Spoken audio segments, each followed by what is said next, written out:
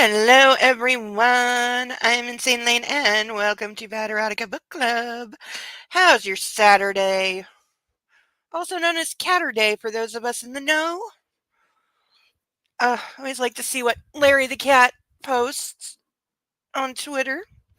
He's a very loyal member of the Catterday Club, for anyone who doesn't know. Larry the Cat is the UK Prime Minister's residence's cat. Does not actually belong to the Prime Minister of the UK, it belongs to their office building. Whereas here in Canada, we have an official Prime Minister's kitty, because the kitty belongs to Mark Carney. Its name is Nico Carney. He has a Twitter account. Him and Larry the Cat have become fast Twitter friends. Though I don't think Nico made the trip to the UK. Cats don't like to travel. And the UK is known for being very wet, which is not all that cat friendly. So, as usual, I am struggling to remember what happened last week, particularly because last week was kind of boring. It was a lot of nothing. I did scan read, as now is my habit, and I can say at least this week things happen. There are things that will happen. Changes are afoot. A plot point that we've been waiting for comes up. I think the only thing we really had last week was her father recovering in the hospital, somewhat ill-advised, but I guess went well, birthday party. And I think there was, and they broke a couch. Yeah, because they definitely 100% broke a really ugly couch.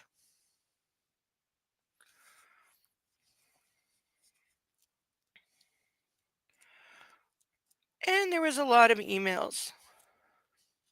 Also, I randomly happened to be watching somebody do a first time watching react to Pretty Woman this week. And WoW is part of Christian Grey's the business part of his character ripped off from that movie. Because as a kid watching Pretty Woman roughly 1 zillion times, I never really figured out or paid attention to what does the Richard Gere character's, what is his actual job? What does he actually do? Even though as an adult you realize that is a significant part of the story, and we see him changing with his actions there. But again, unlike Christian Grey, Richard Gere's character, whose name I don't remember in that movie because he's Richard Gere, he just, he actually changes. He changes and he doesn't do what he was planning to do. But it also involves buying a shipyard, which is what Grey is currently doing in the book. That's been his whole thing, is buying a shipyard. And I'm like, oh my God, you couldn't even change it from blatantly being that.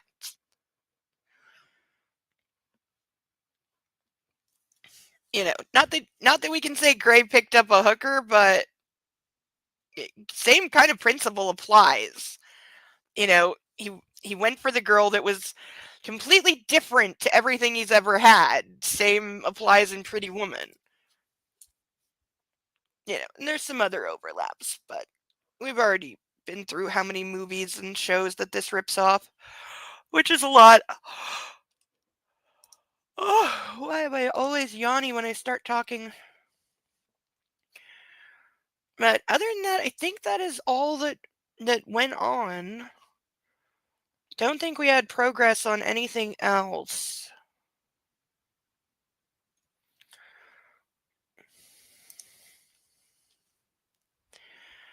Yeah, so I'm sure we'll get, now that her father's out of the hospital, I'm sure he might be around, but we'll see. I'm pretty sure we're done permanently with Layla and the former submissives.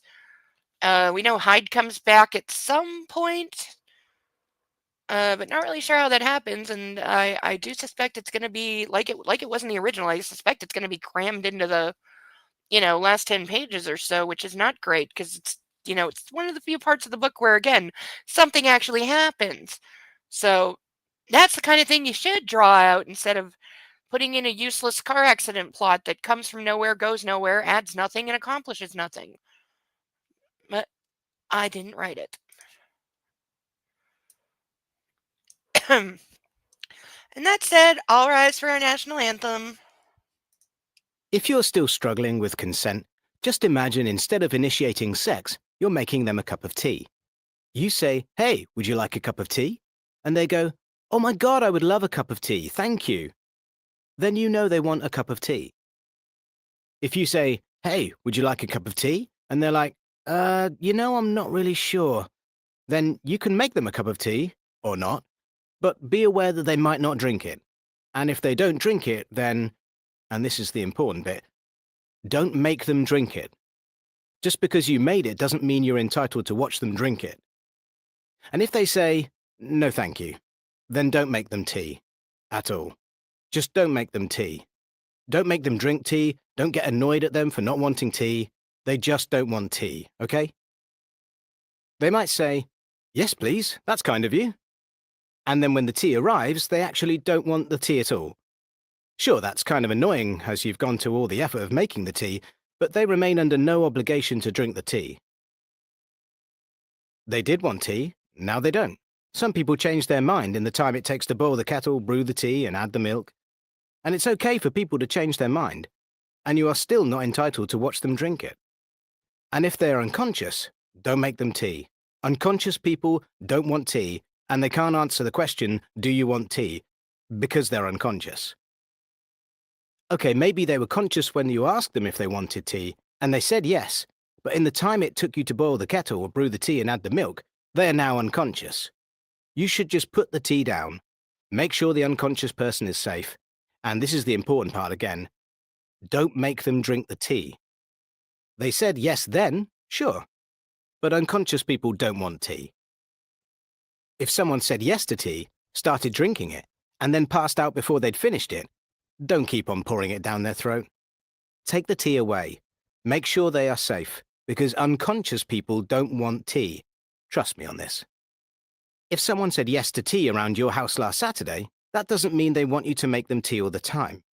They don't want you to come around to their place unexpectedly and make them tea and force them to drink it, going, "But you wanted tea last week," or to wake up to find you pouring tea down their throat going, "But you wanted tea last night." If you can understand how completely ludicrous it is to force people to have tea when they don't want tea, and you are able to understand when people don't want tea, then how hard is it to understand when it comes to sex? Whether it's tea or sex, consent is everything. And on that note, I'm going to make myself a cup of tea.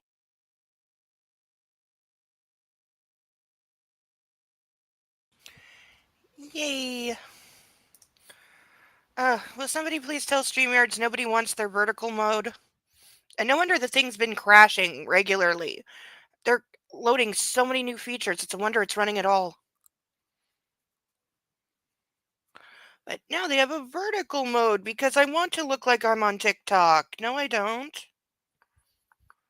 Like, nobody asked for this. I'm so fed up with YouTube and all the streaming services adding all these features that nobody asked for. Nobody wants this. You don't need to do it to stay relevant. You're already half dead. And if you're Twitch, please just go away. No, pretty sure Twitch is done. They're being sued into oblivion. Serves them right. So if they file for bankruptcy in the near future, not surprised. Maybe you should have, moderated your platform. But we will get on with things. First things first, of course, we must introduce our pantheon of ducks. We have Ralph, Charlotte, Steve, Paddington, Caspian, Inspector Clouseau, Dumbo, Sally, Bill, Xavier, Eloise, Pongo, Mitch, Sansu, Bob with two B's, Sasha, Bartholomew, Alex, Chuckles, Melman, Naruto, Jeremy DeWitt, Cinemark, Alan Tudyk, Jeeves, Playboy, Jethro, Gilbert, Vixen, Dennis, Rosie, House, Susie, Wolfie, Russell, and Mark. I'm here, but I'm listening. I'm in the car. Are you hiding from the world, Cerebellum? Are you hiding in your car? Panty on a duck? Is this a song? Because we do have a duck in waiting that has a diaper, which is our Cupid duck here, as you can see, has its bow and arrow and its quiver, and it's wearing a diaper because it's the Cupid duck.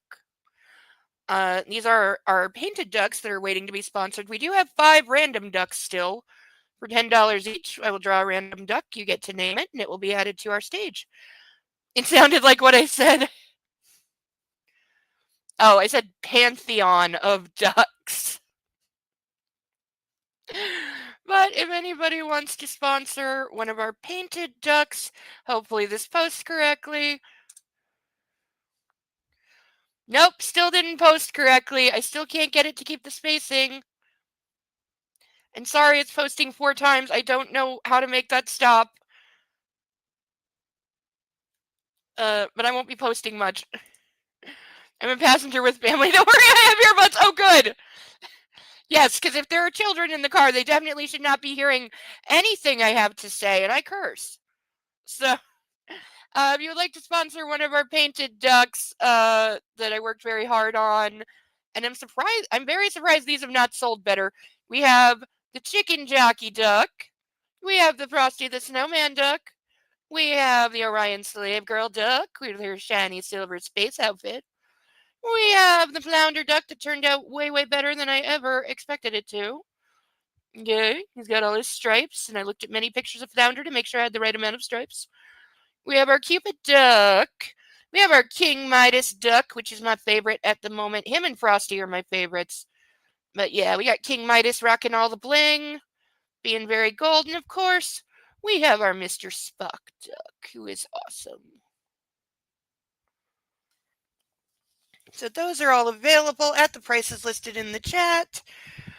And for $25, of course, we have our trusty police issue handcuffs that I will put on for 20 pages for $25. We have a key both in the pouch and on a string around the monitor for safety because we practice safety first. And for $50 at the appointed hour, which is about 9:30, when we start drinking, I will chug this entire glass of wine to be refilled as necessary. So those are our tiers: 10, 15, 20, 25, and 50. If you would like to donate, link should be at the top of the chat to PayPal, because that is the best way to currently do things.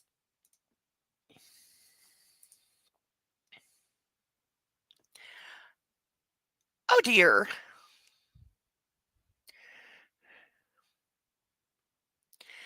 Wow, seems, yeah, YouTube's having some issues.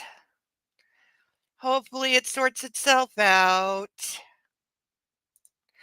Oh, crap. I bet I know why it's doing that. Fuck. Okay, this might be my fault, but it is also their fault for introducing a lot of new crap nobody asked for and I didn't know how it worked. Because it said, do you want horizontal or vertical? Yeah, what's up with the portrait clip and zoom? Yeah. Because YouTube and I guess StreamYards introduced a new vertical mode so you can look like you're doing a shorts video or a TikTok, I guess. That's the only thing I'm getting off it. And I didn't know what it was because I've never seen it before. It's new this week. And so when I told it to set up the live stream, I told it to do both. And that's why it's doing both. I didn't realize it would. Yeah, there's a portrait stream. And yes, that's why. It's my fault I did that. Next week I will not do that. I will only pick horizontal, but I don't think I can change it now. So we're going to have to live with it for tonight. But I'm learning. And again, not my fault that YouTube keeps changing things. And again, nobody asked for this, YouTube. Nobody asked for a vertical mode. Nobody. Nobody wanted this. And you should have made it a lot fucking clearer. So I'm partially blaming YouTube. And StreamYards. And that one person who did ask for it and that thought it was a good idea. Okay, so we're like halfway through chapter 35. I think they're just leaving the hospital.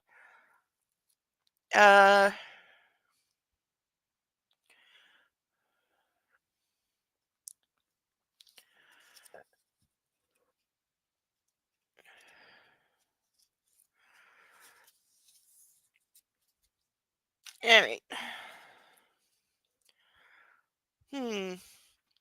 So he's talking about he may have to go to Taiwan. She's upset about something. Oh, Zadale, I'm sorry. Things are being weird. Yes, idiot streaming services trying to compete with each other and screwing everything up. Yes. Absolutely, yes.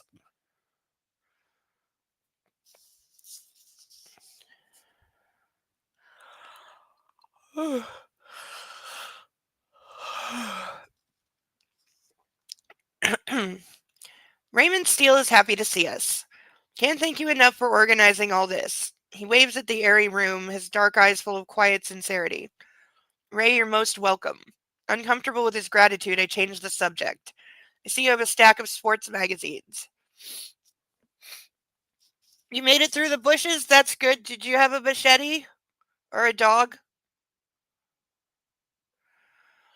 From Annie. I've been reading about the Mariners and the season they've been having. Ray launches into a diatribe about how disappointed he is with the M's this year. I have to say I'm with him. It's not been a stellar season. Our conversation moves on to fishing.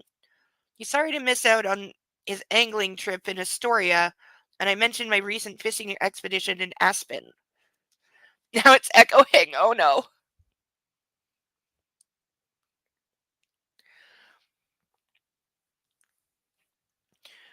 Okay, hopefully I'm not echoing for everybody.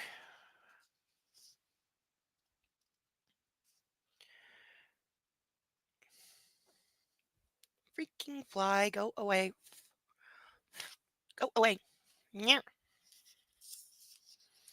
I expect there will be a puppy joining us at some point. He's resting up so that he's fully charged and can show off his sweater. He almost lost his sweater getting tangled in the blankets. He came out without it. It actually took me a minute to realize he was like naked when I woke up in the morning. And then, of course, he was pestering the hell out of me, like, find my sweater. I'm naked. I'm cold. Find my sweater. I want it back. And I untangled it from the blanket. As soon as he saw it, he starts standing up and whining like crazy and spinning in circles. And it's like, okay, you have to stay still for me to put the sweater on you. You know, this is what he has a difficult concept with.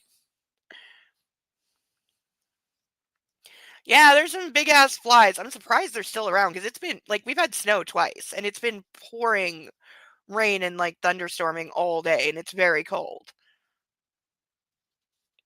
He ate tabs. Yeah, I know. I've done that. I have done that. Roaring Fork. I know it, he says. You should come and stay. Ugh. Maybe for a weekend once you're up and about. I'd appreciate that, Christian. Through our discussion, Anna is quiet. Too quiet. She's tuning out and going elsewhere. It's frustrating. Anna, what's wrong? Ray yawns and Anna glances at me, and I know it's time to go. Hattie, we'll leave you to sleep. Thanks, Anna, honey. I like that you dropped by. Saw your mom today, too, Christian. She was very reassuring. And she's a Mariners fan. It is too cold for flies, right? She's not crazy about fishing, though. I don't know many women who are, eh? Ray's smile is wary. He needs to rest. I'll see you tomorrow, okay? Anna kisses his forehead, and there's a trace of sadness in her voice. Hell, why is she sad? Come. I hold out my hand. Is she tired? Maybe what she needs is an early night. Yeah, I have a feeling we know what's coming up. Anna was quiet in the car and quiet when we got home. And now she's just chasing her food around her plate with her fork. Taciturn and distracted. My anxiety has climbed to DEFCON 1. Damn it, Anna, will you tell me what's wrong? Yeah, this is a good way to open a conversation. Just go, damn it. I push my empty plate away. Please, you're driving me crazy. She turns apprehensive eyes to mine. I'm pregnant. Well, we hit this point in the story. Brace for him acting like a toddler. What? I stare at her as a frisson of disbelief skitters down my spine, and for some unknown reason, I'm suddenly at the door of the skydiving plane, hanging over the world without a parachute, about to leap out. Because every guy just has to fucking. Why is it in romance and like even not even just in rom coms, but just in any movie slash TV show, when the guy gets told like, we're pregnant, why do they immediately have to freak the hell out? Into the air, into nothing. What? I don't recognize my voice. I'm pregnant. That's what I thought you said. But I thought we took care of this. How? She tilts her head to one side and raises a brow. Yeah, dude, you know how. Fuck. Anger like I've never felt before erupts inside me. That's gotta be a high fucking bar. You're shot, I snarl. Did you forget your shot? Okay, takes two to tango, dude. She just stares at me, eyes glassy as if she's looking straight through me and says nothing. I don't want kids. Not yet. Not now. Panic knots in my chest and tightens around my throat, feeding my fury. Christ, Anna. I bang my fist on the table and stand. Yeah, this is real great. This is a story you want to tell your kid when they're grown up. But what? How did Daddy react when you told him? Uh, yeah, acting violently. That's really what she needs right now. And again, dude, if you're so set on you don't want kids, have a vasectomy. Then you don't have to worry about it, and you don't have to use condoms because he hates condoms because that, I guess, proves you're a real man or what the fuck ever. Though, you know, I think it makes you stupid.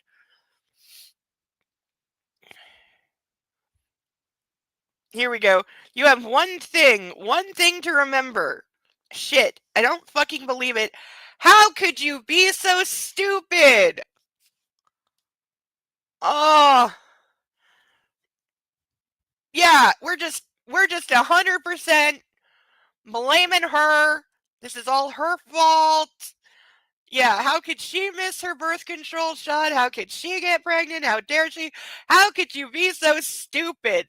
Yeah, that's what you want to say to your wife when she tells you you're gonna be a daddy. Uh-huh. Oh, yes, I know. Our exchange rate does suck a lot. No, there's so much tension with everything right now. Yeah, it's bad.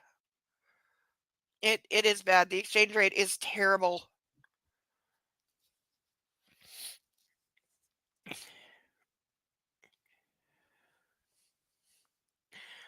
Yeah, actually no, because I had to try and pay something through PayPal, and I learned that because PayPal is not considered a bank where I am, that I can't transfer money from my bank account into my PayPal account because I needed to pay something through PayPal, but I didn't have like a PayPal invoice for it. So now I have to write the place and be like, okay, I figured it out this month by literally sending the money to a friend and then getting them to send it back to me on PayPal, which was just a lot of unnecessary crap, but it was the only way I could work it out. So I'm writing to the place and being like, okay, next month you need to send me a PayPal invoice with the link so that I can, pay you. Because I can't transfer money into my PayPal account because it's not a bank. You can apparently only use it for transactions, but I can't put money into it. I didn't know that. Well, I've never tried to do it before, which is why I didn't know that. But it was a frustrating afternoon. It took me like 3 hours to work it out. Because of course PayPal doesn't just like tell you, and my bank doesn't tell me, and so yeah, it was ugh. But I think we're highlighting the how could you be so stupid line because that's yeah, that's not one of his better moments at all because not that he has a lot of good moments, kind of has moments of being less terrible. Yeah, tariff negotiations and other political crap. Yeah, because usually during the holidays our exchange rate gets pretty good, because there's so much cross-border shopping and all that. Not this year though, there won't be. So that usually is what causes it to get pretty close to parity. I've seen it close to parity on around the holidays or sometimes in the summer, same reason. But yeah, I'm sure it's quite bad right now. She closes her eyes and then stares down at her fingers. Excuse me. I'm sorry, she whispers. Sorry. Fuck. A child. What do I do with a child? Okay, dude, you're rich and you're a jagoff. So she has the kid. She is going to be the one taking care of it while you're off, doing business and stuff.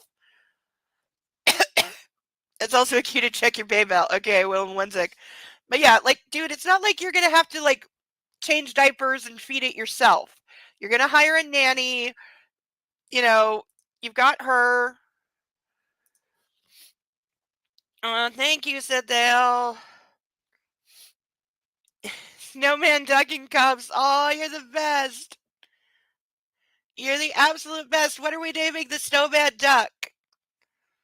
It is the... Okay, we have a new duck. Yay. This is our new duck. This is our Frosty the Snowman Duck. What are we naming it? Isn't it awesome? He's got his hat and his scarf. The scarf is why I turned it into Frosty the Snowman, because it's all I could come up with. It was very hard.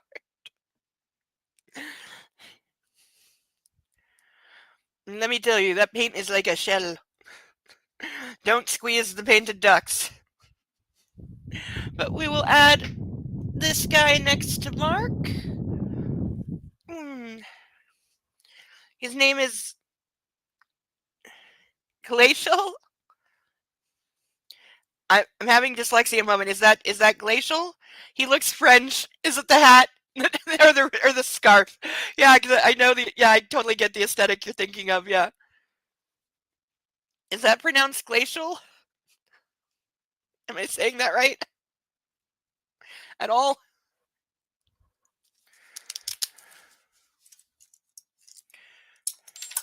Ah! I dropped the key.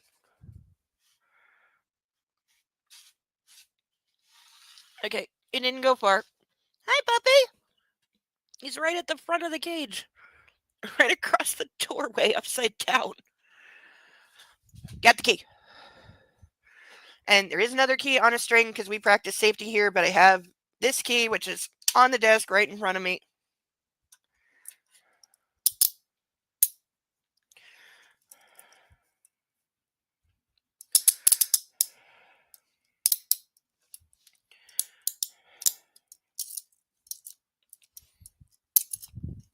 Didn't want to open. Oh, now we have a puppy that's awake. Okay. French for Frosty, zero imagination with access to Google Translate. Oh, Adele, I love you. Come here, puppy. I know you want ups. No, let me hold you before I put the cuffs on, because I can't hold you with the cuffs on. Also, they scare you. Come on, up, up. Come on, you can do it. Yes, you can do it. Come on. Okay, I'm going to ignore you and you're not getting any cuddles. Come on, you. Up, up. Okay, why do you have to be a silly puppy when I have things to do? Why are you being silly? Come on. Come on, you can do it. Come on. That's a boy. Up, up. No, I just want to turn around and lay down like a little brat. Yeah, you're being a little brat. You're being a little brat. I mean, I love you, but you're a brat. Come on, up. Yep, up. Come on, up. Come on, you can do it. Yes, yes. There we go. Oh, look at the puppy. Everybody look at the puppy. Isn't he sweet? He's got his sweater, which is getting tatty because he runs all over and rolls in things and crawls through things. He's very sleepy.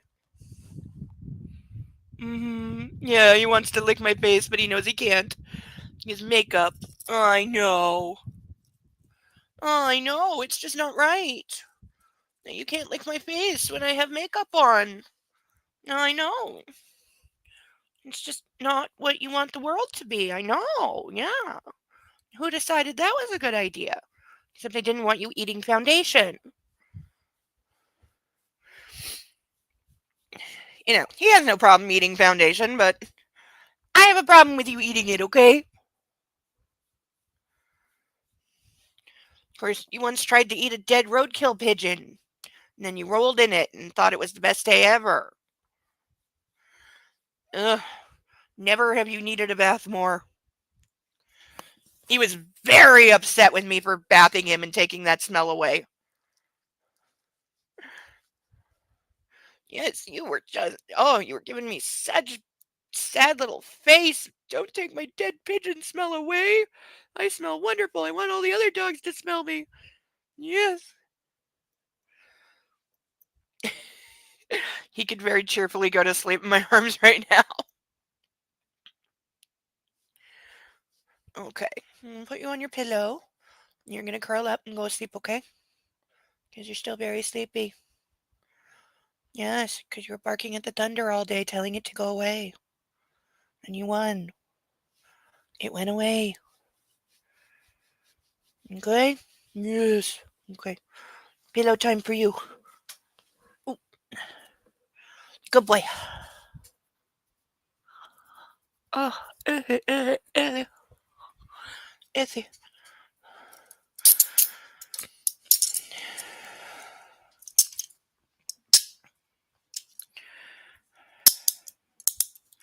All right. We are appropriately cuffed up. Yes, him being a silly puppy is the whole reason that I love him. Hello, Bo. Yes. Good baby puppy. And I've lost my faith. Of course I have.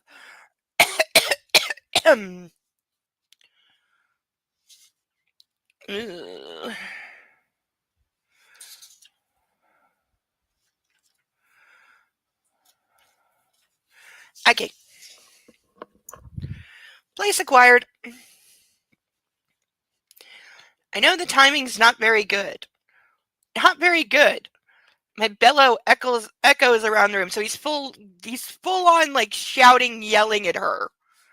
I'm sure this is exactly the happy, joyous moment she always envisioned of telling the man that she fell in love with, hey, we're having a baby. I'm sure this is exactly how she thought about it. We've known each other 5 fucking minutes. Maybe you shouldn't have gotten married. Or maybe you should have gotten to know each other. Oh, what was it he said after proposing? Yeah, let's get married so then we can get to know each other. Well, here you go. I wanted to show you the fucking world. And now, fuck. Diapers and vomit and shit. I close my eyes. He won't love me anymore. This is in his head. Did you forget? Tell me. Or did you do this on purpose? Wow, just when you think he can't get worse, here it is, because that is worse. No, her word is a quiet rush of denial. I thought we agreed on this, and I don't give a fuck who can hear me. She cringes, folding in on herself. I know. We had. I'm sorry. This is not what you should have to be saying when announcing that you're pregnant. This is why. This is why I like control. So shit like this doesn't come along and fuck everything up. Christian, please don't shout at me. Fuck. I'll be displaced. She starts to cry. Don't you dare, Anna. Don't start with the waterworks now. Fuck. Okay, yeah. Tell the you're screaming your head off at her. And now you're gonna yell at her for crying when you're being the worst.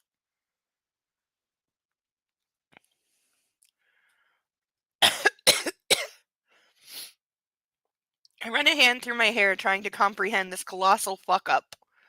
You think I'm ready to be a father? No. My voice cracks on the last word. She turns tear-filled eyes to me. I know neither one of us is ready for this, she mumbles, but I think you'll make a wonderful father. We'll figure it out. Hi, puppy on my leg. That's the sound of his tail hitting the recycle bin. Do you want up again? Is that what this is? You want up? Come on. No, I can't lean down and rub your belly right now. If you want up, come up. Now. Come on, up. All right, pretend you can't hear me. You're not getting any cuddles.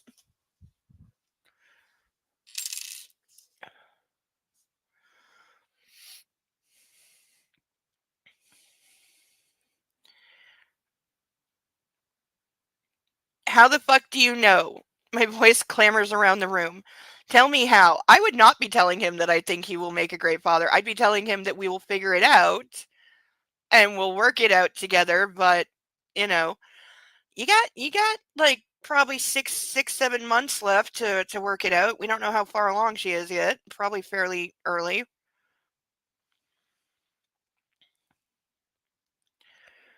She opens her mouth and closes it again as tears stream down her face. And there it is. Her regret. Something you should not be feeling right now, girl. Regret that's writ large in every feature of her face. Regret that she is saddled with me. I can't bear it. My fury is drowning me. Yeah, dude, you need to go somewhere and get a hold of yourself. What? You want up? Come on, up, up. You can do it. It's okay, I'll get you. Come on, up, up. Come on, you can do it. Up. That's it. Good boy. Up, up. Come on, you can do it. Yeah, come on, I got you. I got you. Okay, there we go. Uh, ow. Ah, this is not working. I'm losing a dog. Okay, hi. Okay, I know. You're on my... I know. Okay, hi. Hi, I'm getting the key. Okay, I'm getting the key.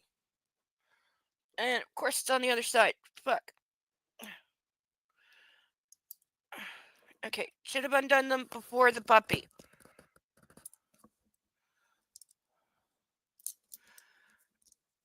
Okay, there we go. There we go. Don't break my headphones. I don't have any more. Okay, there we go. There we go. Don't be mad. I know. I know I scared you. I know. I know you're a good puppy. Yes, you're a good puppy. Okay. So you're going to have a big cuddle. Don't lick. I see the face. Don't lick. You know better. You're being a good boy. You've been really good today. Okay. You might even get some cheese later. Cheese. Yeah. Words that make his ears go up because they're important words.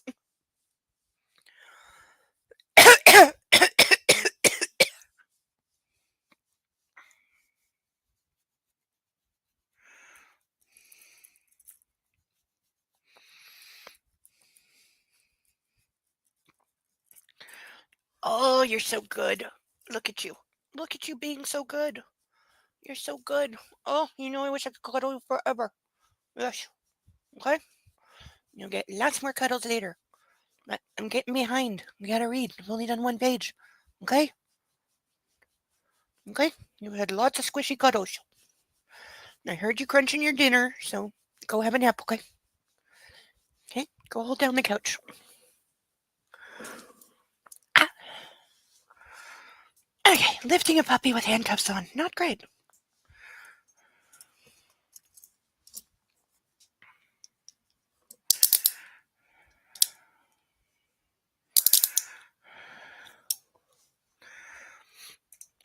Yeah, biology doesn't care if you're ready or not. You did the deed, here's the results, man up and deal with it. Yes. And this is supposed to make us root for and sympathize with him. Yeah, I think we are. I think to some degree we are supposed to be sympathizing with him. That he has this perfect life established and he doesn't want it to change and he's horribly immature and, did make his feelings about children known. But again, there's things he could have done to, prevent this. Not to mention, have we ever heard him, remind her to take her birth control? Dude, you're an organized person. Put that in your calendar every 4 weeks. Remind Anna to take birth control shot. You have an assistant who could have done that. You have 20 assistants who could have done that. You're both equally guilty here.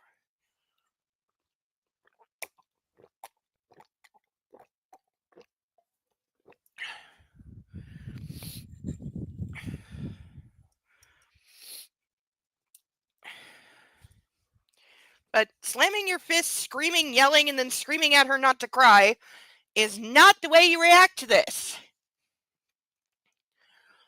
Oh, fuck this. I rage at the world and back away, holding up my hands in defeat. I cannot do this. I'm out of here. So now you're the guy who leaves. You're the guy who's literally running out on his pregnant wife. Grabbing my jacket, I storm out of the room, slamming the foyer door. Frantically, I stab the call button, and even though the elevator is on our floor, the doors take too fucking long to open. A child. A fucking child. Can we stop saying it like that, please? It makes me want to punch him. I step into the elevator, but in my head, I'm underneath a kitchen table. in a shambolic, grimy, neglected hovel waiting for him to find me. Okay, why? Why would your head go there? Okay, you know that your kid is not going to have that life. You're rich, successful, powerful, you have family. Like, I'm sorry, I get that we were supposed to feel bad because he was abused as a child, but this is not how that works. Here you are, you little shit. Hell and damnation. Fuck no. On the ground floor, I slam through the main doors out of Escala and onto the sidewalk. I drag in a lungful of fresh fall air, but it does little to assuage the anger and fear that surge in equal measure through my veins. I need to get away. Instinctively, I turn right and start walking, barely noticing that it stopped raining. I walk and walk, in a daze, concentrating on the simple act of placing one foot in front of the other, blotting out all other thoughts, except one. How could she do this to me? Ugh. How? How can I love a child? I've only just learned to love her. You don't love her. You just think you do. I maintain he doesn't love her. He thinks he does because he wants her in a way that he's never wanted someone before, but he's mistaking that for love because the way he treats her is not love, and this is a prime example of it. When I look up, I'm at Flynn's office. There's no way he's going to be here. The door doesn't shift. It's locked. I call him but get his voicemail. I don't leave a message. I can't trust myself. Hey, you can yell at your therapist's voicemail. This is something I learned, and I often did. And sometimes I would literally call and just scream about whatever was driving me nuts in life and be like, so this is what we'll be talking about on Monday. Because it helps to vent. Jamming my hands into the pockets of my jacket and ignoring the commuters on the street, I trudge on. Aimless. When I look up, Elena is locking up the salon. Of course he goes to Elena. You know what would have been actual, like, character growth and progress? If he went to his family. If he went to his parents or even his siblings. That would be character growth.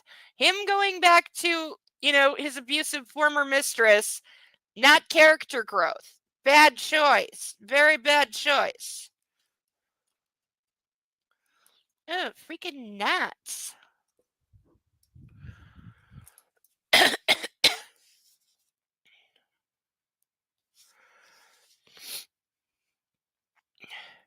Shrouded in her usual black attire. We gaze at each other as she's on one side of the glass and I'm on the other. She unlocks and opens the door. Hello, Christian. You look like shit. I stare at her, not knowing what to say. Are you coming in? I shake my head and step back. Gray, what are you doing? Yeah, dude, run. Run far, run fast. Somewhere deep in my subconscious, an alarm is sounding. I ignore it. That's not what you do when that happens. Helena sighs and taps a scarlet nail against scarlet lips, her silver ring catching the evening light. Shall we go for a drink? Yes. The Mile High? No, somewhere less crowded. I see. She tries and fails to hide her surprise. Okay. There's a bar around the corner. I know the one. It's a quiet place. Let me grab my purse. Standing on the sidewalk while I wait for her, I feel numb. I've just walked out on my pregnant wife. But right now I'm too mad at her to care. Yeah, somebody kill him. Cray, what are you doing? I shake the disquieting voice from my head and Elena steps out of her salon, locks the door, and with a slight nod of her head indicates right. I jam my hands further into my pocket and together we walk the rest of the block around the corner and into the bar. It's had a considerable makeover since I was last here. It's no longer a dive, but an upscale watering hole, all paneled wood and plush velvet seating. Elena was right. It's quiet except for Billie Holiday's soft, melancholic voice over the sound system. Apt. We slide into a booth and Elena signals for the waitress. Good evening, my name's Sunny. What can I get you folks? I'd like a glass of your Willamette Pinot Noir, Elena says. A bottle, I order, without looking at the waitress. Elena's eyebrows raise a fraction, but she maintains her familiar air of cool detachment. Maybe that's why I'm here. That's what I'm looking for. Cool detachment personified. Coming right up, the young woman leaves us. So, all is not well in the world of Christian Grey, Elena observes. I knew I'd see you again. Her eyes are fixed on mine, and I don't know what to say. Like that, is it? Elena fills the silence between us. Did you get my text on my wedding day? Yes, I did. I deleted it. Christian, I can feel your enmity from here. It's coming off you in waves. But you wouldn't be here if I was the enemy.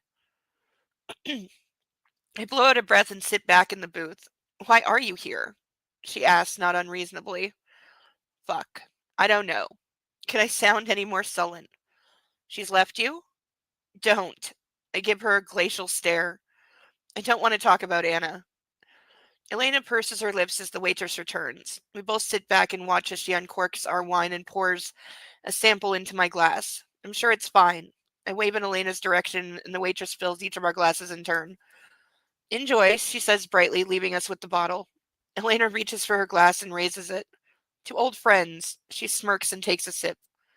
I snort, feeling some of my tension leave my shoulders. Old friends. I raise my glass and gulp down a few mouthfuls of wine, not tasting it. Elena frowns and presses her lips together, but says nothing, her eyes not leaving mine. I sigh. She wants me to fill the silence. I'm going to have to say something. How's the business? Yeah, no. That's not what you want to talk about. Yes, it takes two to tango when it comes to pregnancy. The man is just as responsible. Yes. Oh, I hate the whole, how could you do this to me? Dude, you were in the bed too.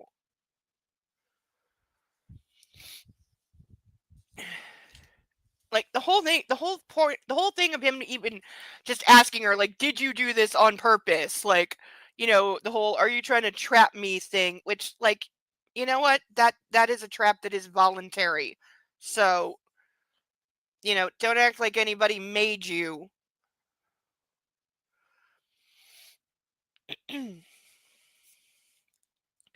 Good. It was generous of you to gift it to me. Thank you for that. It was the least I could do. She glances down at her glass as the silence between us expands. Eventually, she breaks it.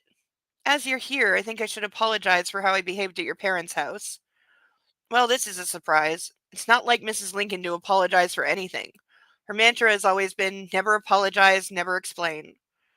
I said several things that I regret, she adds quietly. We both did, Elena. It's in the past. I offer her more wine, but she declines. Her glass is still half full, while mine is empty. I pour myself another. She sighs. My social circle is considerably diminished. I miss your mother. It hurts that she won't see me. Well, you slept with her teenage son for years. So, yeah. Don't think she's going to be forgiving you.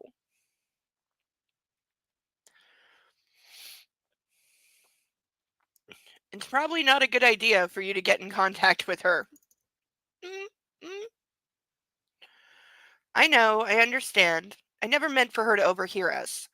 Grace was always most fearsome when it came to protecting her brood. She looks wistful for a moment. We shared some good times, though. Your mother knows how to party. I don't wish to know that. Grow up. What are you here to talk about, Christian? She cocks her head to the side and runs a scarlet nail around the rim of her glass, icy blue eyes on mine. I shake my head and take another long draught of the Pinot. Has she left you? No, I snap. If anything, it was me who walked out. What kind of man walks out on his pregnant wife? Hell, maybe my father was right. His words come back to haunt me. It's about you. You living up to your responsibilities. You being a trustworthy and decent human being. You being husband material. Maybe I'm not husband material. I think husband material was on our burn it list, so get ready to play with fire. I have to read the other side of the page first, then we will play with fire. I shake off the thought as Elena gazes at me, and I know she's trying to work out what's wrong. You miss it? The lifestyle? Is that it? The little woman not giving you what you want? Fuck you, Elena. I don't have to listen to her bullshit. He's not saying any of this out loud, by the way. He's not said a word out loud. I start to slide out of the booth. Christian, don't go. I'm sorry. She reaches for my hand and then changes her mind, so her outstretched hand becomes a fist on the table. Please don't go, she pleads. 2 apologies from Mrs. Lincoln in such a short time. I settle back in my seat, warier. I'm sorry, she says once more for emphasis, then tries a different tact. How is Anastasia? She's good. I answer eventually and hope that I haven't given anything away. Elena narrows her eyes. She doesn't believe me. I exhale and confess. She wants children. You don't actually know that. Because what you didn't do was say, like, what do you want to do about this? Like, just putting it out there. This is set in modern day and age. She's got options if she wants to end things. You know, I'm amazed he didn't tell her to do that, quite frankly. But he didn't do the, are you sure? Do you want to keep it? Are you ready for this? Like, what are your thoughts, babe? Like,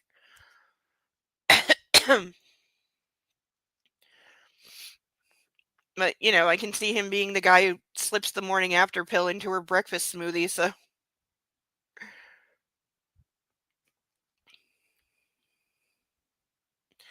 Ah, Elena says as if she solved the riddle of the Sphinx.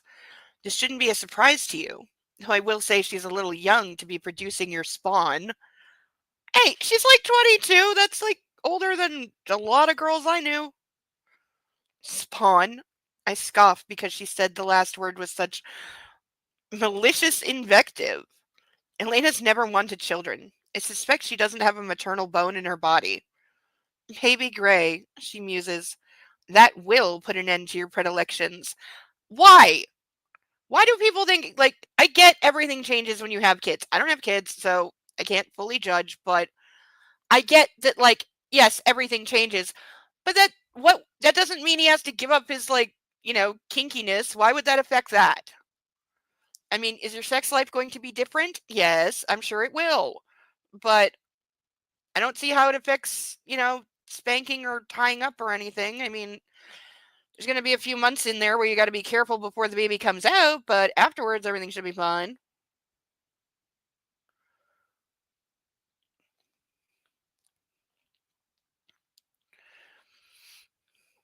Or maybe they've come to an end already. I scowl at her. Elena, shut up.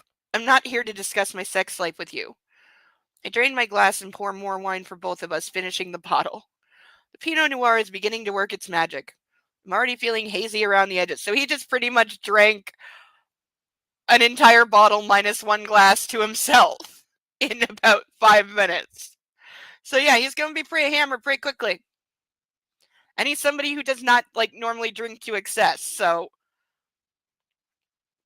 it's not a sensation I normally enjoy, but right now I welcome the oblivion that beckons from the bottom of my glass. I signal the waitress for another bottle, who should not be serving it to him because he's clearly getting hammered. Has she done something specific to upset you? I haven't seen you drink like this in years. Elena sounds most disapproving, but I don't give a fuck. How's Isaac? I ask to move the focus to her lover and away from my wife. My marriage is none of her business. And yet you sought her out. Like, dude.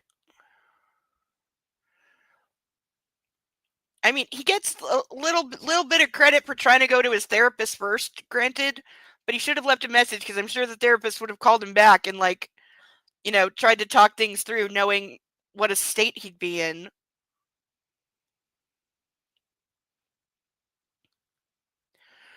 She half smiles and folds her arms. Okay, I get it. You really don't want to talk.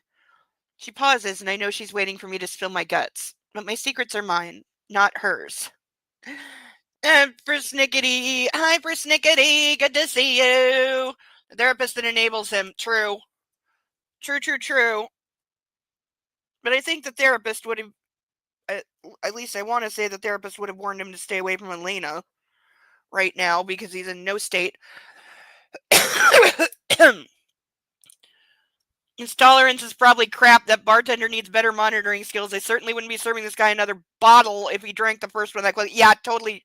Yeah, and especially here, especially like no bar is going to serve you that quickly. Like, no way. No way, no way, no way.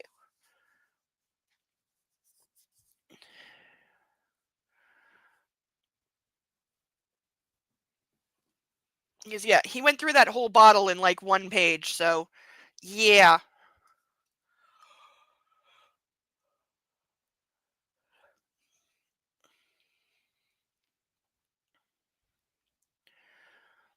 Isaac is fine, she continues finally. Thank you for asking. In fact, we're really good at the moment. She launches into a tale of their latest sexual escapade, but to what end? I don't know. I half listen and half let the wine carry me away. So, is it the business? Is that your issue? She asks when I don't react. No, it's going great. I bought a shipyard.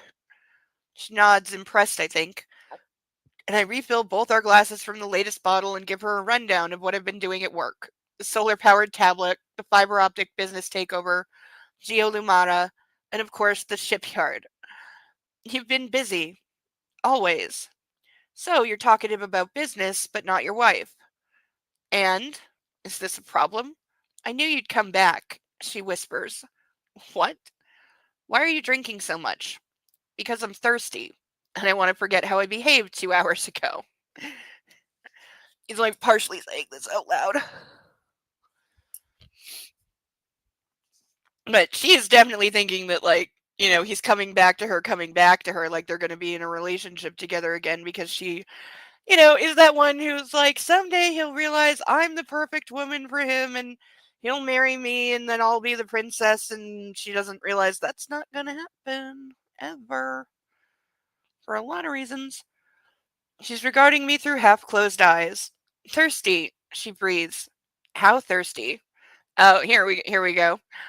She leans in and reaches over, taking my hand.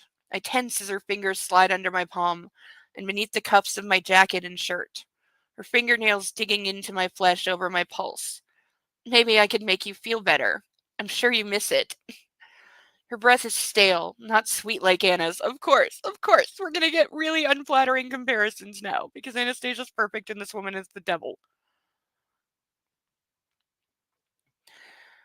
Her hand tightens around my wrist, and from nowhere the darkness circles my chest and starts spiraling into my throat. It's a feeling I haven't experienced for a while, and now it's back, amplified, echoing through my body and screaming for release. What are you doing? I squeeze the words out. It's tightening its hold on me. Don't touch me. This was how it was. Always. Me fighting my fear as she laid her hands on me. Don't touch me. I withdraw my hand from hers. She pales and frowns, her eyes on mine. Isn't this what you want? No. Then why are you with her? That's not why you're here? No, Elena, no. I haven't thought about you like that for years. She's going to love hearing that. But we do have to play with fire. Which to do so safely means I need to uncuff one hand. I really should leave one of these facing up because it's a lot easier. Come on. There we go. I got it. Yeah, we're gonna flip that around so it's easier because I need my hand free to grab something to throw on the book in case it really catches fire. But yeah, because it is on the list and it is said twice. Say goodbye to husband material.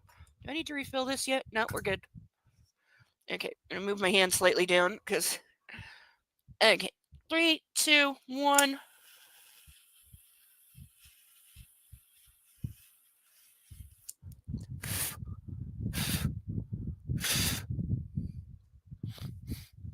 Yep, still smells like those logs from Canadian Tire.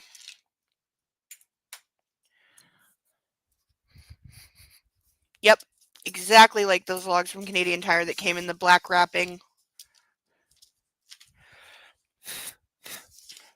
Yeah, see, that's why I read the other page too. Went through to the next view, but it's okay. It didn't. It's not. It didn't permanently block anything out. We won't. We won't be guessing. We'll be okay.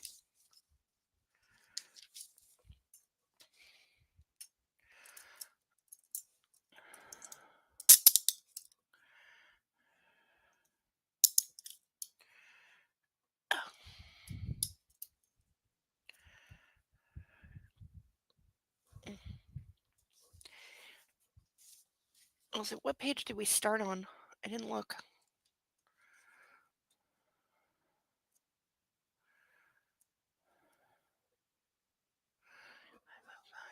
Hey, we're exactly on time. It's so rare.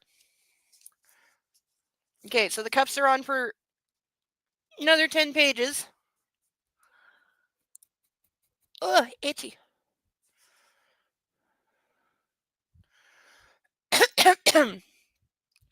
Haven't thought about you like that for years. I shake my head, wondering how she could have so badly misread my intentions.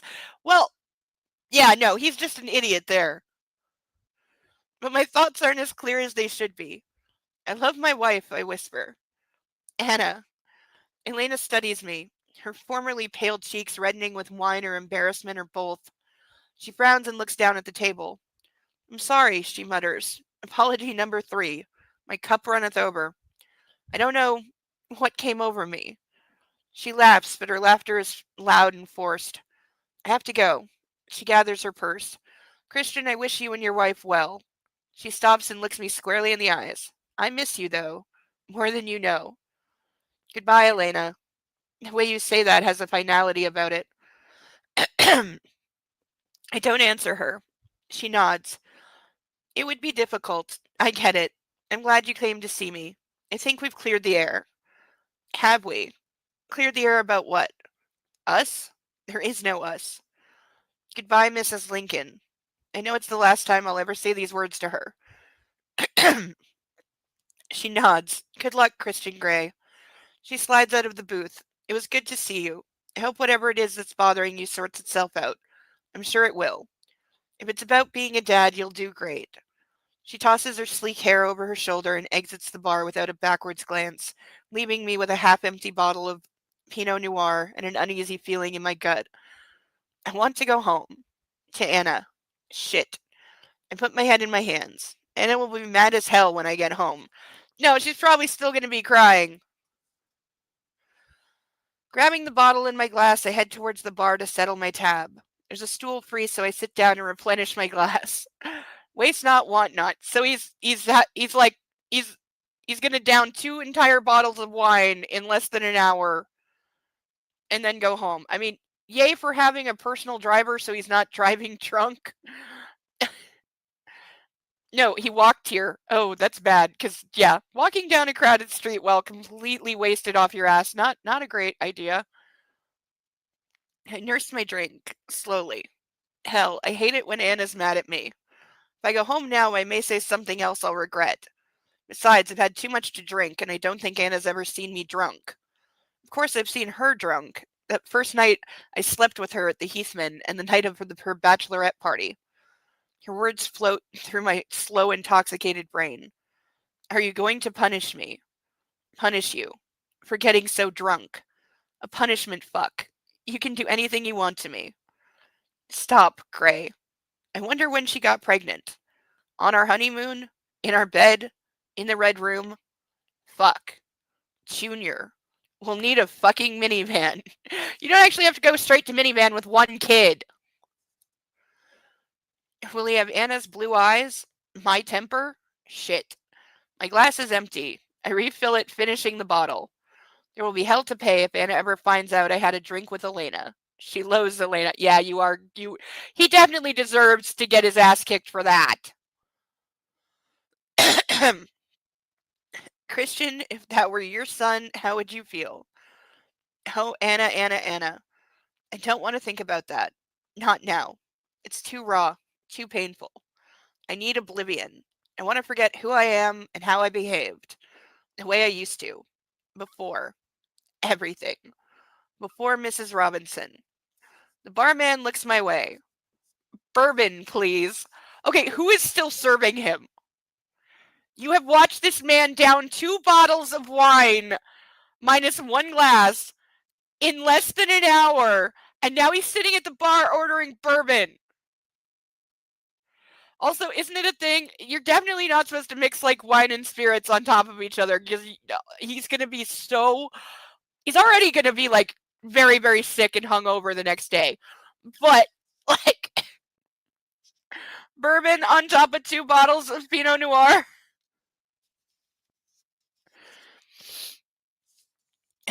Yeah. Oh, exactly. Like, no, no, no, no, no. Because he is Way too wasted. That's the end of the chapter, by the way. The next chapter, I believe, is a fairly short. No, actually, no, it's not that short, but it's still under. It's still a bit under page count, so we'll probably get into 37 a little. Ugh. Let's take a 5-second stretch break. Okay, don't close. Stay open. Do what I say, book. Book is possessed.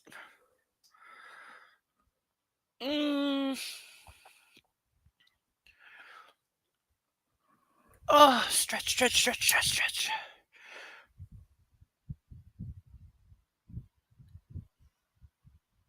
Oh. Thank you, Sadale.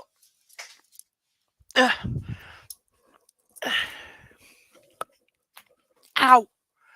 Ow! I just made my shoulder pop. I'm trying to sit further back in my seat and I can't do it without my hands. Moving from a table to a bar will also mess up the business's tabs. The bar gets one part of the bill, the server gets the other. It can be quite confusing. Yeah, because you gotta, like, tip both people.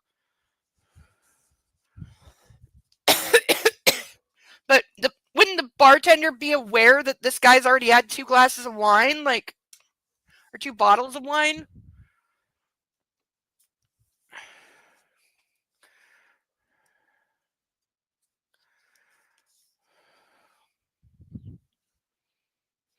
I mean, he brought the bottle to the bar and finished it in front of the bartender. So, the bartender definitely knows he's been drinking already quite a bit.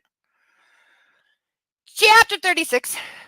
Wednesday, September 14th, 2011. So we're assuming it's after midnight. He stayed out at the bar drinking all night. We're here. The driver turns and flashes me a big, wide-toothed grin. What? I'm in a car. A cab. My face is pressed against the cool glass. My head is spinning. Shit. Closing one eye, I squint up at the building we're parked outside. The brass lantern beckons bright in the darkness. Escala? The driver says. Okay, so he's so fucking wasted. Maybe, maybe not. Would depend on if the bartender was paying attention to the dining room or was made aware by the server. True. So, the bartender would have at best seen him drink like 2 glasses of wine in front of him. So, he might not be aware, but I'm calling that some not great communication by the establishment. Excuse me. Oh yeah. From my inside pocket, I fumble for my wallet and paw through the notes. I hand one to the cab driver and hope it's enough. Wow, thanks. You probably just paid like a $10 cab ride with 100. I open the car door and fall onto the sidewalk. Fuck. You okay? He calls. Yeah. I lay there for a second, staring up at the night sky, waiting for the world to stop spinning. It's clear and there are a few stars shining down, winking at me. It's peaceful.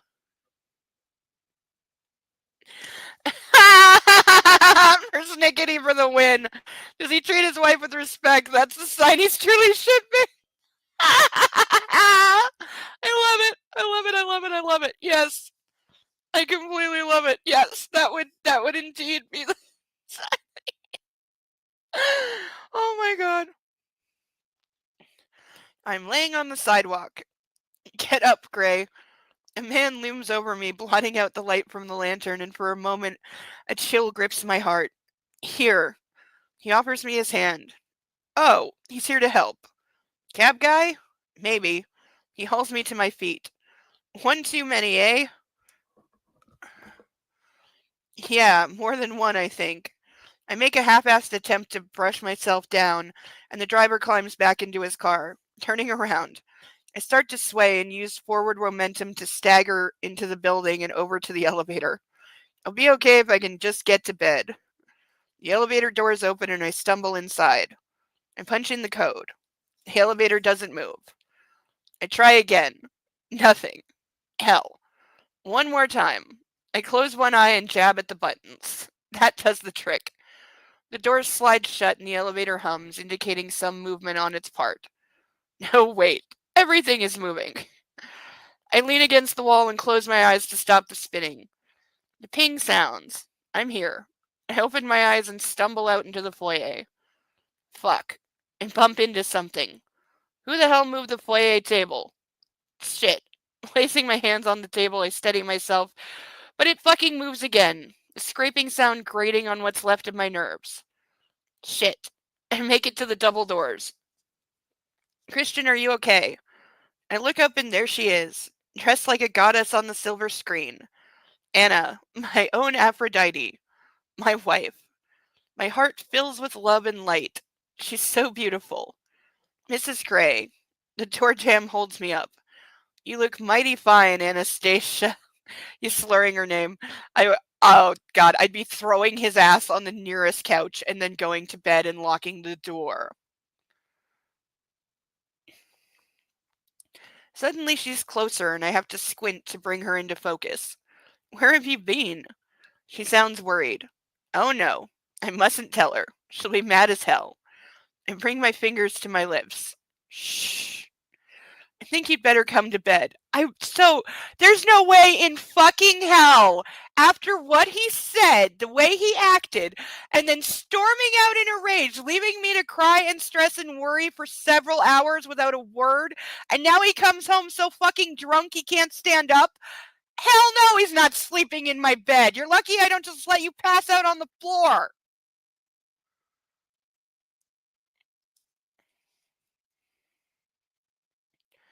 Head. With Anna.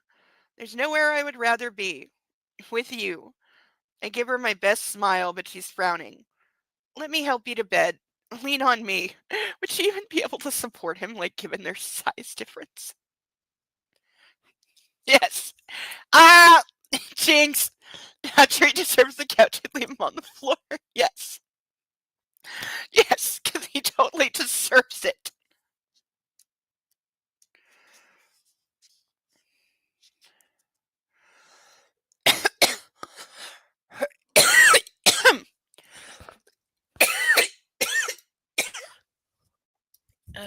Water good.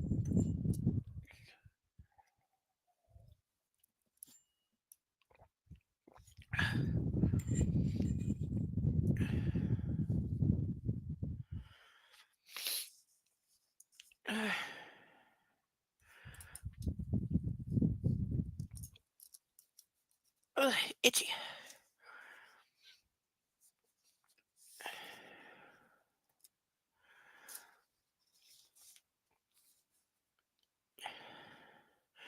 She wraps her arms around my middle and I lean against her, catching the scent of her hair. Nectar. You're very beautiful, Anna. Christian, walk. I'm going to put you to bed. She's so bossy, but I want her happy. Okay. We move. Together. Down the corridor, one slow step at a time. And then we're in our bedroom. Bed. It's a most welcome sight. Yes, bed, Anna says. Her face is a blur, but it's still lovely. I hold her to me. Join me? Christian, I think you need some sleep. Oh no.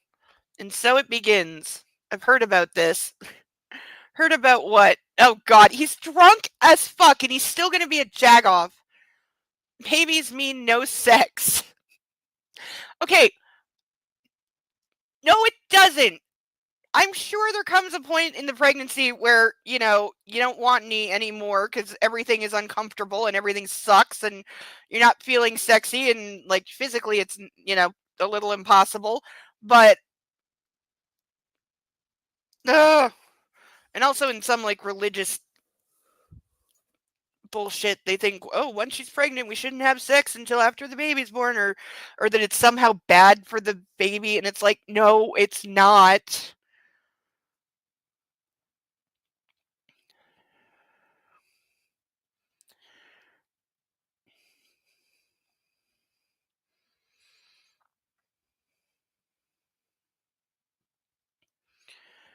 I'm sure that's not true. Otherwise, we'd all come from one-child families.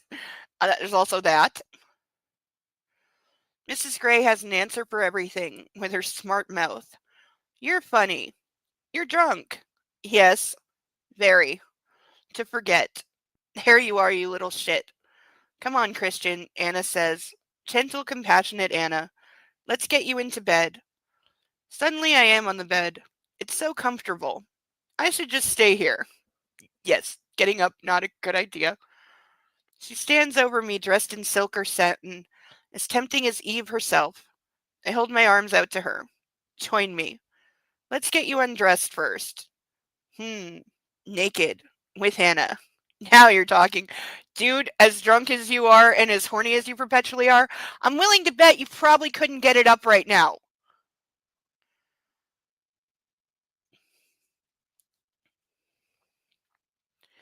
Sit up. Let me take your jacket off. The room is spinning. Christian, sit up. I smile up at her. Mrs. Gray, you're a bossy little thing. Yes, do as you're told and sit up. She places her hands on my hips, on her hips. She's trying to look stern, I think, but she just looks lovely. My wife, my beloved wife. Slowly I wrestle with the bed to sit up. I win. She grabs my tie. I think she's trying to undress me. She's close. So close. I drink in her unique scent. You smell good. You smell of hard liquor. I'm sure he's breathing bourbon all over her. Yes. Bun. Oh shit. The room is a carousel again. To keep myself anchored to the bed, I rest my hands on Anna, and the spinning slows. Her nightgown is warm and soft and augmenting to her body heat. I like the feel of this fabric on you, Anastasia. You should always be in silk or satin. Of course, it's not just her now. I jerk her closer. I want to talk to Junior. We're doing the talking to the belly thing when she's like 5 minutes pregnant. You know, the baby doesn't have ears yet. We need some ground rules. And we have an invader in here. You're going to keep me awake, aren't you? Nice to refer to your unborn child as an invader. Hannah's hands are in my hair. I raise my face up to her. My Madonna. Mother of my child. And in that moment, I tell her my darkest fear. You'll choose him over me. Okay, I'm sorry, but you are an immature, whiny little brat if you are pulling that crap.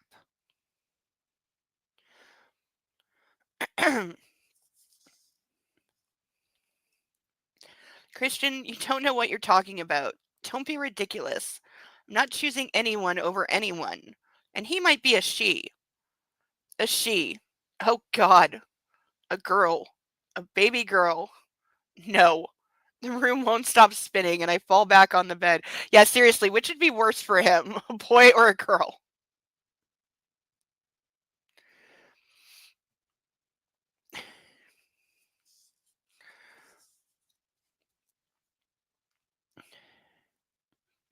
Oh, I think we're getting a flashback. Maybe Mia with her shock of dark hair and watchful eyes. Anna holds her. There's a light breeze on my face. It's cooling in the sunshine. We're in the orchard. Anna's face radiates with love as she smiles down at Mia, and the name Sad Eyes to me. She walks away, not turning back to look as I stand watching her. She doesn't look back. She continues and disappears into the garage at the Heathman. She doesn't look back. Every sinew, every bone, every atom of my marrow is aching. No. I want to call out, but I can't speak. I have no words. I'm curled up on the floor. Bound, gagged, aching, everywhere. The clip of red-heeled stilettos echoes off the flagstones. So you got drunk again. Elena's wearing a strap-on and wielding a long, thin cane. No. No. This will be hard to take. I'm sorry. I didn't say you could speak. Her tone is clipped, formal. I brace myself, digging deeper. She trails the cane down my spine and suddenly it disappears from my skin, offering me a brief respite before she strikes me across my back. Never been a fan of doing any kind of caning across the back because it's just too easy to cause injury. I mean, I know it's some people's thing, but it's just, I'm not comfortable with it. I take a deep breath as I embrace its fiery bite across my skin. She pokes the tip of the cane at my skull. Pain radiates through my head. The door crashes open, and his bulk fills the frame. Elena screams, and screams, and screams. The sound splitting my head in two. He's here, and he hits me. A good left hook to my jaw. My skull explodes with pain. Shit. So that was probably some version of Elena's husband catching the two of them in the act. Or like his amalgamation of a few different things.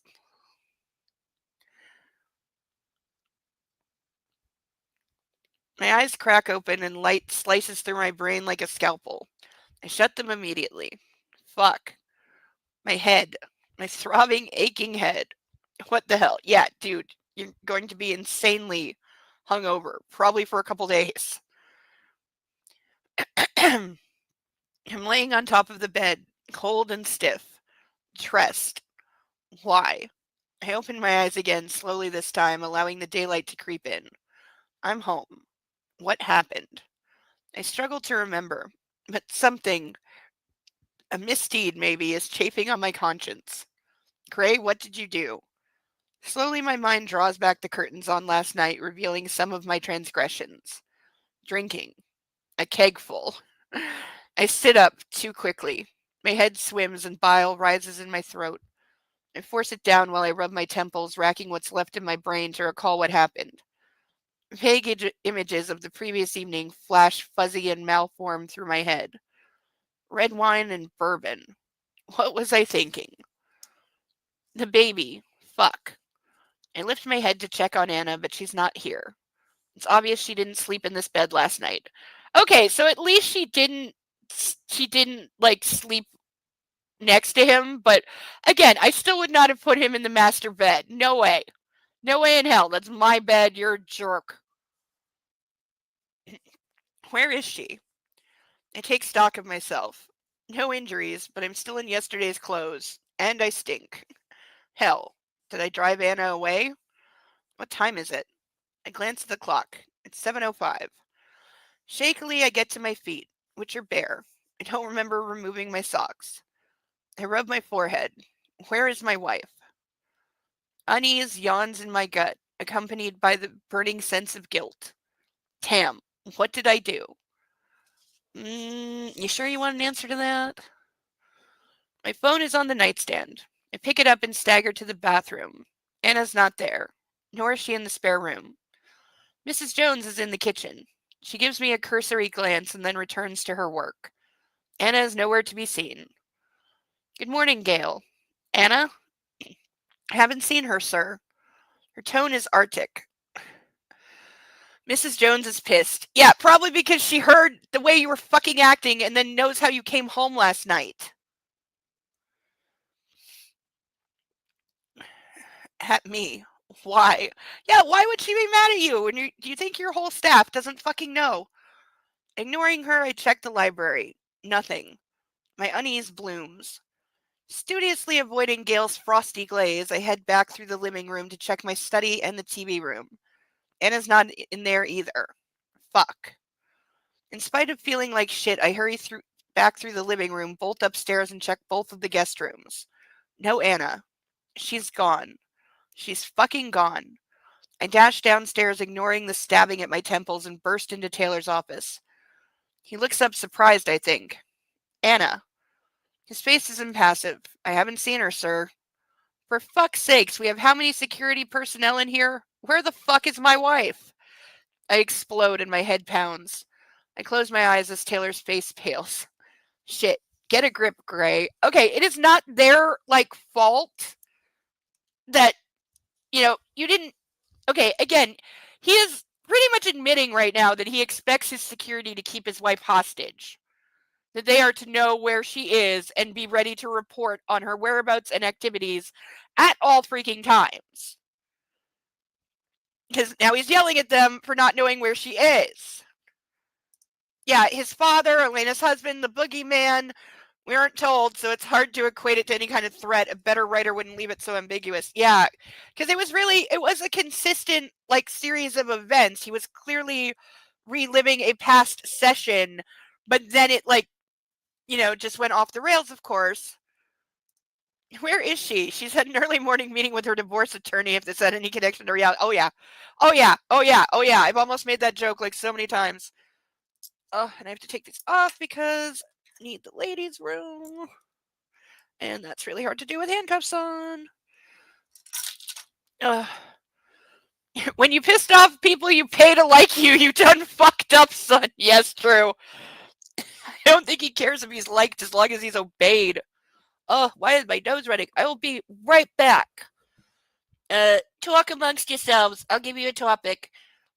First dinosaur you fell in love with when you had that, phase as a kid of loving dinosaurs after seeing Jurassic Park.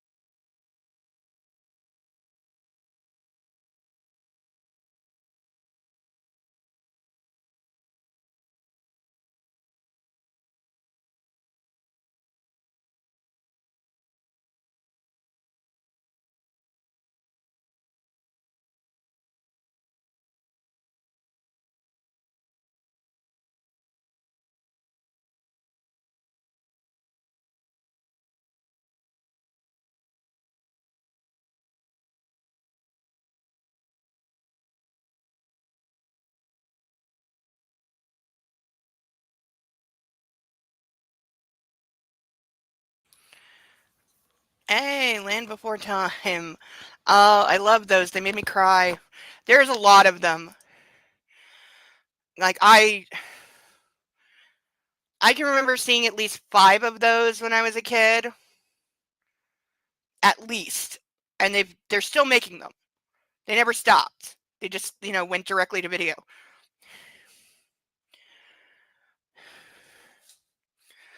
Stegosaurus. Oh, mine was the Brontosaurus, but people used to make fun of me, so I would lie and say it was Triceratops. You weren't a kid when Jurassic Park was released. Okay, so you were a teenager. That's okay. Land Before Time. Yeah, Land Before Time was great, but the first one made me cry a lot, and then my mom didn't want me to watch it anymore.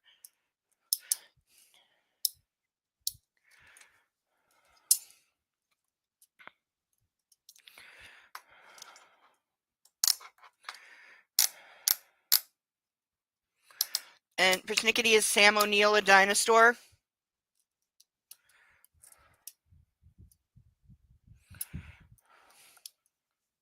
Or is that the name of somebody in Jurassic Park?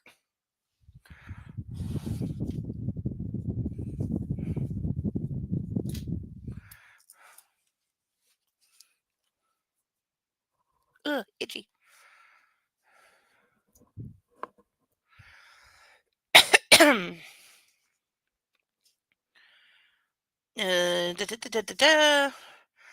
Right, his security has failed to keep his wife hostage.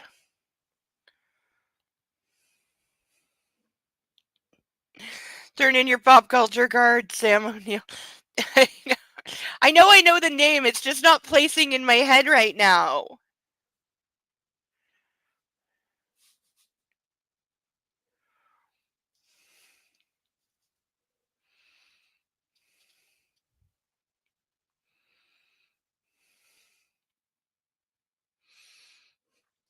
He's the lead actor in the fucking movie. Wait, did he play the owner of Jurassic Park, the old guy? I don't think I ever knew his name.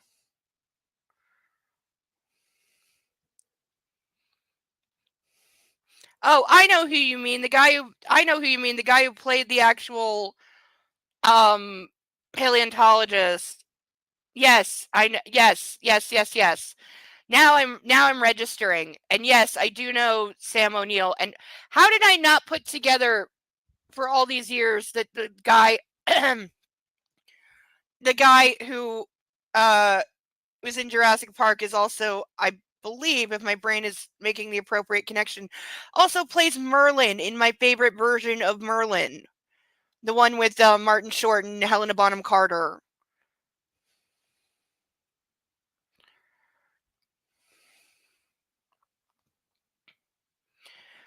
Not Miss Babylon, the other one.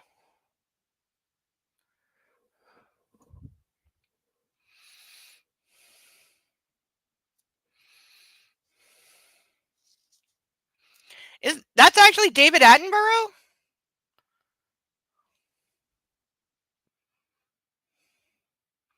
I never knew that. Like, I know who David Attenborough is, but I've only ever heard his voice, and I didn't put together that he was the creator guy from Jurassic Park. I didn't know he was an actor.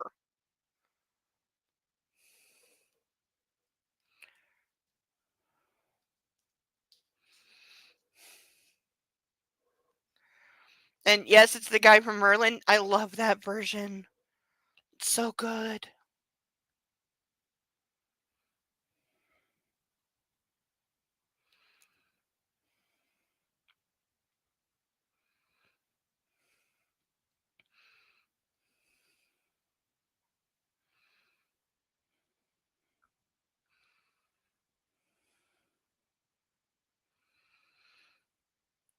Did she go out? I ask in as measured a tone as I can manage. There's nothing in the log, sir. They're keeping a log of when she comes and goes from her own home? That is disgusting. That's grounds for divorce right there. I can't find her. I'm at a loss. He casts his eyes over the CCTV monitors. All the vehicles are accounted for, and no one can get in. I blanch as I grasp his meaning.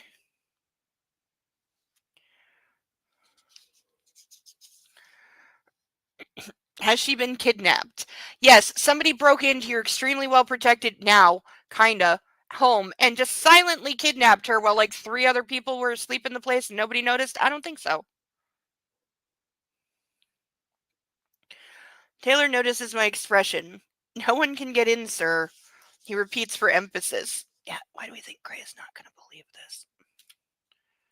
And I bet I know where she is.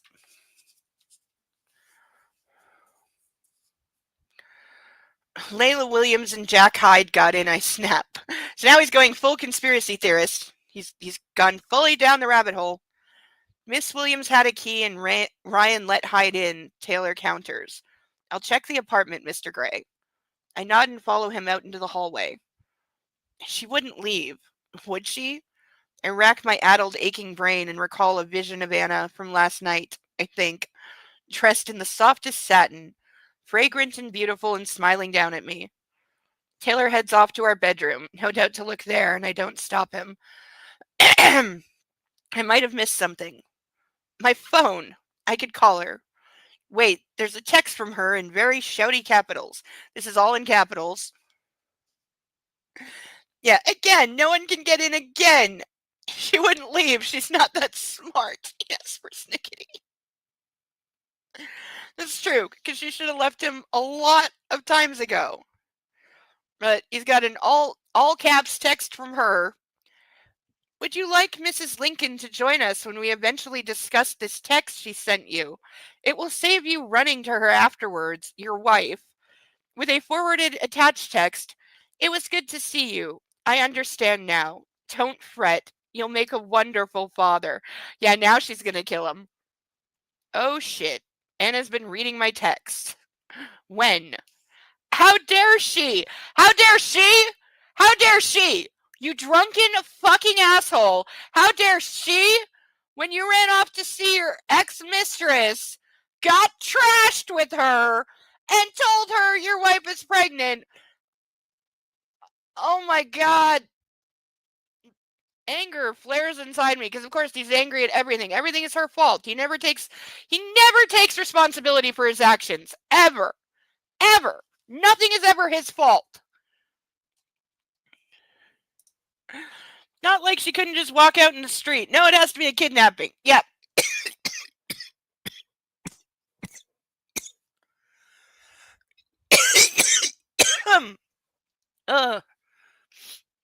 Yeah, it can't be she just left of her own accord. No, because security would have stopped her because that's what he's really paying them for.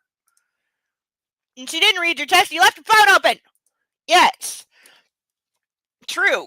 Because I'm sure she doesn't know the password to his phone. My stomach does not like me tonight.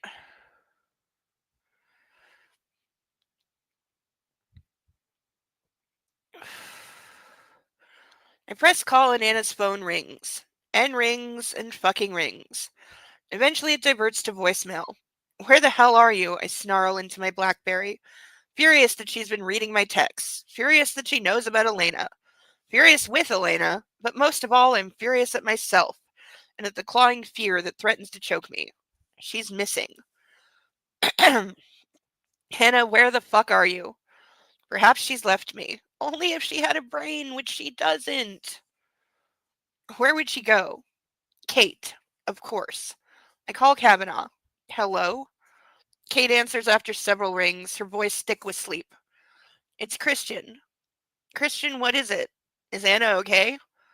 Kate is fully awake and instantly adopts her familiar badgering tone, which I do not need right now. Shut up! You deserve whatever you get. She's not with you? I ask. No. Should she be? No, don't worry. Go back to sleep. Chris, I hang up. Yeah, so now you got the roommate worried because you wouldn't be calling looking for her unless something was wrong. And also keep in mind, she's engaged to your brother, so count down until he calls because she called him. My head is pounding and my wife is missing. What the hell is this? I'm in hell. I try Anna's phone and again it diverts to voicemail. I storm into the kitchen where Gail is making coffee. Can you get me some Advil, please? I'm as gracious as a man with a missing wife can be. She stifles a smile. Is she smiling because I'm suffering? Yes! I'd be banging every pot and pan together. I scowl at her as she wordlessly places a container of Advil on the counter and turns to fill a glass of water, leaving me to struggle with the childproof lid. Eventually, I manage to pry 2 tablets from the plastic tub as a stony-faced Mrs. Jones places water in front of me. Glaring up at her, I tip both pills into my mouth, and she turns back to the stove. I take a sip. Hell, the water is lukewarm. It tastes awful. I glower at her. She's done this on purpose. Slamming the glass down on the counter, I turn and stomp back upstairs to look for Anna, hoping that the capsules will settle the storm in my head. You know what? Lukewarm water is not the end of the fucking world, you fucking idiot. Like, he's such an asshole. Like, even though I'm sure he pays very, very well because he would have to, I'm still amazed that he keeps a staff for more than like a week because he's such a jerk. Like, at some point, the pain is there, the money is not worth it. Taylor is emerging from what was the submissive's room. He looks grim. I try the playroom door. It's locked. But in my frustration, I rattle it anyway just to make sure and bellow Anna's name down the corridor. I immediately regret raising my voice as pain laces through my head. Any luck? I asked Taylor. No, sir. I checked the gym and roused Sawyer and Ryan. They're searching the staff quarters. Good. We need a plan. We'll meet downstairs. Back in the kitchen, we're joined by Sawyer and Ryan. Ryan looks like he's had less sleep than me. Mrs. Gray is missing. I growl at them.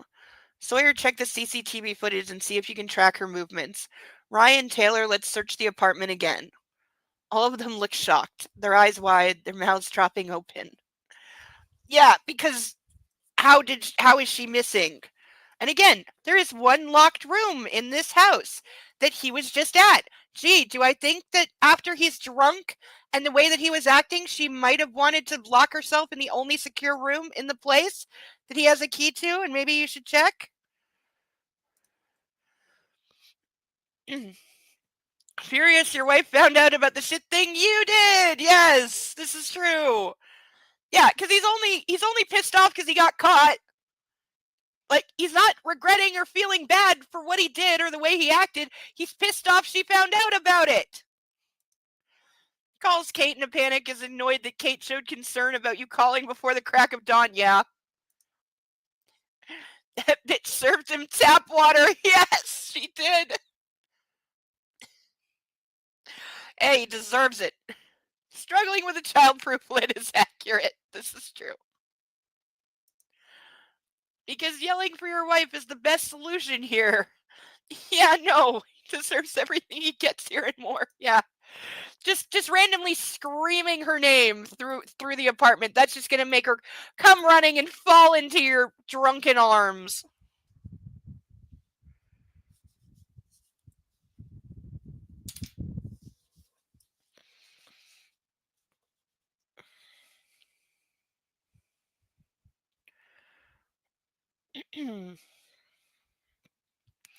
What?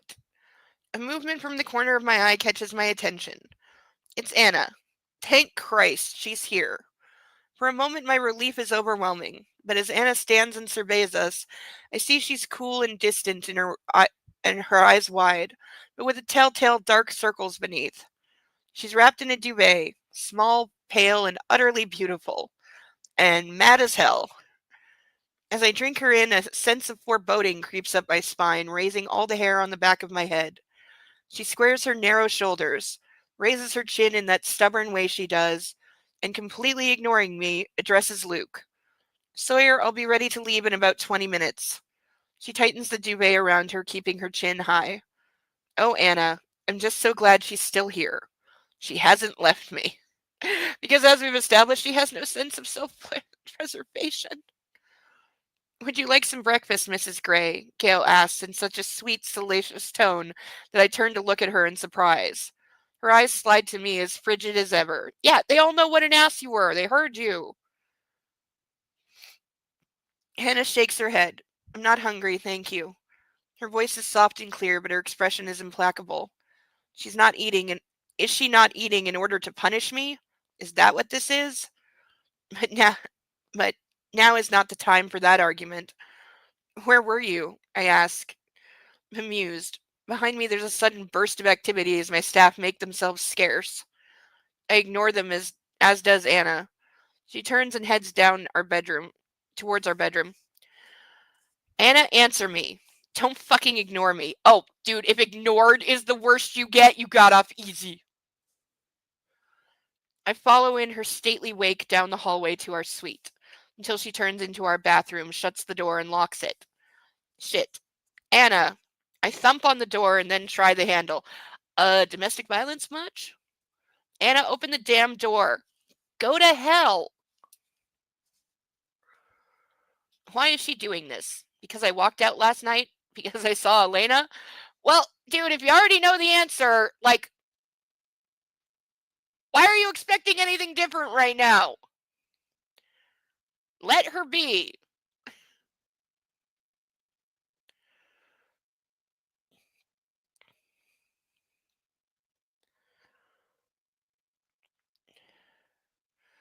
Go away, she shouts over the sound of gushing water from the shower. Yeah, that's what I've been telling him too. Fuck off. Leave me alone. Not going anywhere. Suit yourself. Hannah, please. I rattle the door once more in an effort to express my anger, but I feel nothing except impotent rage. How dare she lock the door? Really? Really, asshole? Really? Fucking really?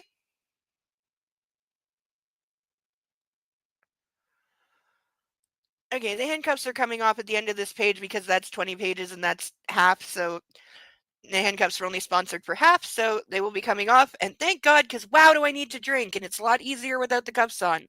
But if anybody is considering donating for me to chug tonight, please do so.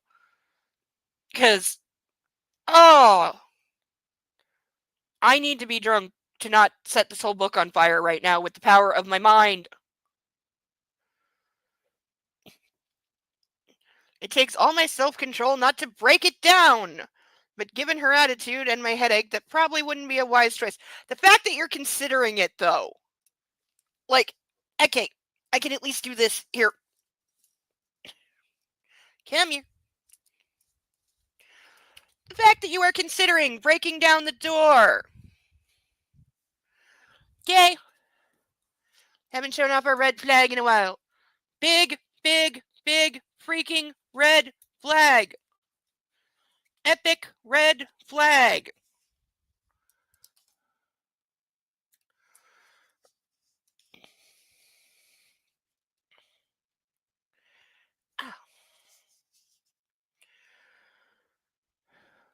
Why is she so mad?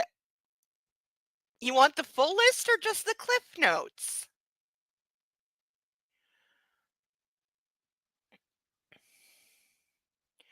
She's mad after the 10-fingered, 10-toed bombshell she dropped on me? Or is it because I got drunk? Deep down, I know the problem. Elena.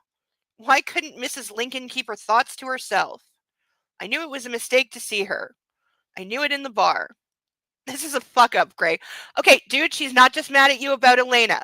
She's mad at you about everything before you went to see Elena, and you getting drunk and stupid, and everything you said, and the way you screamed and yelled at her, and the way you reacted to a baby, and the disgusting, horrible things you said, what you accused her of, and the way you acted and then stormed out and made her worry half the fucking night. That's what she's mad at you for.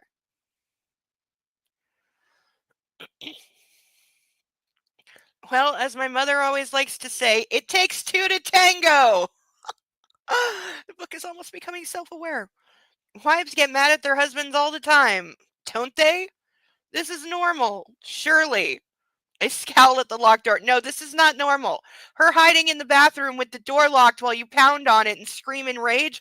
No, not normal, nor acceptable.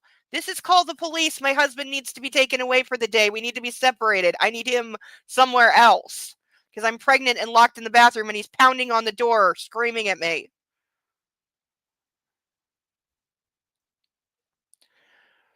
What can I do?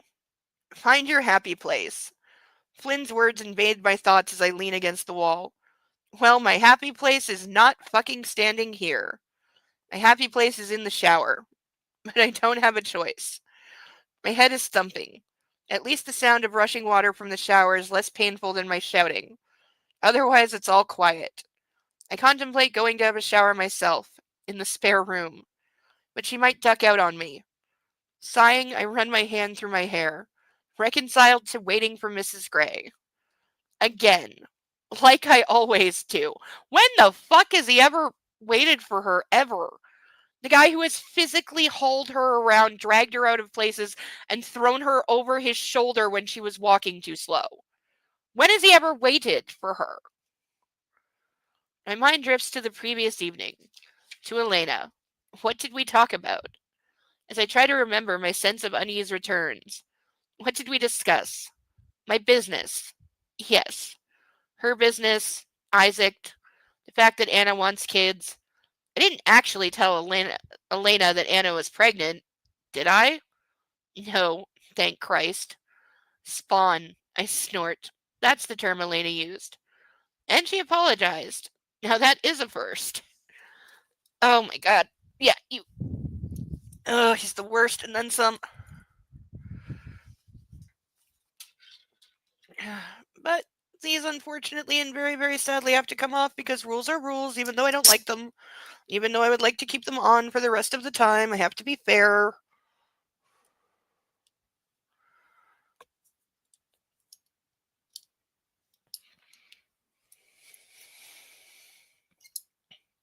It's been way too long since I spent an entire night in cuffs. I will say sleeping in handcuffs takes some getting used to. There's a trick or two.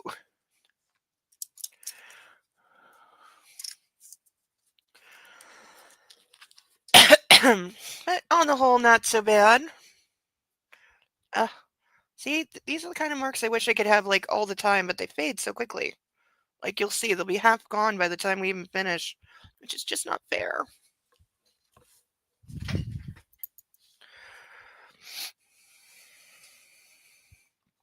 Okay, let's catch up on the chat. Those kids are going to be so traumatized when they sneak into the playroom expecting it to be filled with toys. Oh, God. Because you know it's going to happen. There are no secrets in a house with little kids. They know everything. And especially, if there's a room that's locked that they're never supposed to go in, I'm betting they're like 4 the first time they steal the key out of Daddy's pocket. Be more concerned what Gray will do to the kids when he finds out they snuck in the playroom. Yeah, true. Because what do we think his views on corporal punishment for children are? Maybe instead of rage, he should be expressing his sincere remorse. Yeah, the problem is he doesn't have any.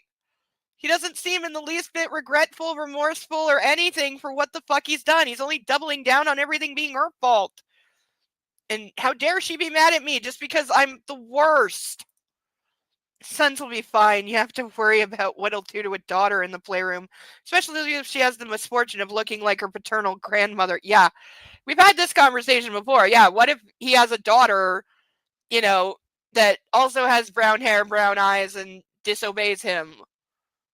Yeah, I wouldn't be leaving her alone with Daddy. Let's just say that. When your main character makes a fake plotted plan, look self-aware. Yes. Yes.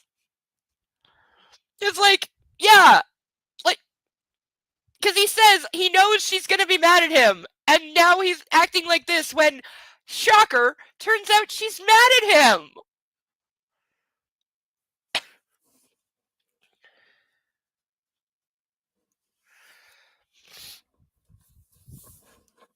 Like, he hasn't even apologized for all the disgusting, horrible, horrible, horrible things that he said. He has not even begun to apologize just for the screaming at her, the accusing her of getting pregnant on purpose, the you're going to choose him over me, the how dare you, the how could you be so stupid? He's going to have to work that off for a while. Like, and then there's all the rest. But let's just start with apologizing for taking what should have been a really happy moment, which, like, she clearly knew that he was going to lose it. That's why she's been upset. That's why she's been sad. And that's why she didn't, like, make a big show of telling him, because she knew it wasn't going to be welcome news.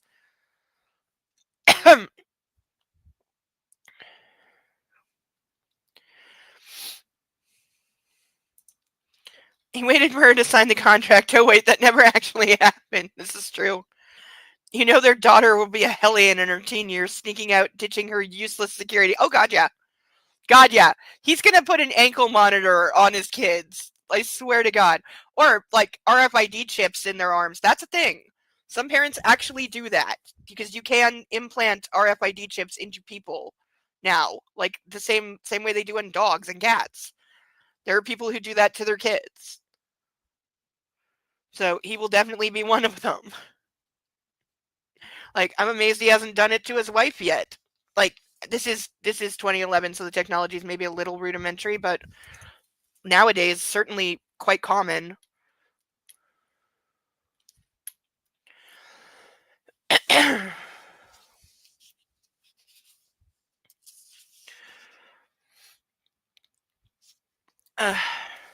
First drink of the evening, Nastrovia.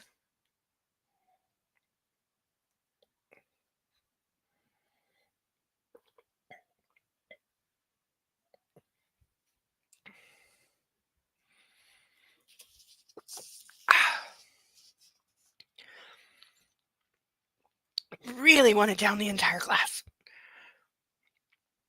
And someone is playing with marbles on the ceiling.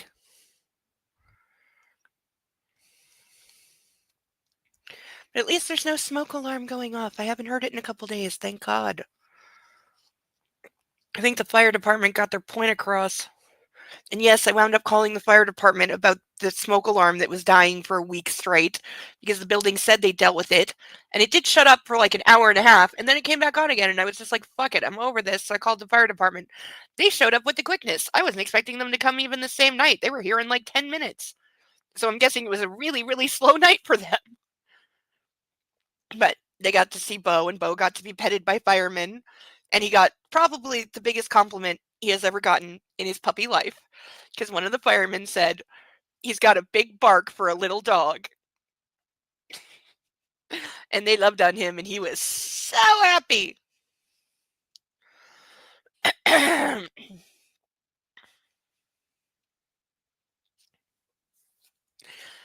Persnickety, he'll make his kids get the COVID vaccine since Bill Gates put GPS tracking devices in them. Yes. Yes, but it'll also make the children magnetic.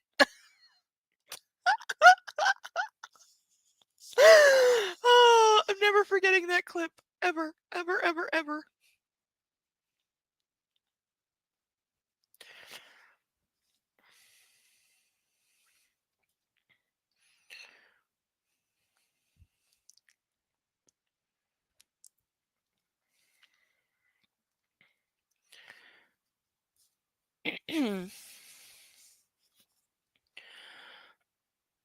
What else did we talk about? There was something hovering at the edge of my consciousness. Damn, why did I get so drunk? I loathe being out of control. I loathe drunks. A darker memory surfaces, not from last night. One that I try to bury. That man. The crack horse fucking pimp. Drunk on cheap liquor and whatever he could jack into his system, and the crack horse system. Fuck. This is not my happy place.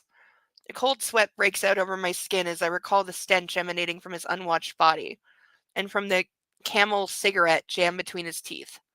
I take a deep, long breath to quell my rising panic. It's in the past, Gray. Stay calm.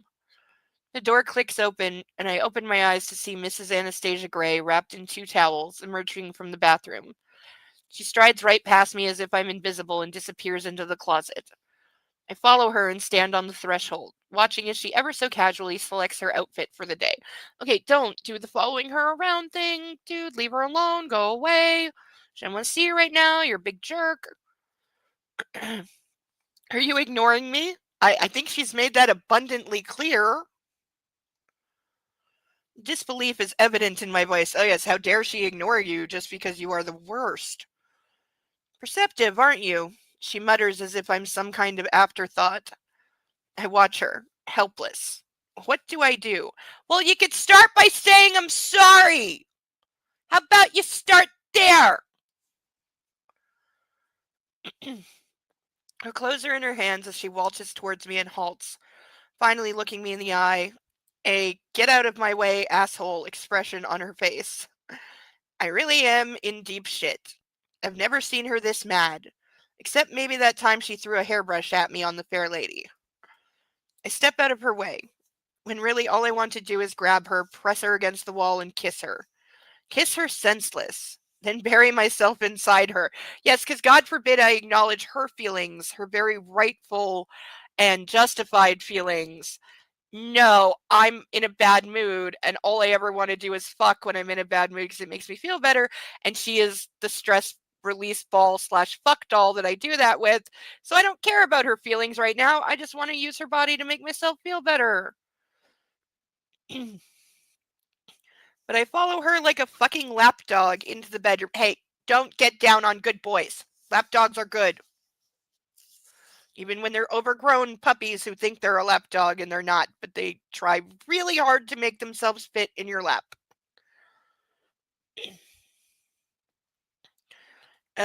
Into the bedroom and stand in the doorway as she saunters over to her chest of drawers. How can she be so nonchalant? Look at me, I will her. She loosens the towel that's cloaked around her body and drops it to the floor. My dick stirs in response, making me angrier. How are you getting aroused at this moment? Like, seriously. I realize he's saying she's naked in front of him. I get it. But how the fuck.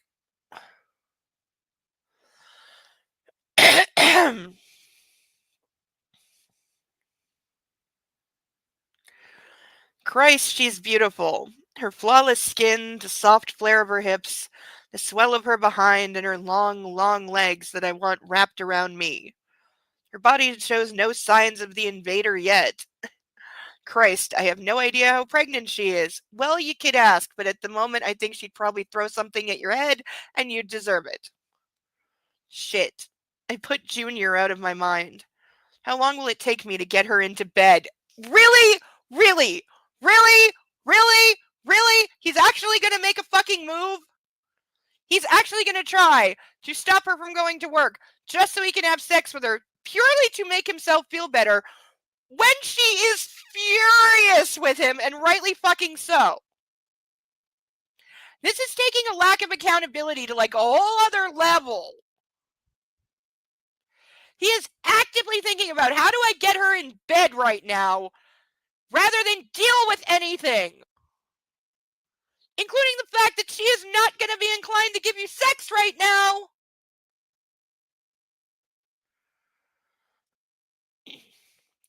Yes, no insulting the doggos. He is a lower order animal compared to them. He gets aroused by waking up in the morning. It doesn't take much. Yeah. No, seriously. How pregnant is she? We don't know. Well, you've known her about 2 months, so probably less than 2 months. Yeah, true. Like, seriously, dude, do some basic math.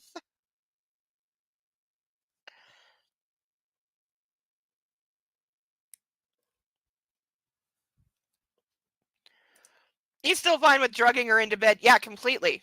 Completely. And also we know he's into, no means yes fantasies, CNC, which is consensual, non-consensual for anyone who doesn't know. So he might very well take that to the next level of, she actually means no, but he doesn't care.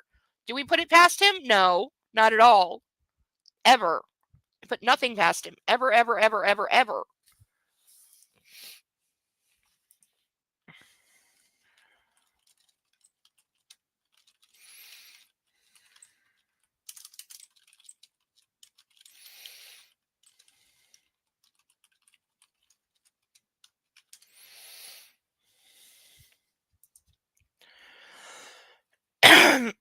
Oh.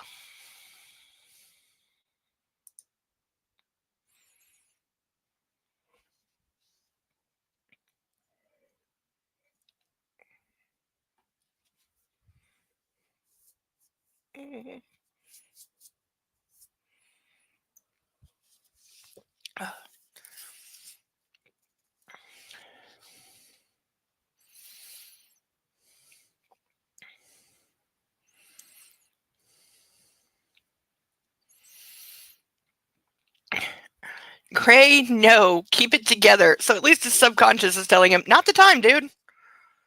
She's still ignoring me. Why are you doing this? I try to hide the desperation in my voice. Why do you think? She fishes some lingerie out of a drawer. Anna, my breath catches in my throat as she bends and tugs on her panties, wiggling her fine, fine ass. She's doing this on purpose. No, she's getting dressed.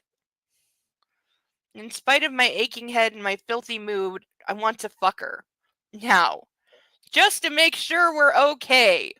My growing erection concurs. Okay, having sex does not make everything okay. And that is such a teenage thought, because that is often the coda in teenage relationships of, as long as we end up in bed and we're still having sex, then everything is fine, right? No!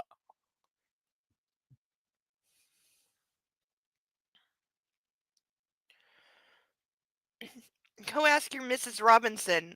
I'm sure she'll have an explanation for you. She rifles through her drawer, dismissing me as if I'm some fucking lackey. As I thought, it's Elena. Yeah, it's everything you did before Elena, too, believe me. What did you expect, Gray? Anna, I've told you before, she's not my... I don't want to hear it, Christian. Anna holds up her hand. The time for talking was yesterday, but instead you decided to rant and get drunk with the woman who abused you for years. Give her a call. I'm sure she'll be more than willing to listen to you. What? Hannah chooses her bra, the black lacy one, and slides it on and fastens it. I stride further into the room and place my hands on my hips, glaring at her. She's crossed a line. She's crossed a line. She's crossed a line. Let me make sure I read that correctly. And I hope this is a typo. She's crossed a line. She's crossed a line? Really? Really? Really? Look behind you, asshole. Why are you snooping on me? I can't believe she went through my texts. Your phone was on, you fucking asshole. And by the way, he wants to be self-righteous about her supposedly invading his privacy, which didn't happen. You have security keeping a logbook of when she leaves and enters her own home. Security that you expect to have tabs on and report on her whereabouts and every move, action, and sound at any time during the day, and you apparently also expect them to keep her hostage in the apartment when you're home. You want to talk about privacy?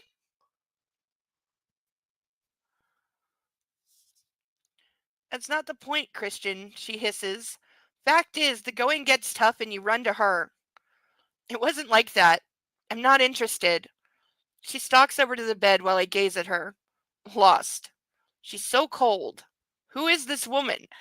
You did this. You did this, asshole. You did this.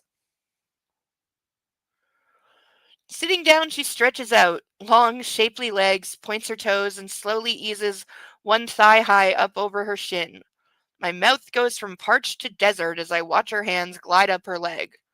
Where were you? It's the only coherent sentence I can form. Ignoring me, she pulls on the other thigh high with the same slow, sensual ease.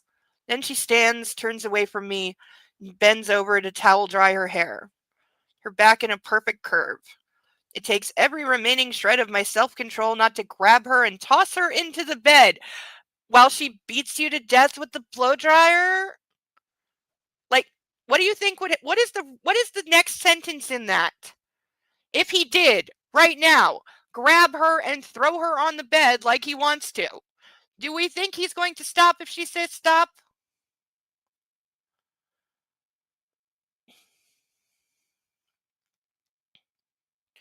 She stands up straight again, flicking her thick, wet mane of chestnut hair, so it cascades down her back below her bra line.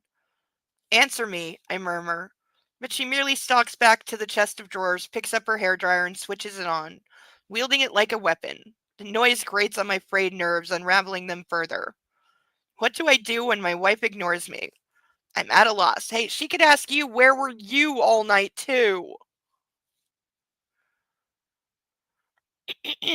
She rakes her fingers through her hair as she dries it, and I fist my hands to stop myself from reaching out to her. I'm desperate to touch her and end this nonsense. Wow, there's a statement. End this nonsense. Because how dare she be mad at me for acting like the world's biggest jerk and saying all the horrible things that I said and going out with Elena and coming home so drunk I can't stand up. Yeah, how dare there be consequences for your actions? She's overreacting. All he did was shit on the idea of having a child with her, blame her for the baby, got plastered, and ran to his ex-lover. Yeah, why is she so mad at him? He 100% has access to her phone, but she probably doesn't know. Oh, yeah. Yeah. He's definitely got, like, all the spy gear and, like, has cloned her phone. 100%. 100%. We know this because it's the BlackBerry that he gave her. So definitely he has access and reads all her email and all her texts. This is a scorned Anna, and Gray is lucky she's like this. Otherwise, his entire existence would be erased in a heartbeat with the rays of 1,000 suns. Yeah. Like, there are so many women that he would be catching it so much worse.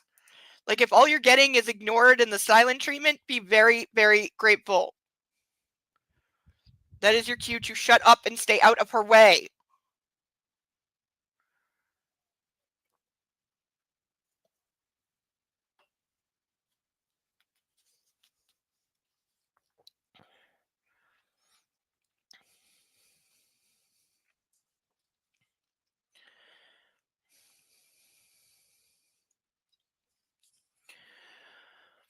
I'm desperate to touch her and end this nonsense. But the memory of her hissing at me with such venom after the belting in the playroom comes to mind. So that's what he was thinking of doing to end this. You are one fucked up son of a bitch. I pale. I don't want a repeat of that. So he was literally just considering forcing her to have sex and possibly beating her with a belt to get her to stop treating him like this because he doesn't like it, even though he more than deserves it. He's literally in his head going, yeah, I could do that, but she was pretty not okay with it before, so I probably don't want to do that again. This is the logic we're at right now. Ever. I watch her, wordless and mesmerized. It was only a few days ago she let me dry her hair. She finishes with a flourish, her hair a riotous crown of chestnut streaked with red and gold that tumbles down over her shoulders. She is doing this on purpose. The thought revives my anger. He literally thinks her just getting dressed is teasing him. And maybe she is. Maybe she is being a little evil right now and, giving him a bit of look what you can't have. But that's questionable.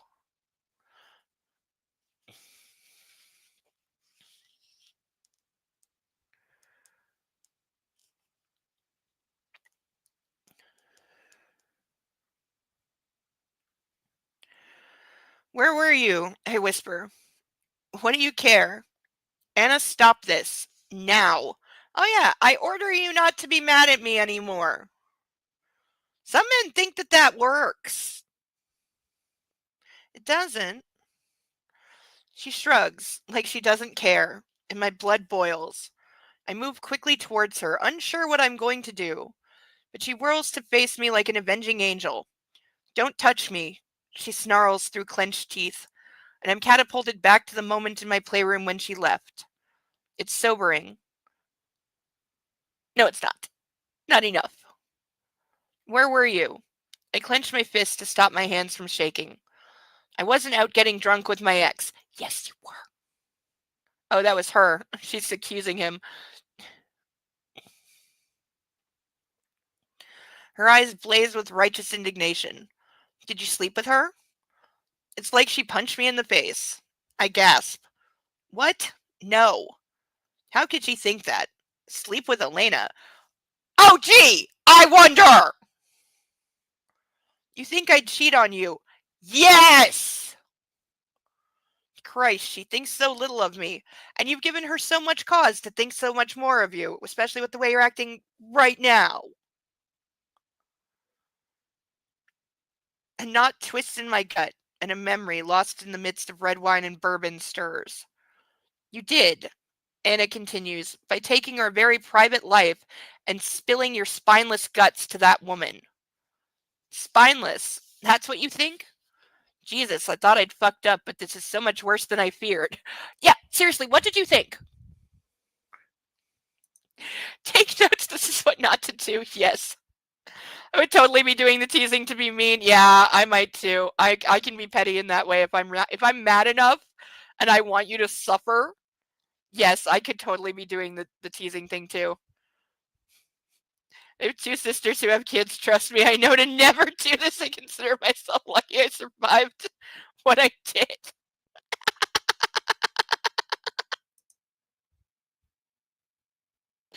So you have some experience being around the pregnant crazy and the hormones and the I'm going to kill you because you looked at me funny or you ate the last row of Oreos and I'm pregnant craving and now I'm going to kill you. I actually saw that come up on a body cam video where a girl had gotten arrested because your boyfriend literally found her secret stash of Oreos. She's pregnant and he ate her Oreos and she got mad and winged her phone at him.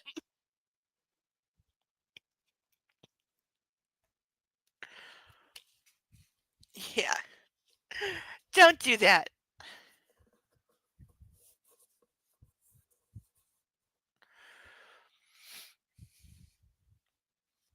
The judge told her to get some more Oreos and find a better hiding spot and let her go.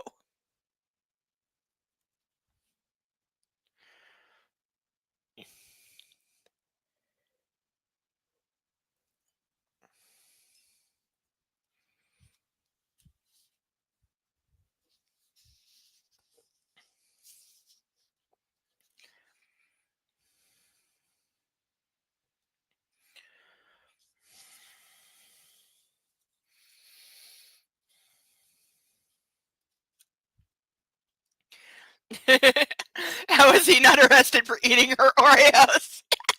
I know. I know. That's how it should be.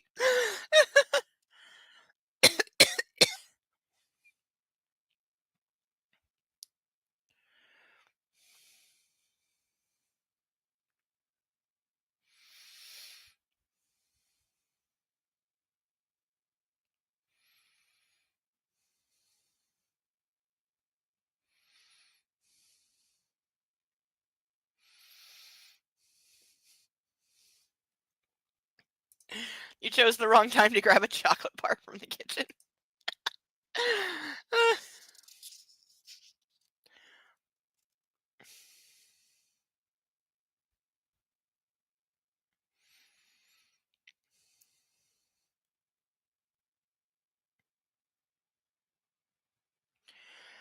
Christian, I saw the text. That's what I know. That text was not meant for you. Wow, way to make it worse. Way to make it worse, dude. Like, every time I think he can't make this worse, he does. Because that is like, if I were trying, eyelash, if I were actively trying to think what is the worst possible response, I don't know if I could get to that text was not meant for you.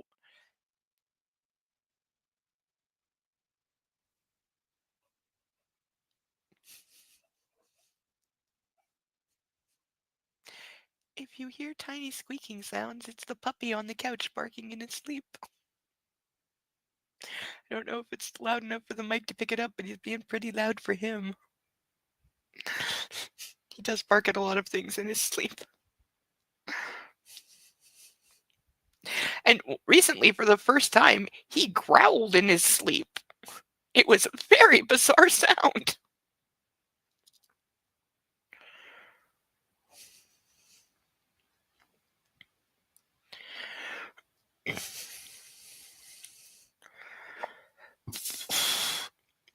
Well, fact is, I saw it when your Blackberry fell out of your jacket while I was undressing you because you were too drunk to undress yourself. See, there you go.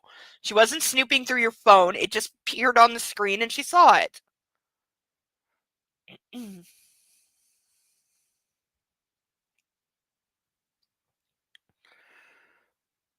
Do you have any idea how much you hurt me by going to see that woman?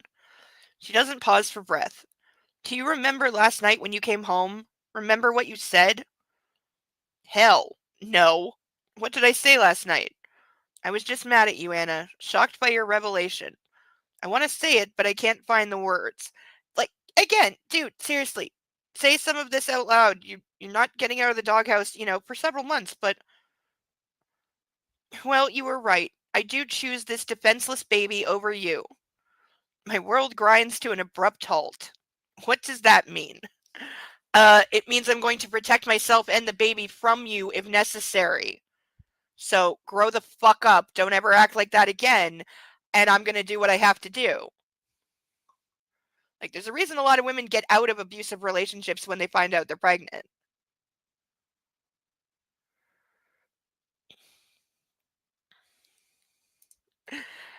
This is what makes him such a savvy, successful businessman. Yep.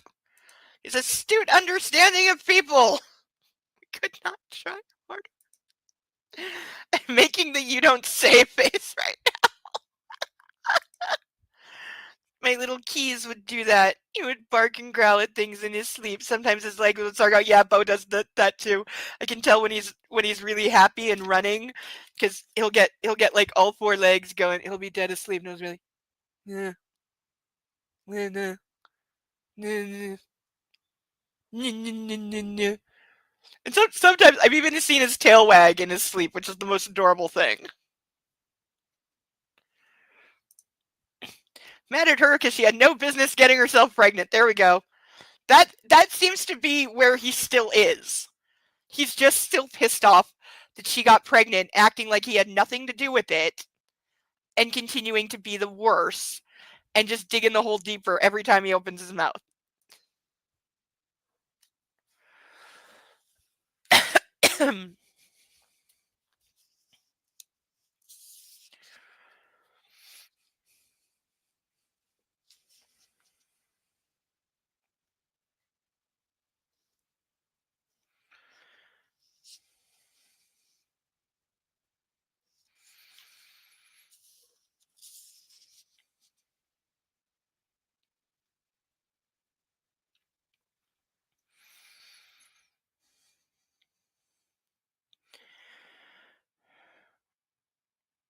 That's what any loving parent does. That's what your mother should have done for you, and I'm sorry that she didn't, because we wouldn't be having this conversation right now if she had. But you're an adult now. You need to grow up and smell the fucking coffee, and stop behaving like a petulant adolescent. There we go. She finally said it. She should have said this to him months ago, and before she let him put a ring on it, but she finally said it. She's on a roll. I frown and gape at her in all her glory. She's naked except for her sensational underwear. Her hair a mahogany cloud spilling down her breasts. Dark eyes wide and desolate. Oh, we don't need this imagery right now. The anger and hurt roll off her in waves, and in spite of all that, she's stunning. And I'm utterly lost. He's still half thinking about sex. Like, dude.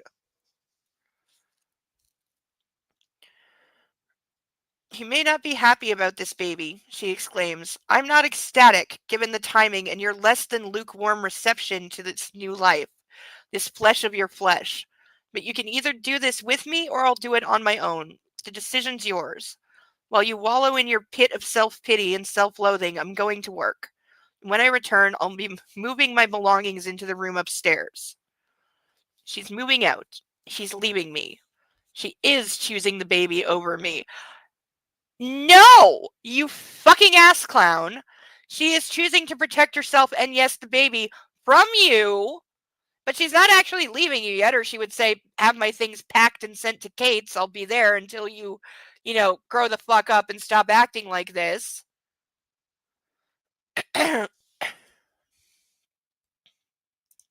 Yeah, she should have said that the day they met and blocked him. Yes, absolutely, and taken out a restraining order. He's too immature to see past her body, which is why she's still there. That's actually a very good point of view. Moving out. She's moving into a guest room in your house. Yes, exactly. Because she's really mad at you and doesn't want to sleep next to you right now.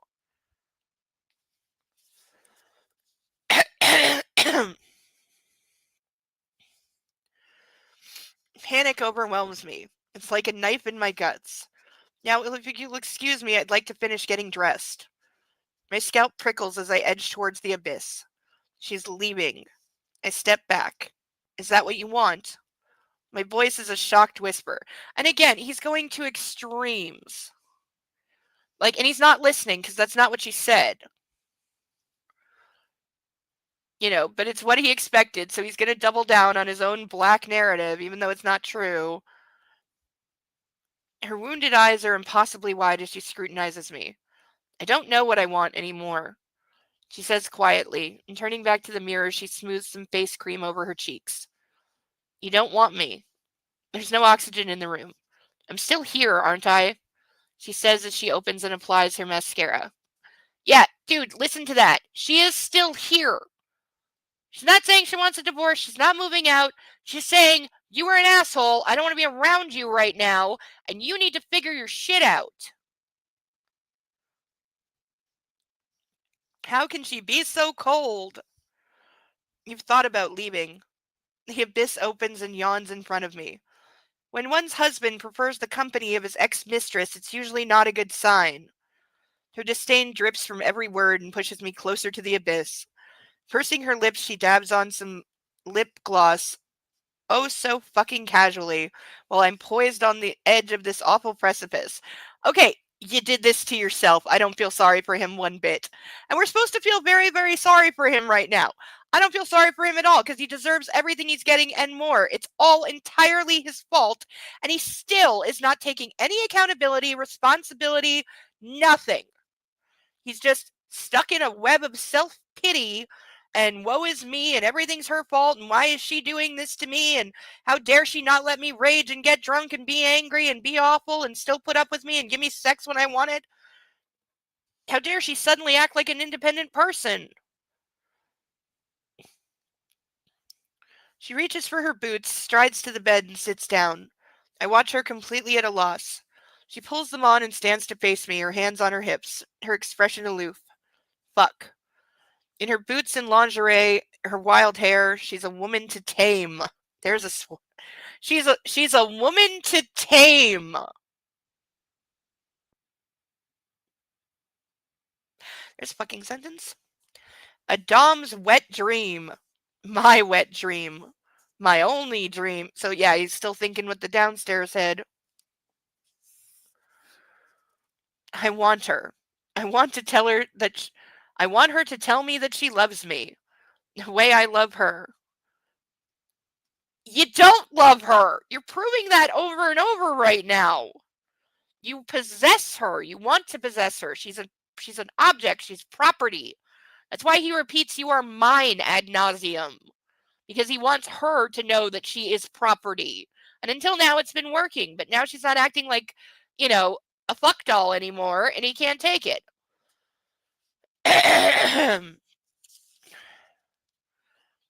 Here's his internal monologue. Seduce her, Gray. It's my only weapon.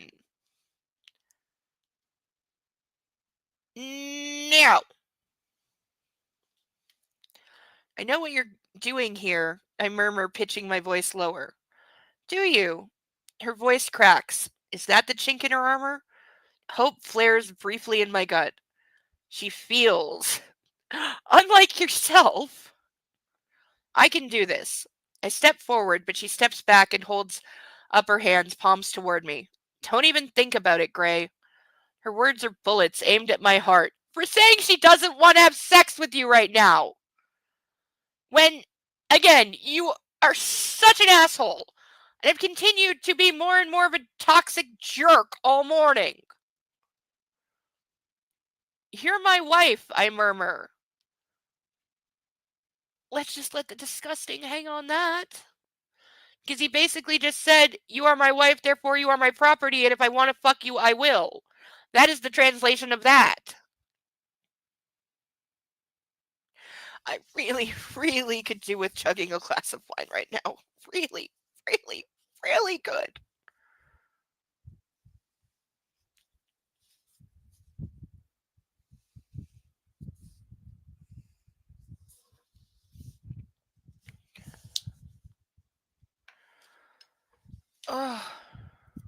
And of course I got highlighter on my fingers. It was closer to moving in than moving out, that's true. I like that her tantrum is, I'm going to the job at the company you bought so I can have said job. Yes. I know. He needs to drop to his knees and thank her for not leaving, going scorched earth. Yes. Because, God, imagine if she did. Imagine if she not only, like, because obviously their marriage was heavily publicized. It was in the tabloids. They were even followed on their honeymoon. So, yeah. But imagine if, like, within weeks, because it's been, what, maybe 2 full weeks since they returned from their honeymoon? Okay? Maybe 2 full weeks since they got back from honeymoon. If she suddenly leaves him, publicly announces that they're getting divorced or that she is divorcing him, and then does a tell-all interview on like 60 Minutes with Barbara Walters and dishes about his abusive behavior. And she doesn't even have to mention the Red Room or any of the BDSM stuff. Leave all that privately. But just his like everyday abusive crap, including the way he reacted when she said, I'm pregnant. Just that alone.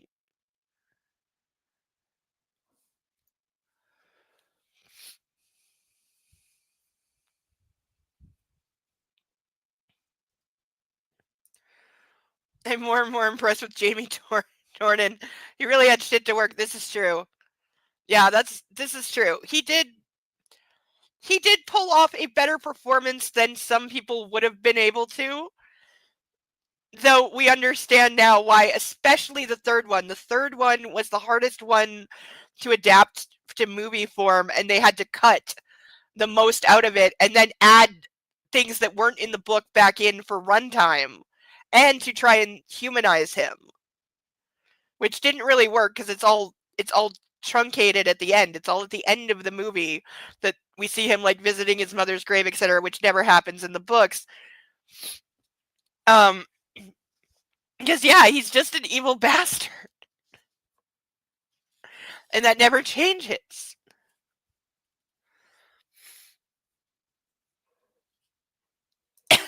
Yeah, media feeding frenzy. Yeah, it would have it would have been in the headlines for absolutely for months, if not years, because especially if he tried to fight the divorce and they wound up going through divorce court and it got messy and, very public, or if he pulled any of his stalker crap, which, because if she moves into a hotel or rents a house for herself and the baby, and there's reporters outside and he shows up to, try and break down the door and demand that she take him back, that would have just, and we know something like that would have happened because he wouldn't be able to help himself. He'd go there and say, I demand you come home right now. You're my property. You're my wife. You're coming with me. Pack your things and I'll throw you over my shoulder again if I have to. And, then we have tabloid images of him dragging a crying pregnant woman out of the house and stuffing her in a car. Imagine if she got the subs to back her up. Yeah. I bet 1 or 2 of them would. He's had enough of them that I bet 1 or 2 of them, with some years distant between the 2 of them and they've moved on with their lives. Yeah. I bet a few of them would.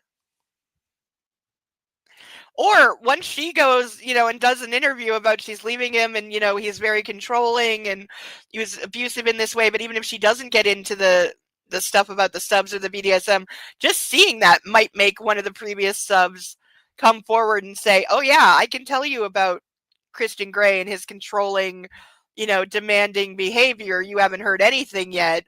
And then they give the dish about the BDSM stuff in the Red Room and, that he likes to, whip and beat little brown-haired girls and push them. He said he deliberately pushes them past their breaking point because he likes it when they break down crying. That's what gets him off. That's why he likes it when she cries.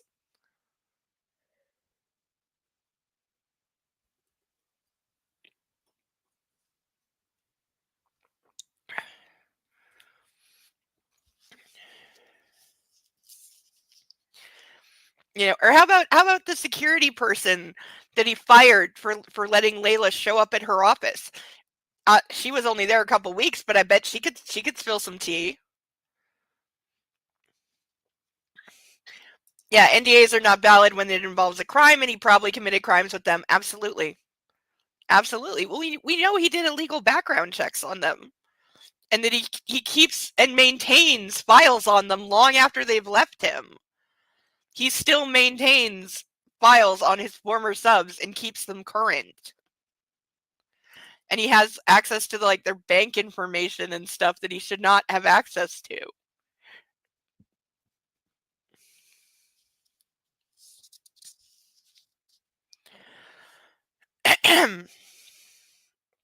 You're my wife, I murmur. I'm the pregnant woman you abandoned yesterday, and if you touch me, I will scream the place down. What the fuck? No. You'd scream? You're surprised? Bloody murder. This is too much. Or does she want to play? The fact that he can even have the thought of, is she serious that if I try to have sex with her right now, she will scream? Or is she playing a game with me right now? Maybe she wants me to grab her and let her scream because she wants that right now. How dumb do you have to be? Like, that's not even stupid. That is self-deluded. But he's actually wondering, does she want to play right now?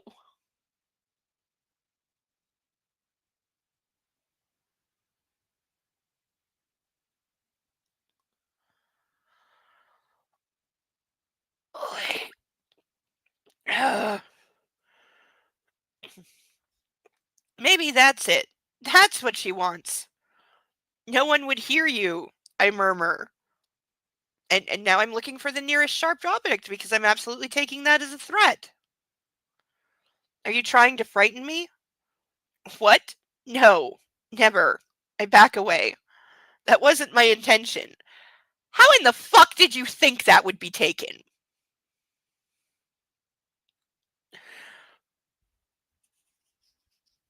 Like, because literally what he has done is said, he's looked at her in that I want to fuck you way. She knows it. She told him no. And then said, you're my wife. She threatens to scream. He questions whether she would scream and then says, no one would hear you.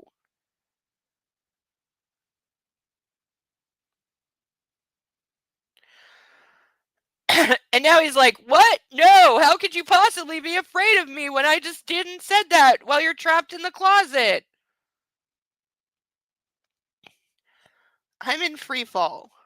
Tell her. Just come clean, Gray. And tell her what? And tell her what? Did Elena reach for me? Her intention clear? I don't think so. Okay, he's not in trouble for Elena making a move on him. That is not his fault. And he did tell her in no uncertain terms, no, never again. But, like, yeah, dude, take some fucking accountability, which he still hasn't done. And apologize a lot. And not with your wallet. I had a drink with someone I used to be close to. We cleared the air. I'm not going to see her again. Believe me, please, Anna. You sought her out? Not at first. I tried to see Flynn, but I found myself at the salon. Anna's eyes narrow, fury smoldering in their depths. And you expect me to believe you're not going to see her again? She raises her voice. What about the next time I step across some imaginary line? This is the same argument we have over and over again. Finally, she's realized. Like we're on some Ixion's wheel. If I fuck up again, if I fuck up again, are you going to run back to her? So now she's referring to her getting pregnant as fucking up, which I don't like. And I don't like that he's making her feel that way, because that's not how you should feel when you're pregnant and should be happy. It's not like that. I'm not going to see her again. She finally understands how I feel. Elena saw me recoil. She knows I don't want her.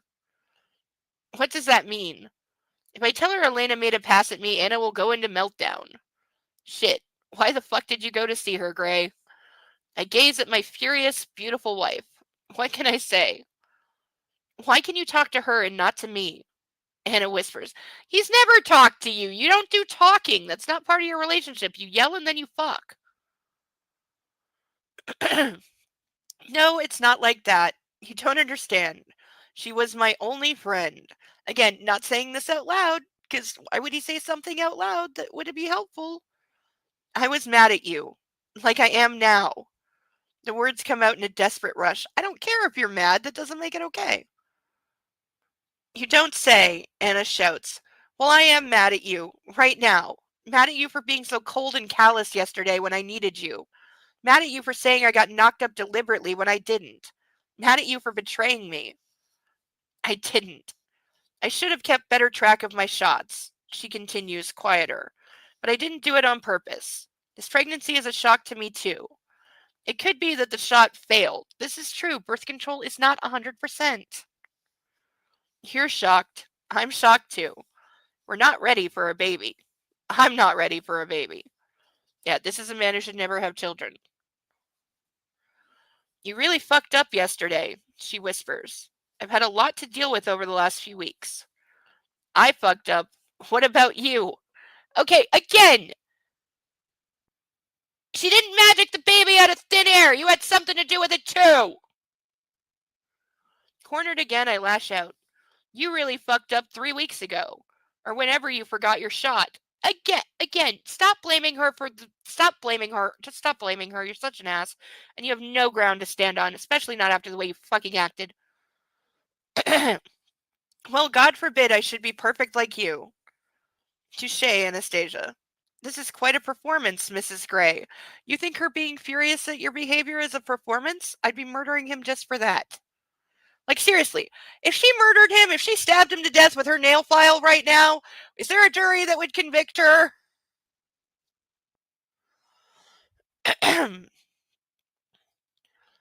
Well, I'm glad that even knocked up I'm entertaining. Fuck this. I need a shower, I grit between my teeth. And I've provided enough of a floor show. It's a mighty fine floor show, I whisper, stepping forward. One more try. She steps back. No dice. The fact that he even tried again to see, like, hey, can we fuck? It'll make me feel better. And I have no regard for your feelings at all. The fact that you're furious and have every right to be. I don't care. I'm not taking any responsibility. He's clearly not going to apologize. He's still blaming her for getting pregnant and putting it 100% on her, which is just not fair.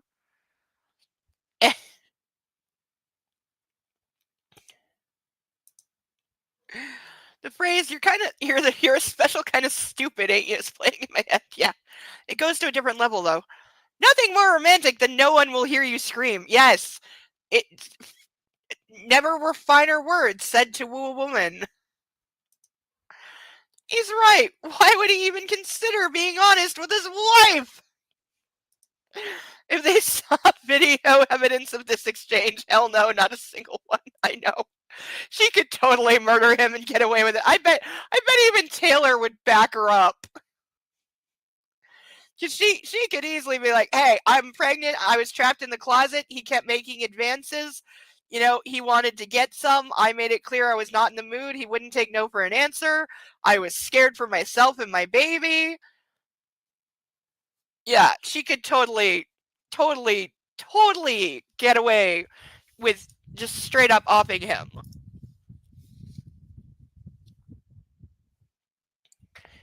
Again, especially if same deal.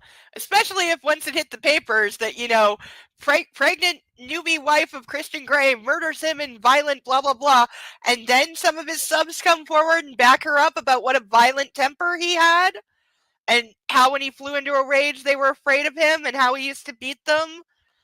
Yeah.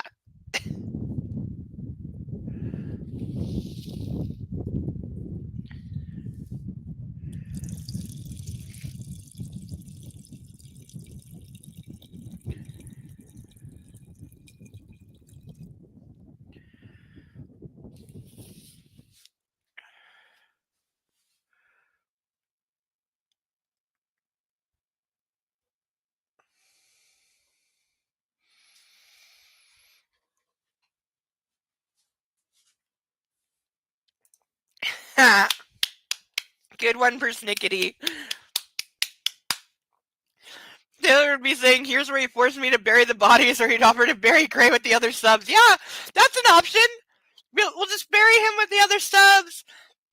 In a couple days, Anastasia reports him missing. There'll be a, manhunt, etc. But he'll never be found. And, Taylor stays and she keeps everyone employed and keeps the gifts coming so everyone keeps their mouth shut. And yep. Ow. Because, yeah, disappearing his body is probably the best bet.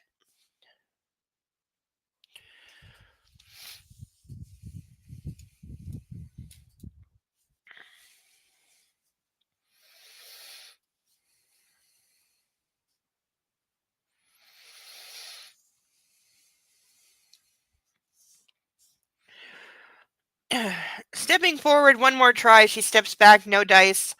Don't. I hate that you won't let me touch you. Ironic, huh? Dude, you don't have the right to touch her whenever you want, even though he does not know that. He's very unaware of that. Because again, he thought by marrying her, that means I own you and I can do whatever I want whenever I want. That was his understanding of marriage. And he still has not worked out that that's not the case. Though, to be fair, she hasn't really given him any reason to think otherwise because that has been the case. Water up the nose feeling. It's the worst. I hate the water up the nose feeling. Icky.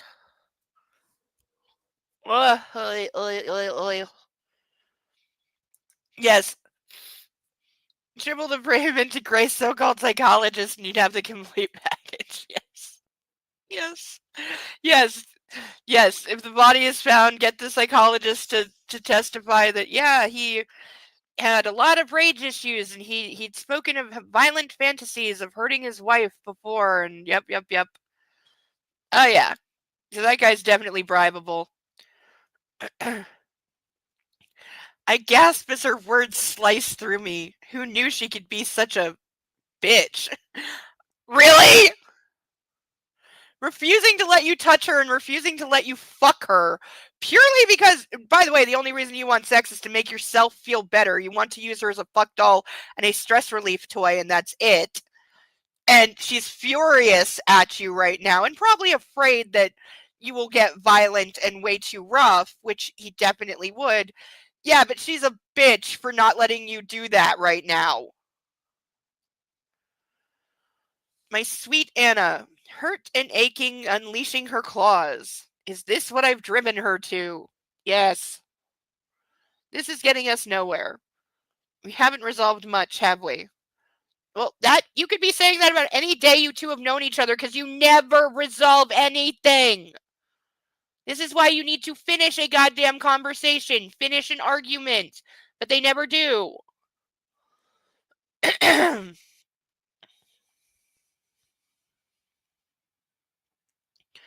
My voice is bleak and flat. I don't know what else to say. I've failed to turn her around. Again, you took no personal responsibility, no accountability. You were disrespectful, you were rude, you were violent, you frightened her, and you didn't say, I'm sorry, and you didn't say, I am on board with the baby thing, and we're going to make it better, and I'm going to get better, and I'll change, and I'm very sorry, and I shouldn't have gone to Elena, and here's why I did, and blah, blah, blah. You haven't done anything to fix it, and you're just pissed off that she isn't blanket forgiving you because what? Because you said you're my wife and therefore, what? She's just required to forgive you whenever you want because you don't like that she's mad at you? And you can't just order her not to be mad at you, which is basically what he's trying to do? Wasn't this series intended to make him likable? This is the redemption version of events? Yes, for Snickety it is. It is intended to make him likable. It was intended to redeem him and show the world that he's not the abusive monster they had claimed he was for 10 years. Because that's like roughly how long went by between the two of these. Yes, these were intended to make people like Christian Grey and make him more human and relatable and understandable and prove that, see, he's not the abusive very abusive physically, mentally, psychologically, and sexually monster that, the media and anyone who's read it made him out to be for 10 years. No, no, no. This version will make you like him. You'll be on his side when he acts like this. Really. My guy, very sarcastically here. You have zero clue what a bitch truly is. What Anna's doing is nothing. This is also true. Yeah. As somebody who is certified in bitchcraft, and I take great deal of pride in that, this is not being a bitch. This is not even close to being a bitch. Like, he is getting off so easy. Don't know what to say. Try, I'm sorry. Yeah, start there and then go to groveling and begging.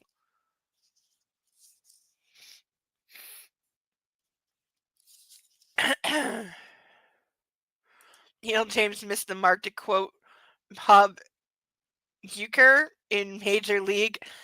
She is just a bit outside. Yeah. Well, because she never understood the backlash and the hate in the first place. Whereas, like, wouldn't be a book club if I didn't reference my fanfic that I'm still slowly working on and need to do more.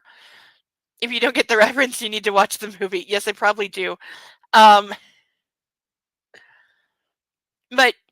I know that in the fanfic I am writing, there are people who are going to see my leading male character as a monster.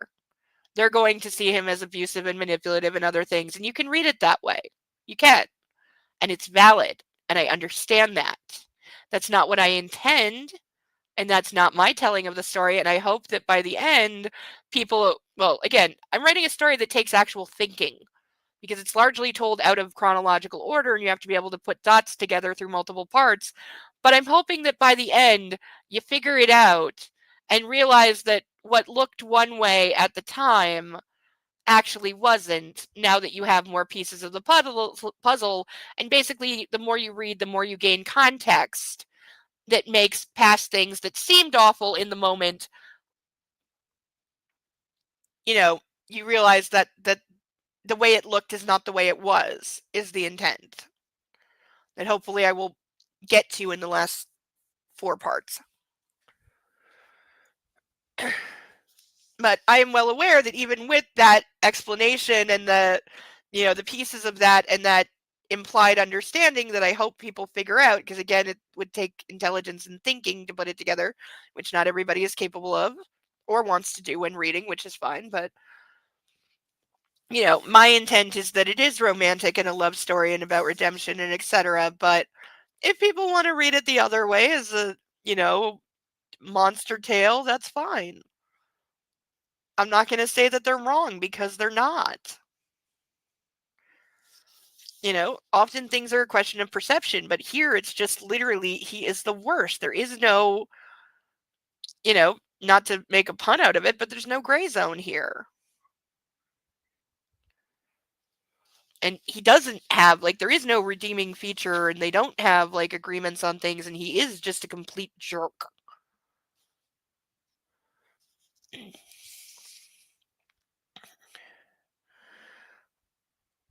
I'd say not, except that I'm moving out of this bedroom. So, she's not leaving me. I grasp onto this hope as I hang over the abyss. One more pitch, Gray. This is your marriage. She doesn't mean anything to me, I whisper. Not like you do. Except when you need her. I don't need her, I need you. You didn't yesterday. That woman is a hard limit for me, Christian. She's out of my life. I wish I could believe you. For fuck's sake, Santa. Please let me get dressed. Sighing, I run my hand through my hair. What can I do? She won't let me touch her. She's too mad. I have to regroup and come up with a different strategy. Yes, trying to fuck away your problems is not a good strategy. Excuse me. And right now I need to put some distance between us before I do something I'll regret. So yeah, the thought of raping her is definitely there. I'll see you this evening. I storm out and into the bathroom, shutting the door behind me. Like her, I lock it. For the first time ever, protecting myself. From what? She's not going to come after you if she hasn't murdered you by now. Anna has the power to wound me like no other. Standing against the door, I tip my head back and close my eyes.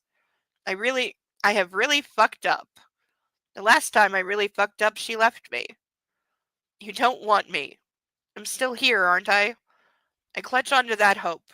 Right now, I need a shower to wash last night's stink off me. The water is blistering. I like it that way.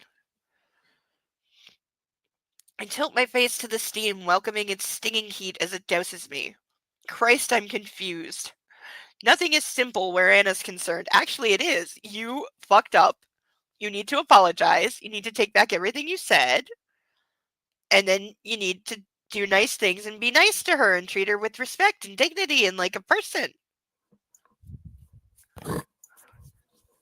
But he doesn't know this. And even if you told him, he would tell you you're an idiot and that, she's chattel and should just do what she's told. I should know that by now. She's mad because I shouted at her and left. She's mad because I saw Elena. This is the first time. We've read almost 30 pages. This is the first time that he's admitting that he's like saying, oh, she's mad at me because of the way I reacted to the news and the horrible things I said. That woman is a hard limit for me, Christian. Elena's been a thorn in Anna's side from the beginning. And now, because of that careless fucking text, she's a thorn in mine. Last night should have put an end to it. All of it. But she had to send that text. Elena's words haunt me. Maybe I could make you feel better. I'm sure you miss it. I shudder at the memory. Shit. What a mess. Yeah, all of your own doing.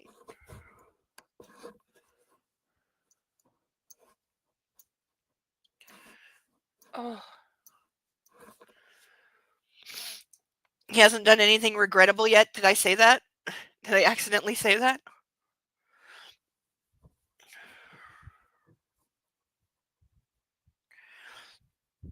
Or did he say that? I don't know.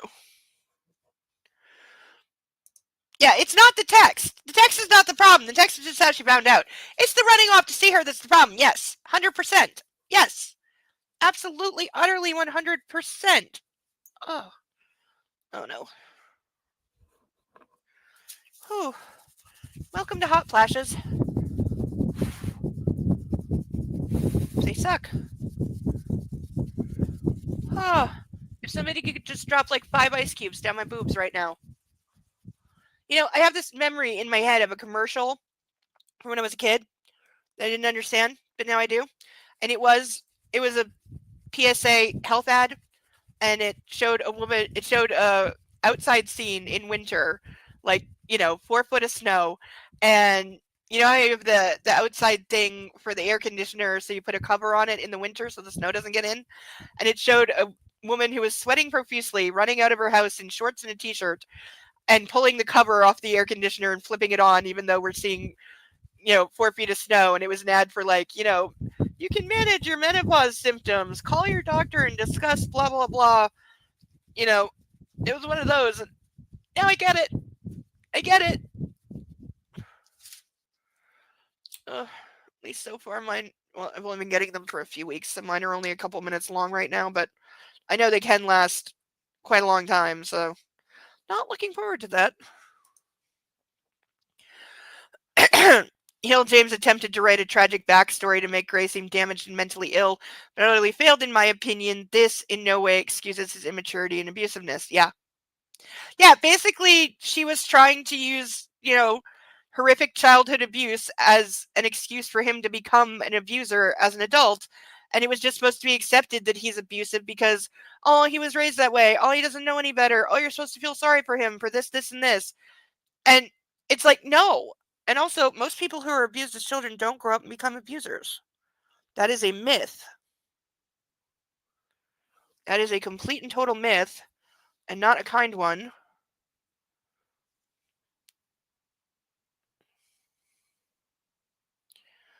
But it's not an excuse. Like, a lot of people were abused as children. They don't grow up and become this. They don't grow up and act like this and expect to be able to use it as an excuse for their behavior. I think he said he had to leave before he. Yes, yes, he did. Okay, I understand now. Yes, he did say he's leaving before he does anything he regrets. And yes, apparently, according to his own mind, no, he has not done anything regrettable yet. Good for pointing that out. But yeah, he is in his own mind saying, yeah, he hasn't done anything he regrets yet.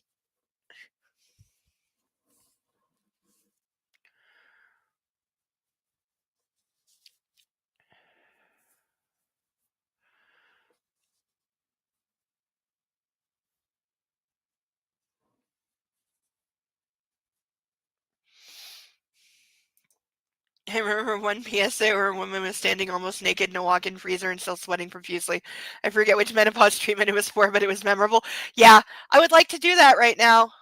If I had a walk-in freezer or I worked in a restaurant with one, yeah, you'd find me in there occasionally. That would definitely happen. It would be really nice, actually. That sounds really, really, really nice.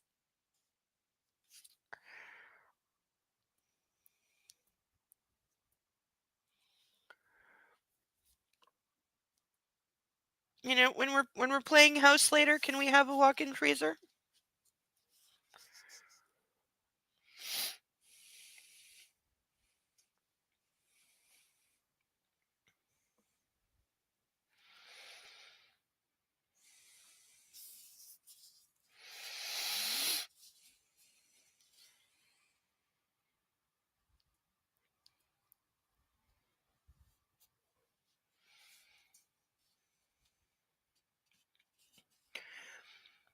When I emerge from the bathroom, Anna's gone. I'm not sure if I'm relieved or disappointed. Disappointed. With a heavy heart, I dress, choosing my favorite tie as a talisman for the day. It's brought me luck before. In the kitchen, Mrs. Jones is still admitting glacial disapproval. It's irritating and chastening.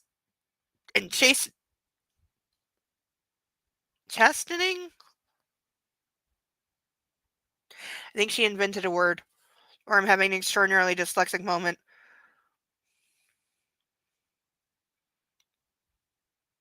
Yeah, I'm having a very dyslexic moment, or this isn't a word, because it's like a combination of chastised and like something else. Chastening.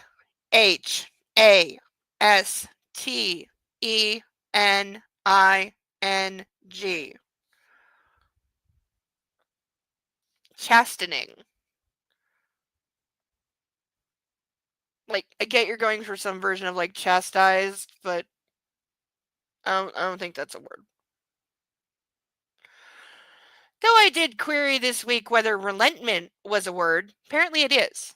I have confirmed from multiple sources. Yes, it's a word. It's just not a very often used one, but it is a word. Therefore, I get to use it.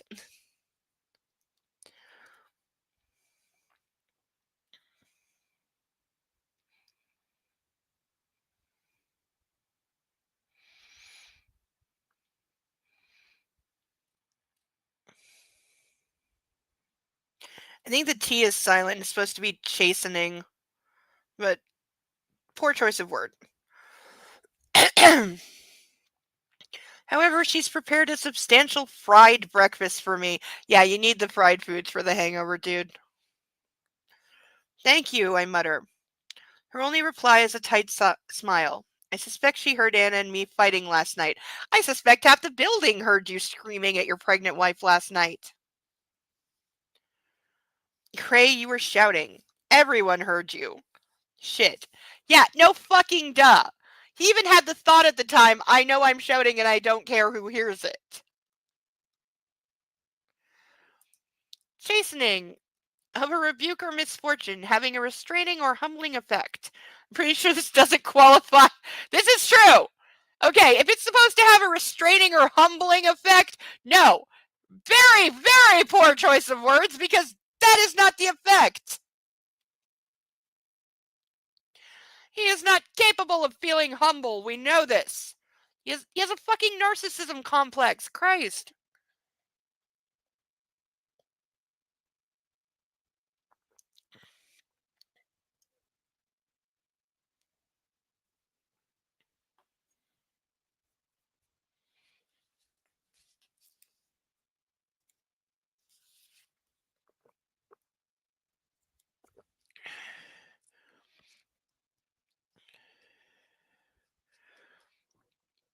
Cover's peeling. It's annoying me. I really do have to get on getting the next book because we are getting through this at a clip. Like, there's only like 125 pages left. That's only like 3 weeks. Wow. Okay, I really got to get on finding the book and ordering it and getting it here. Fuck. I kind of didn't do the math correctly. Or at least I'm realizing now I didn't do the math correctly. So yeah, really got to get the book. You got to find somewhere that's not Amazon to order it from because they want way too much money.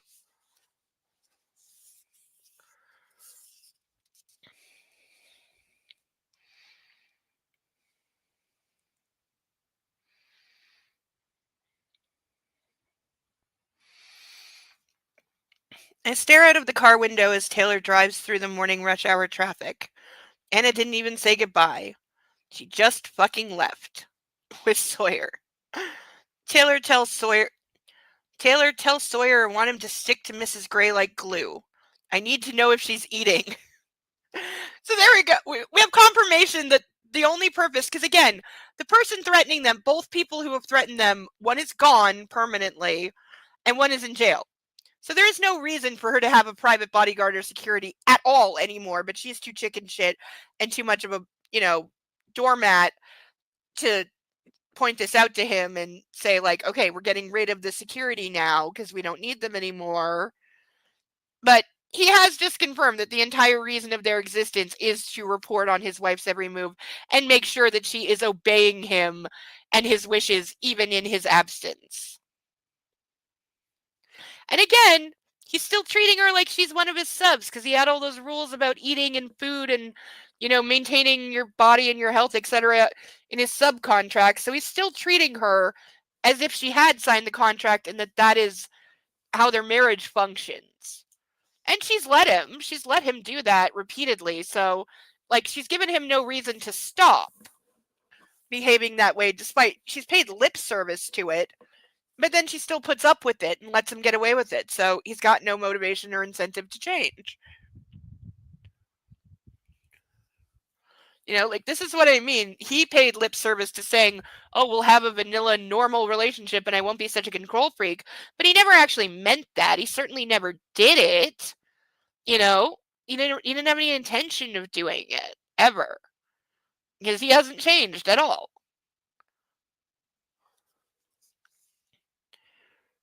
And he hasn't been made to change. Yes, sir. His words are clipped. Even Taylor is frosty this morning. I wonder if Anna will follow through on her threat to move upstairs. I hope not. Oh, here we go. She fucks up her contraception, saddling us with a child before we're ready, before we've done anything, and I'm in the fucking doghouse?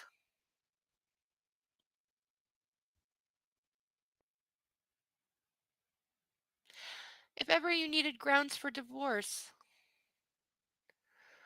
that should qualify. Because again, he's taking no responsibility for getting her pregnant. He's still entirely blaming her. And he's pissed off that after he acted like the world's most abusive, cruel monster, that he's in trouble and people are not being kind to him this morning after he screamed horrible, unforgivable things at his pregnant wife.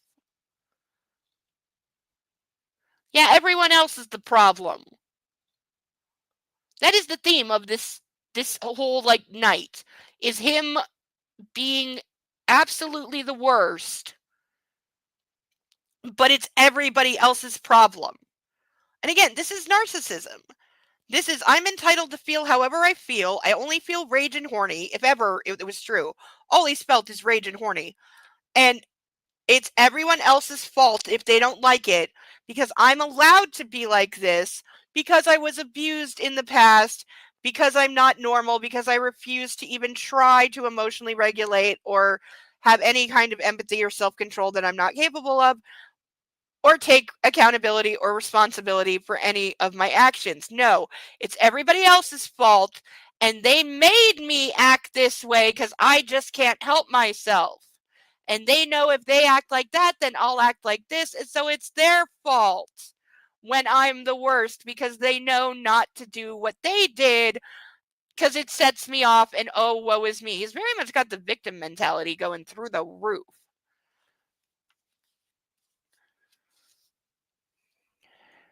So weird that all the people around him are pissed at him for berating his pregnant wife for being pregnant. Yeah, how about that? Gray's convinced what he says goes regardless of what reality dictates or anyone else says. Very correct. Very, very correct. Because he says it or presents it, it's binding from there, not how anything works. True. Yeah, no, but that's exactly, yeah. He's the guy who's used to being obeyed all the time because that is how he structured his life. And he's used to, the submissives that blindly obey him no matter what he does. No matter what he does, no matter what he wants. Like Layla had that memory of just being naked, kneeling beside his desk for hours while he sits there and does work. And she's just supposed to be naked next to him because that's what he wants. And her reward was getting to listen to his iPod. Also, he doesn't tell anyone he had a traumatic childhood, so yes, everyone sees him as a raging asshole. True. Nobody knows about that except his family. That's true. But it's not an excuse. I had a fucking traumatic childhood. Do I act like a psychotic bitch? Sometimes, yeah. Have I gone off in public? Absolutely. Is my upbringing or my abuse an excuse for what I did? No. Did it certainly contribute to why I was acting that way? Hell yes. Does that make it okay for me to act that way? No. Did I ever apologize? Sometimes. When I had the opportunity, sometimes. Not always. Not as much as I should have. And not that I'm not capable of acting like that now. I have mellowed over the last 10 years, but I know when I'm being triggered by my past trauma. I know when I'm acting out because of it, usually because I'm terrified. I get that. But it's not an excuse. I mean, in the moment, in an appropriate situation, will I sometimes say to people, I have a trauma history, I have PTSD, I'm being triggered by this, and that's why I'm reacting like this. I have done that. And sometimes people understand and sometimes they don't. But that is by way of explanation, not excuse.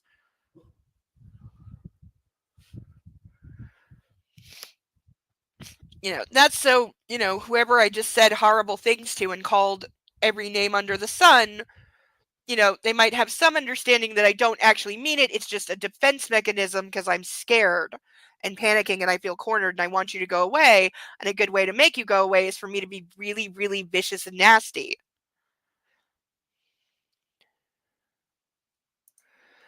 It's not an excuse, but he uses it as one internally. Yes, he does.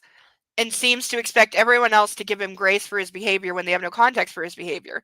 This is true. Internally, he does use it as an excuse for himself of, oh, I can't do any better than this because I'm beyond broken. I can't get any better than this. No, you just don't want to try. Because I've known people like this that just are so full of self-pity and victim mentality that they think they can get away with anything and act like anything. And then I've known people that had good therapists and could have made progress and could have gotten better, but as soon as they start getting challenged in therapy and the therapist starts pushing them to change their behavior and stop acting in the ways that they shouldn't be acting and correct the, and take responsibility, they fire the therapist. I watched somebody do it for 20 years. Because they didn't want to change because changing is hard and taking personal accountability is hard. And being responsible for your own actions when you've spent your whole life going, well, I can't help it. I was abused as a child, so it's not my fault no matter what I do. And there's to some degree that's how some of us were raised in the 90s. It's true.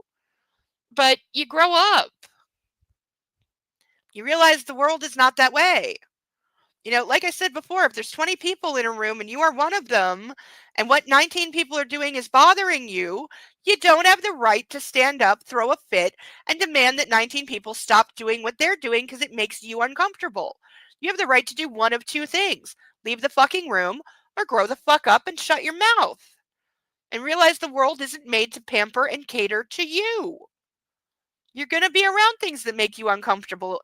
Again, if it's that bad, leave the room. Those are your options.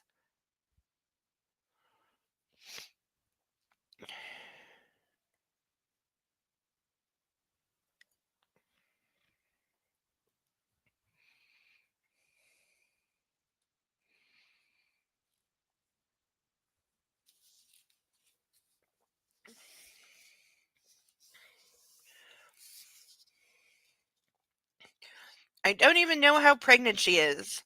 I resolve to call Dr. Green when I get into my office. Maybe she can shed some light on how my wife came to miss her shot. Yeah, because like let's just add violating her medical privacy.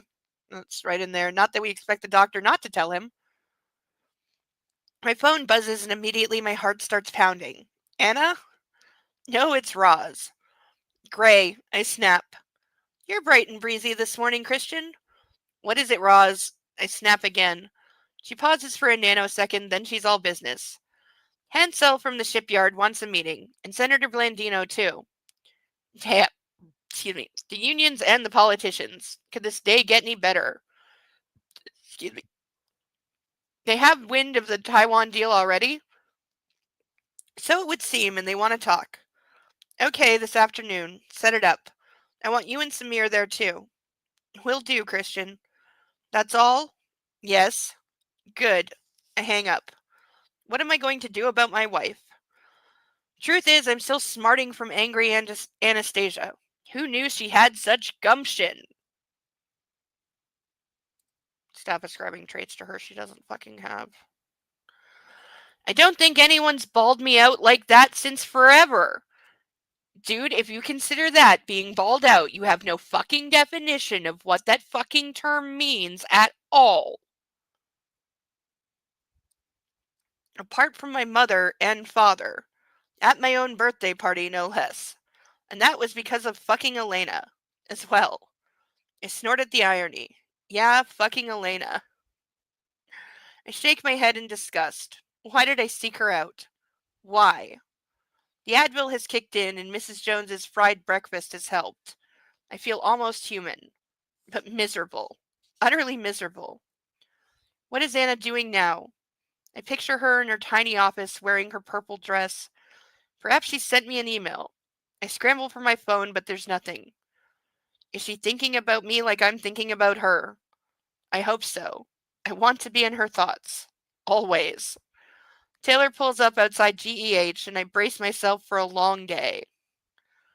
Good morning, Mr. Gray. Andrea smiles as I step out of the elevator, but her smile fades when she sees my expression.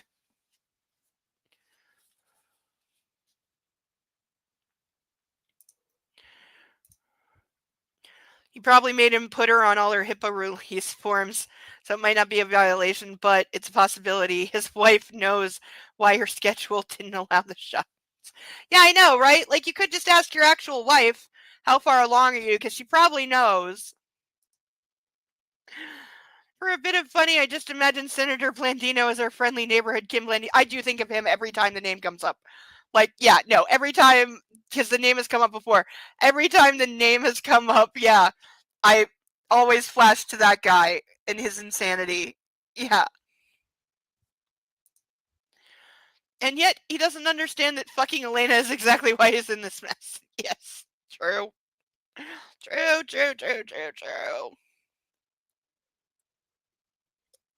Mm.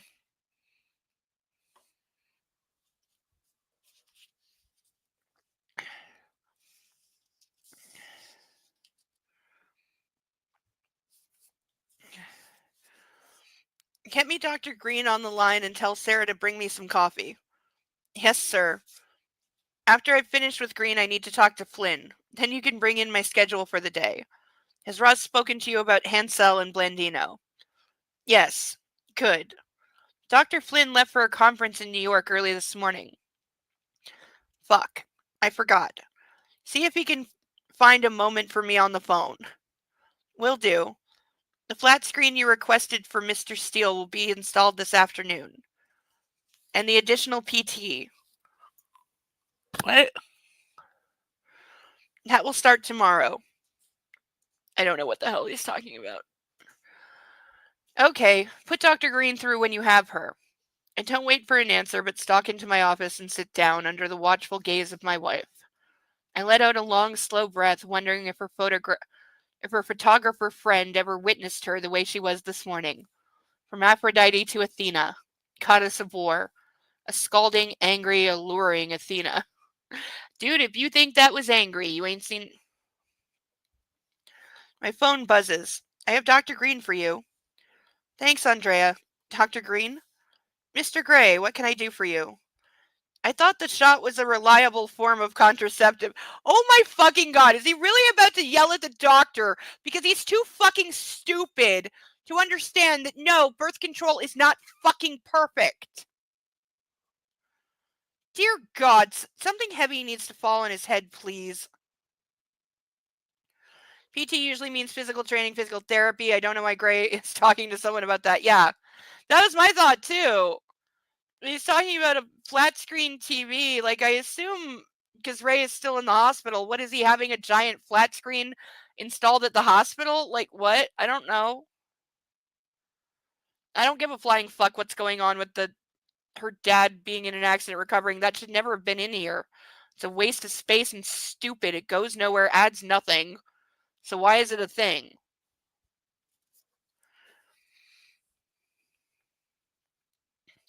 I hiss. There's prolonged silence on the other end of the line. Dr. Green? Mr. Gray, no form of contraception is 100% effective. That would be abstinence or sterilization for yourself or your wife. See? You could have got a vasectomy, asshole. You could have froze your sperm in case you want to have kids in the future and had a vasectomy, and then this wouldn't be a fucking problem. But no, that would involve you taking responsibility and accountability for yourself and doing something proactive. But to Gray, it would probably mean he's not a man anymore or some bullshit like that. Her tone is icy. I can send you some literature if you'd like to read up on it. I sigh. No, that won't be necessary. What can I do for you, Mr. Gray? I would like to know how pregnant my wife is. Can't Mrs. Gray tell you that herself? Duh! Vasectomies can self-reverse. Yes, I know this is a thing. I think it's rare, though. Like, I know that it does happen. It can happen. Absolutely. I definitely know that can happen. But it's still, like, but it makes him look nice. He cares about his father-in-law. Doesn't that make him redeemable? No.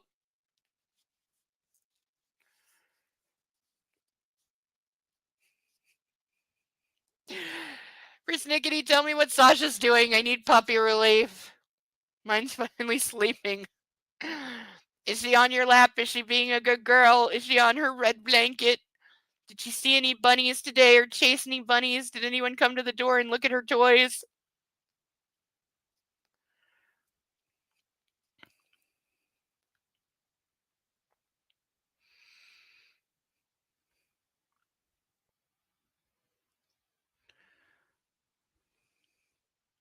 You know somebody who had that happen?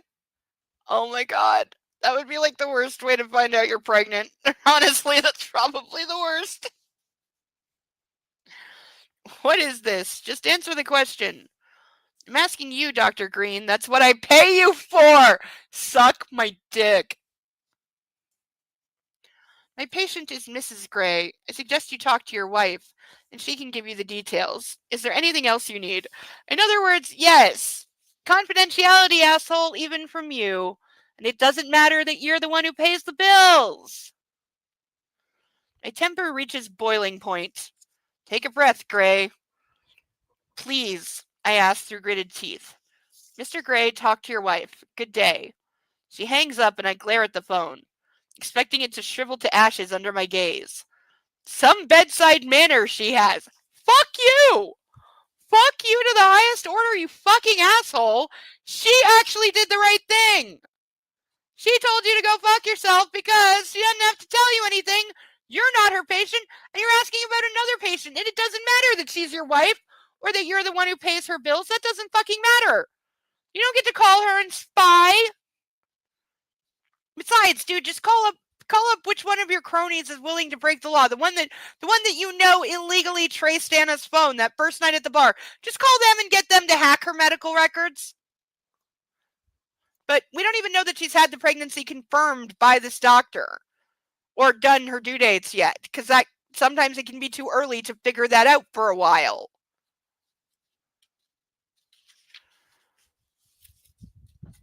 Pouring another drink. She's asleep on your foot. Oh, precious girl. This is why we don't deserve dogs, because they're the best. I'm sure she had a very productive day. Chasing rabbits and waiting for people to come see her toys. Waiting for you to drop imaginary wedges of cheese on the floor.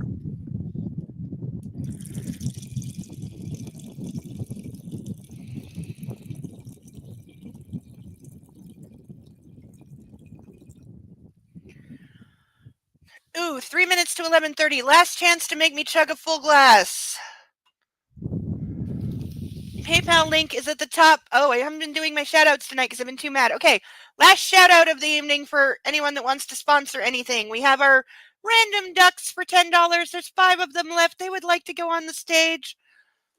We have our painted ducks. There are still 6 of them left. Aren't they awesome?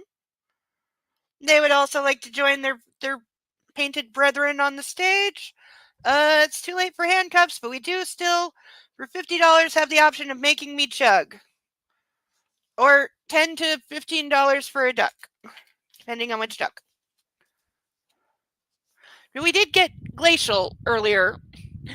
Somebody remind me to write that down later.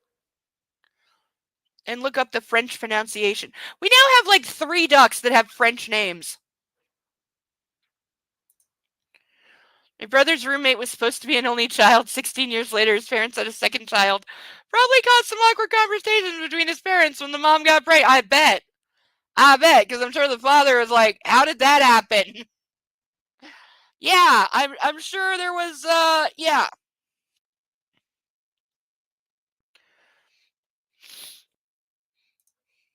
I know someone who had their vasectomy fail after his wife had her surgical procedure fail. Seriously? Okay, so you know people who have the worst luck. They were pregnant at the same time as their oldest. They literally pulled a father of the bride. I think that's Father of the Bride Part 2 that I'm thinking of, but yeah. I remember those movies. They are hilarious. They're probably dated as hell now, but they were funny. You know, they were appropriately funny. They knew where the lines were, if I remember correctly. Again, I'm sure some of it has aged poorly, but I do love, again, Martin Short is in those, and he's hilarious, always. I love him. One of my favorite episodes of Law & Order SVU has him in it, and he does not play a funny character. Again, comedians can play dark extraordinarily well.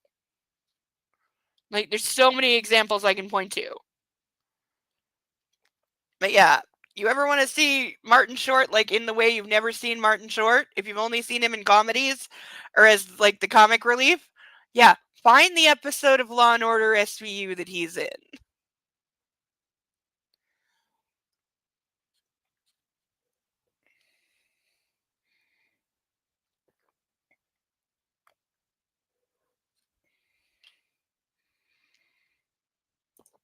Yes, they did.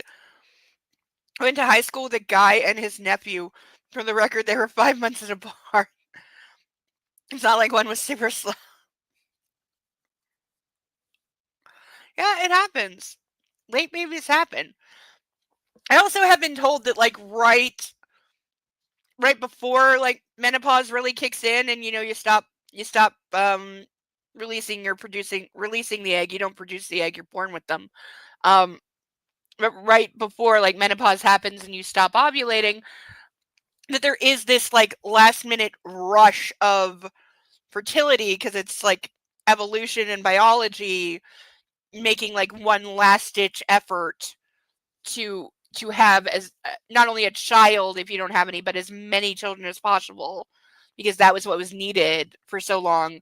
And so, yeah, late in life, like I thought I was too old for it. Pregnancies happen.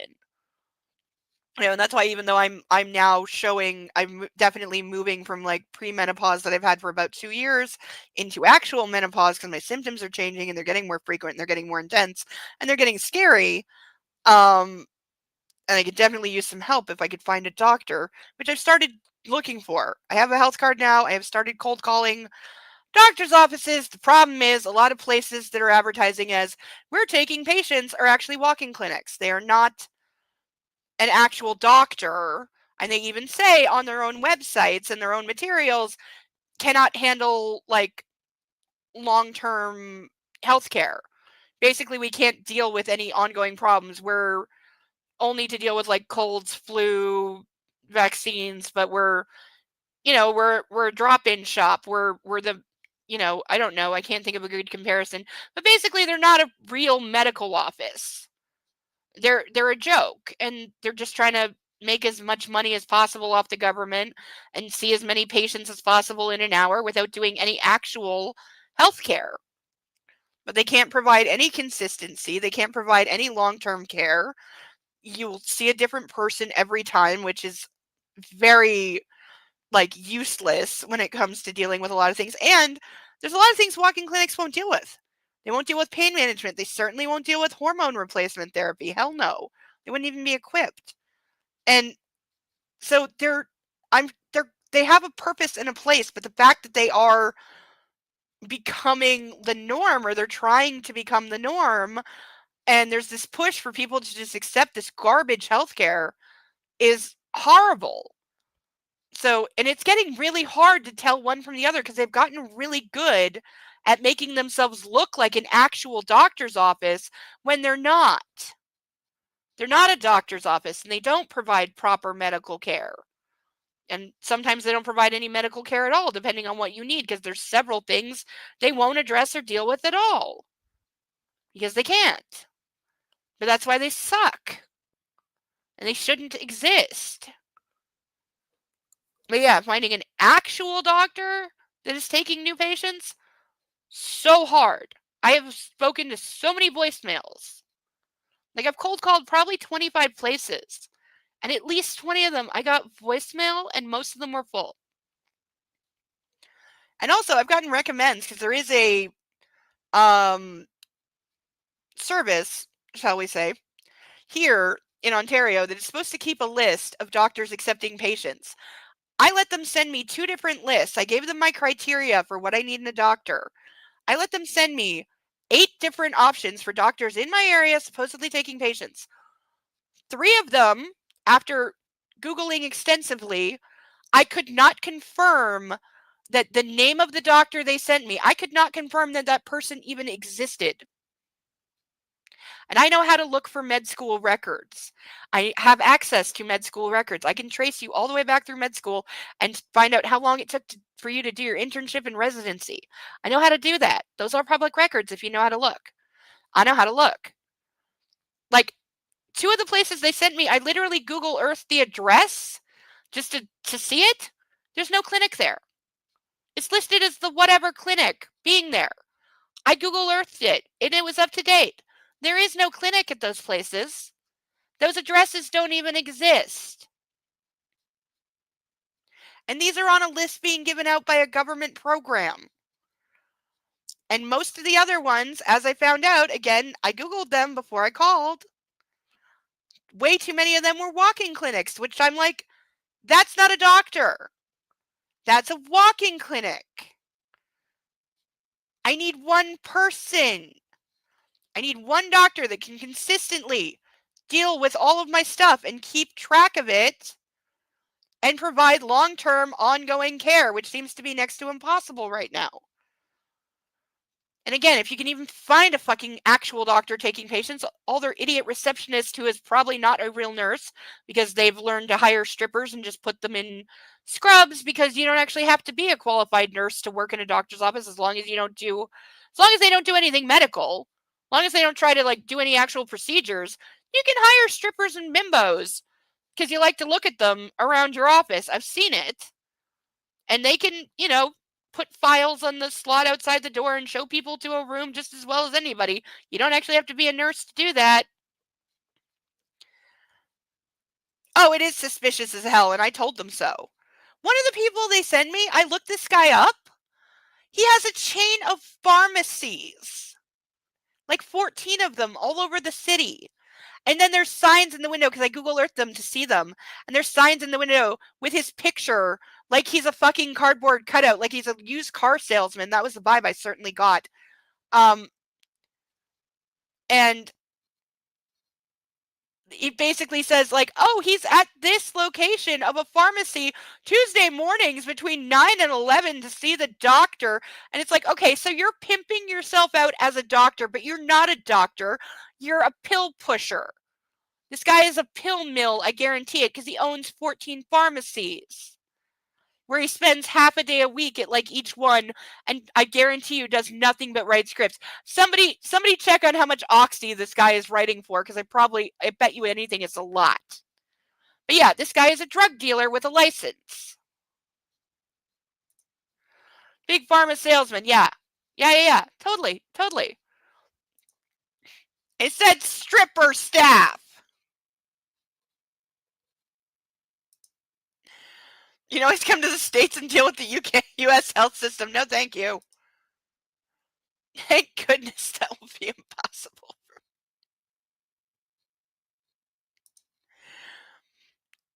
Some would say doctors are pill pushers. Yeah. Oh, you meant support staff. Okay. I'm not saying that I know support staff is a thing. You don't have to be a nurse. But you also don't have to be wearing see-through scrubs with a hot pink thong peeking above your hips and your tits falling out of your shirt. You know, even if, you know, wherever you come from, please dress for the job you have.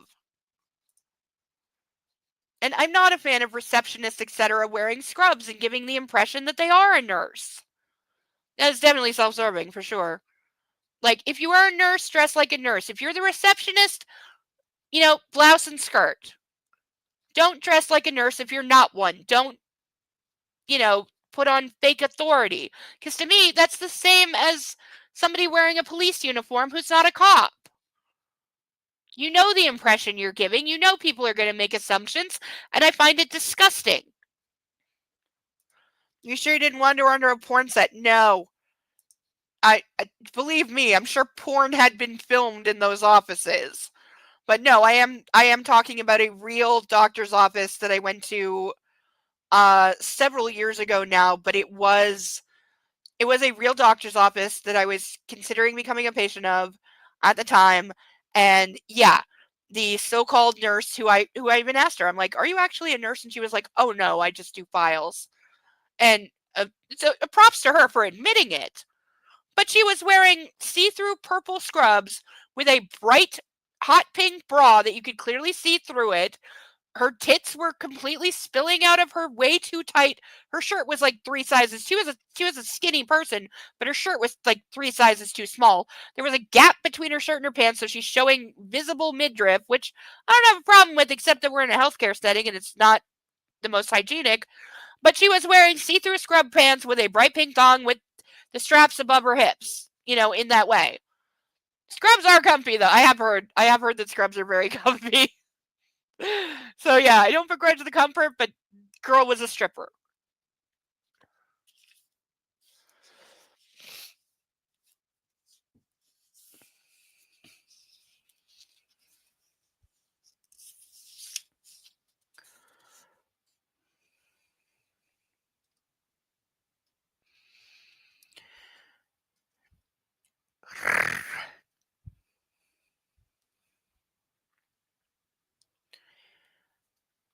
There's a knock at my door and Sarah appears with my coffee.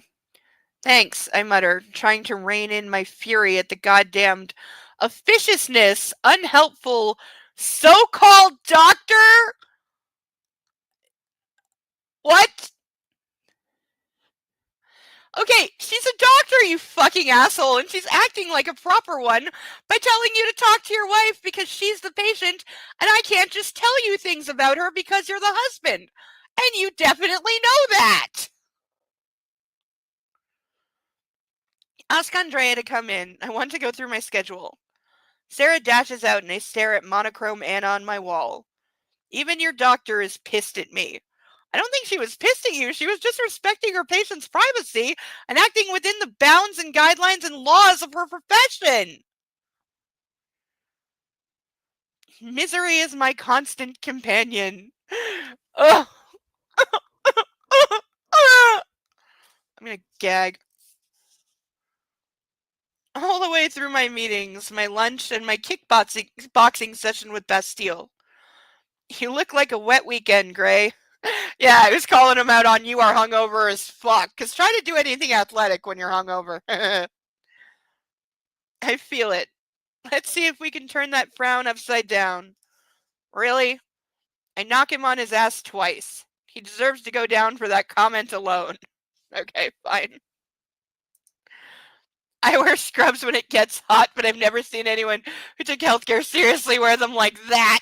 No, I'm not making a word of that up. That absolutely was this woman. And again, props to her for when I asked her, "Are you a nurse?" She immediately was like, "No." Like, again, major props to her for not lying. But what the hell are you doing?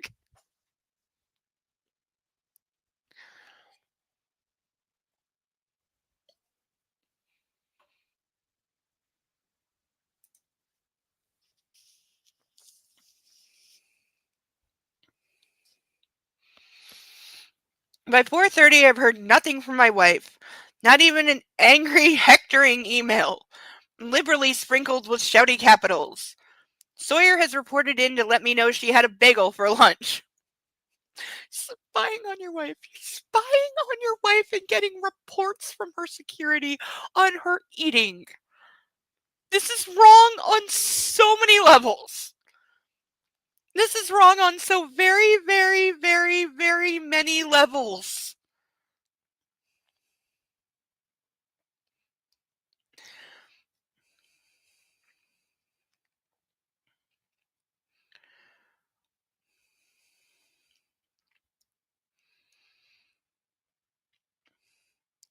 That's something. I have 15 minutes before showtime with Brad Hensel, the head of the Shipbuilders Union, and Senator Blandino. This is going to be a tough meeting. I'm briefed, but I can't focus. Instead, I'm sitting here staring at my computer, willing an email to arrive from my wife. I can't believe I've heard nothing from Anna all day. Nothing. She's at work.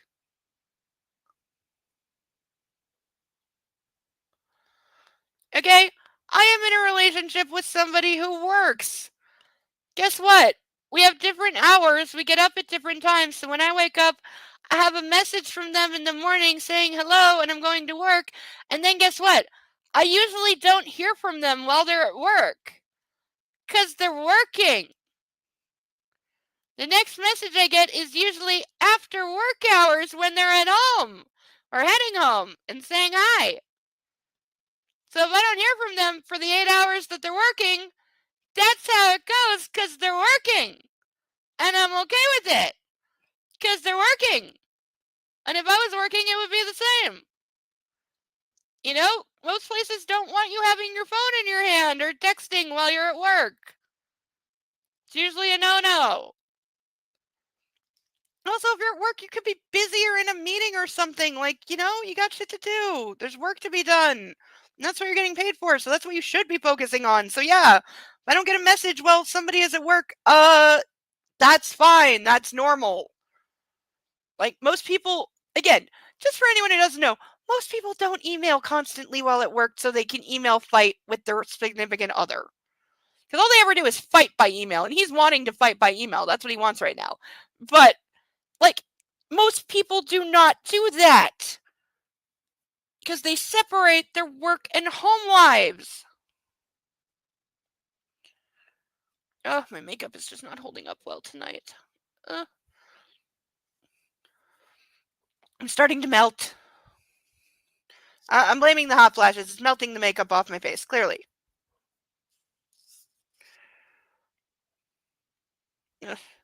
Also, I really want to stick my head in the freezer. Literally just had the thought of, I have a freezer. I could stick my head in it. That would be nice. In 15 minutes, I may just get up and do that. I might very well get up and do that. Ladies in the chat, have you ever stuck your head in the freezer?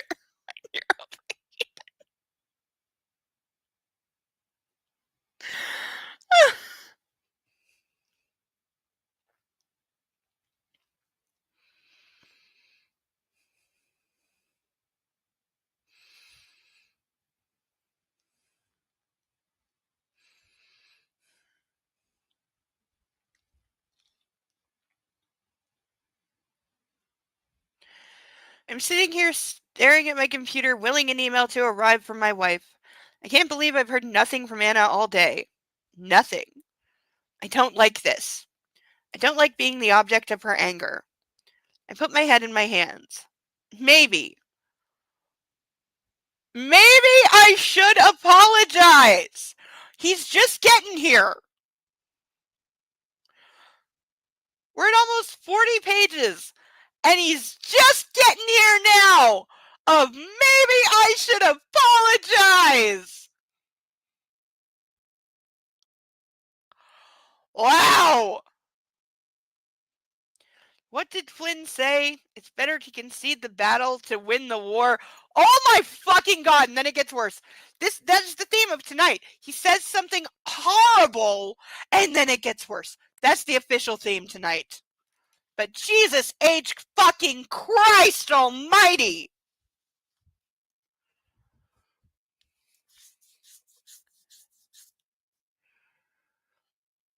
Like, maybe he should apologize, and then he considers it strategic of giving up a battle to win the war. You're not supposed to be at war with your wife, dude.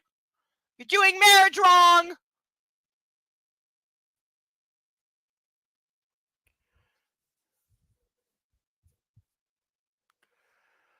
You the Forrest Gump meaner. Are you stupid or something? Yes.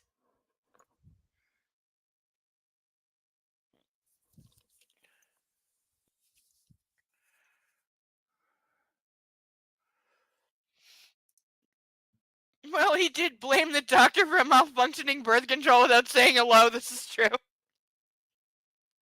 I'd be transferring anesthesia to another doctor because of his behavior. If Gray wasn't the owner of the company, HR would have stepped in to put a stop to this long before they got married. IT would have blocked them from communicating by company email. Absolutely. Absolutely. Because even though he yelled at her several times to only use her BlackBerry, he was constantly emailing her work address. And she never actually did start using the BlackBerry. You know, and even though he owns the company now, so I'm sure he told someone, I remember this, he actually did tell someone to remove all of her emails to him and his emails to her from the company servers, and to make sure that, like, basically that her email is not monitored by the company anymore, or that incoming emails from his address are not monitored. He did that once he bought the company and could do that. But before that, yes, because he only did that. That was after they'd had several arguments and very sexual, questionable, abusive exchanges by email that definitely should have been flagged.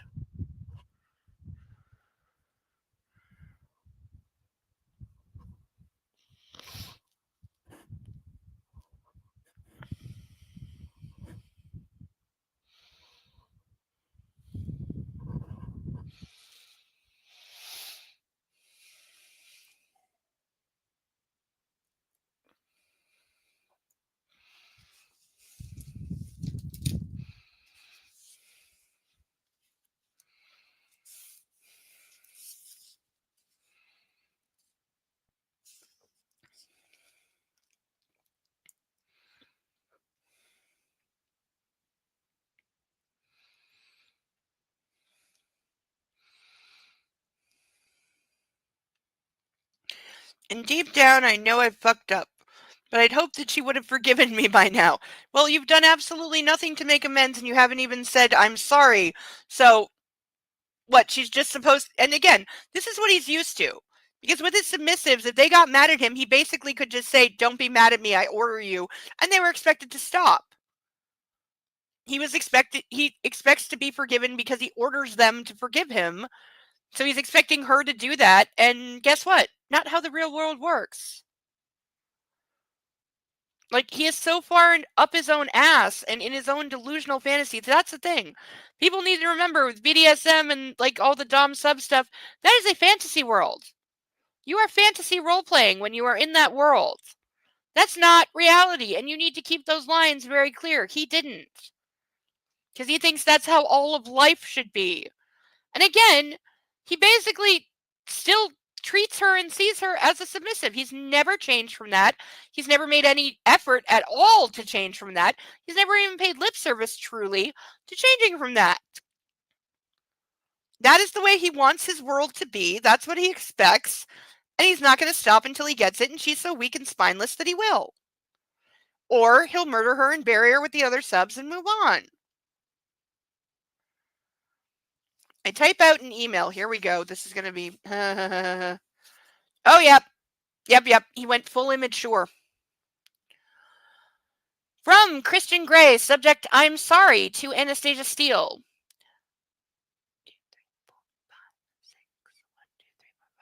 And then he just typed the words, I'm sorry, 30 times. I fucked up, please forgive me. This is literally what he sent her. Now, in some versions, this would be cute. And I might even get a laugh out of it.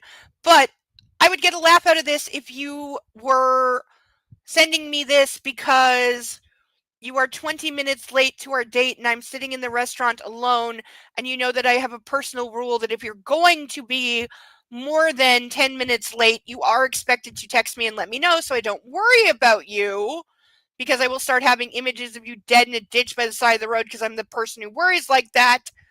And then it's funny if you're saying, oh, I'm 20 minutes late and I didn't text and I'm sorry, but I'm about to walk in and you sent me this, then it's funny and I might be a little more forgiving for you making me worry and stress out. But for what he did, I'm moving out if he sends this. Because this is nowhere near, this is you treating it like a joke and like you're an immature teenager and like it's just, like it's nothing, and it's like, okay, I'm gonna say fake words I don't mean and say sorry, and then you're just supposed to forgive me and then it's over. And I'm not held accountable for being evil. Hello, Ironton Auditor. Thank you for stopping in. Yeah, we are always live. I'm just live streaming on both of my channels now, but this is my Bad Erotica Book Club. It's always live at 8 p.m. Eastern on Saturdays if you ever want to join us. We have a good time. We've been having a lot of fun tonight. And he just copy-pasted that. Yes, true. Also the laziest form of apology to copy-paste, hit repeat. Yeah. But thank you for dropping in and saying hi. Hey, sponsor a duck if you're in the mood. We still have some random ducks. Links at the top.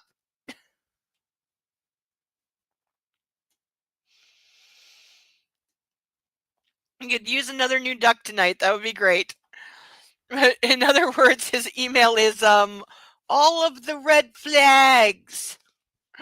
Like just it's this. It's all of the red flags.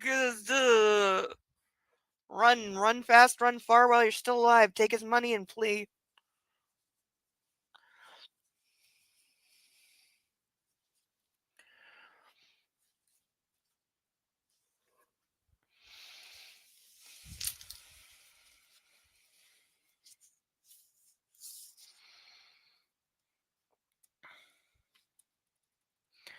I don't want to go home to face her anger again. I want her smiles and her laughter and her love. I gaze up at her smiling face in the photo. I want her to look at me like she does in this portrait. I return to the email, wondering whether to hit send. This meeting could go on for a while. I call Mrs. Jones. Mr. Gray, I may not be home for dinner. Please make sure Mrs. Gray eats. Yes, sir. Cook her something nice. I will. Thank you, Gail. So now he's ordering his staff to order her to eat. What if she says no? What if Gail serves her dinner and she says, I'm not hungry, I'm going to my room, don't disturb me? What is he going to do?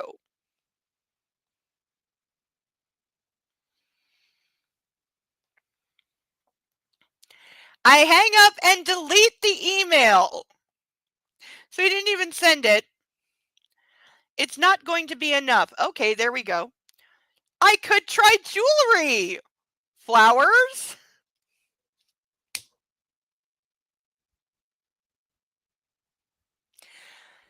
And he's back to how do I apologize with my wallet? So no, he hasn't said sorry yet, and he's not going to. He's just going to buy her another expensive piece of jewelry because he's done this 2, maybe 3 times, 2 for sure. It might have been 3. After he's been an abusive bastard, that's how he's apologized. Guess what? That's a favorite trick of abusers. They're abusive, and then they buy gifts to say they're sorry. It's fucking common A fucking F. I'm definitely watching some Law & Order SVU tonight. Ugh.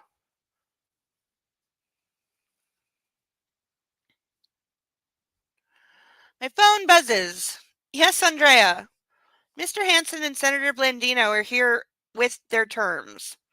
Call Roz and Samir to join us. Yes, sir. This will be a fight about layoffs. I grit my teeth. Sometimes I hate my job. We're expected to believe he doesn't like laying people off en masse.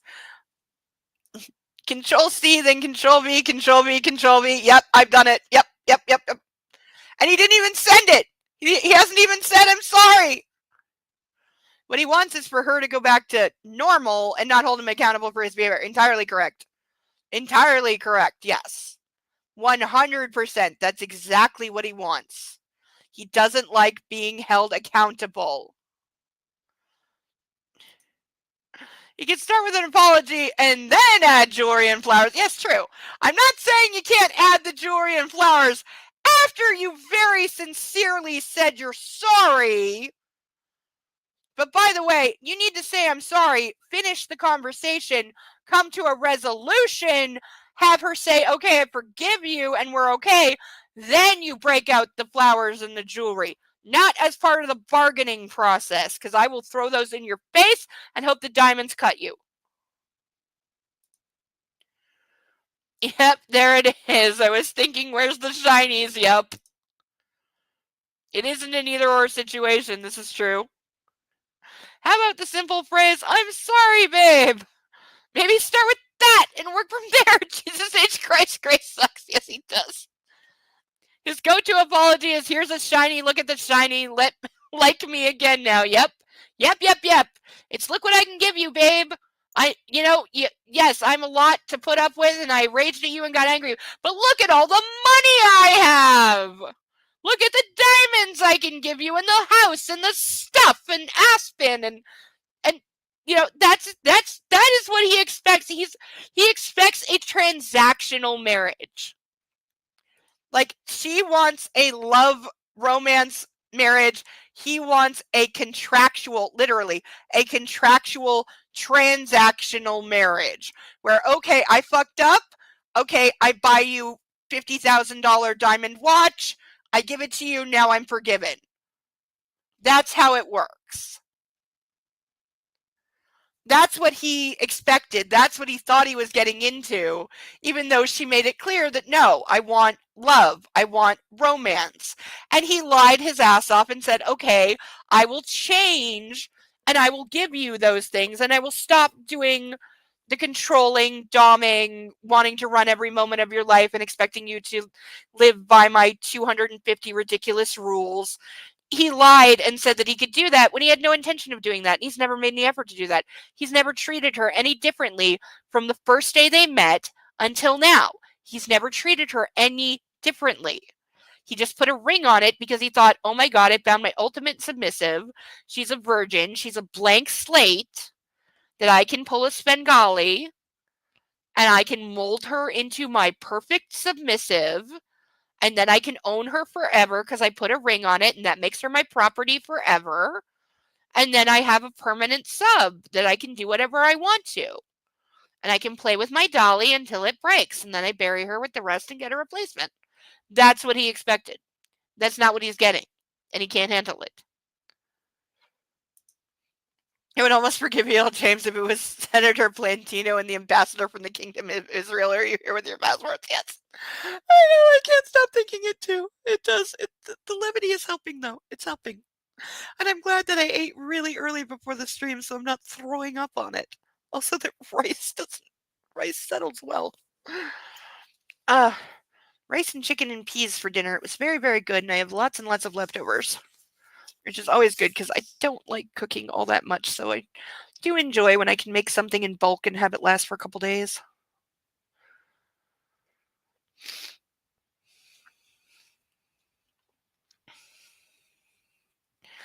Blandino is appealing for calm. These are our economic realities in 2011, he says to Hansel, who sits red-faced on the other side of the boardroom table. I just want to go home, but we're not finished here. My phone buzzes and my heart rate spikes. It's my wife. Excuse me. I rise from the table, feeling 7 pairs of eyes on me as I exit the room. She's called.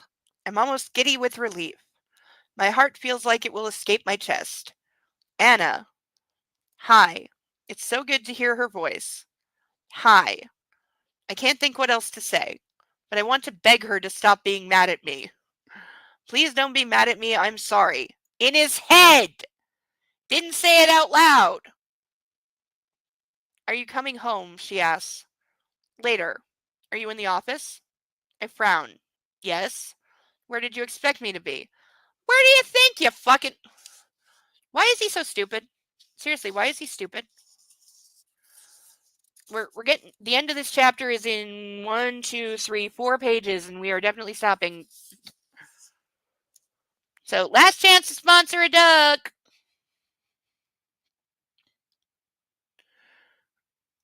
And Bo will personally send you a picture and thank you and lick your face if you sponsor a duck. I'll let you go. What? But there's so much I want to say, but neither of us speaks. The silence is a chasm between us, and I have a boardroom of people locked in crisis talks waiting for me. Good night, Anna. I love you. Didn't say the I love you to her. Good night, Christian. I hang up before she can. Wow, there's a sign of maturity. Thinking about all those times we stayed on the line and neither of us hangs up. I couldn't bear to hear her end the call first. I stared despondently at my phone.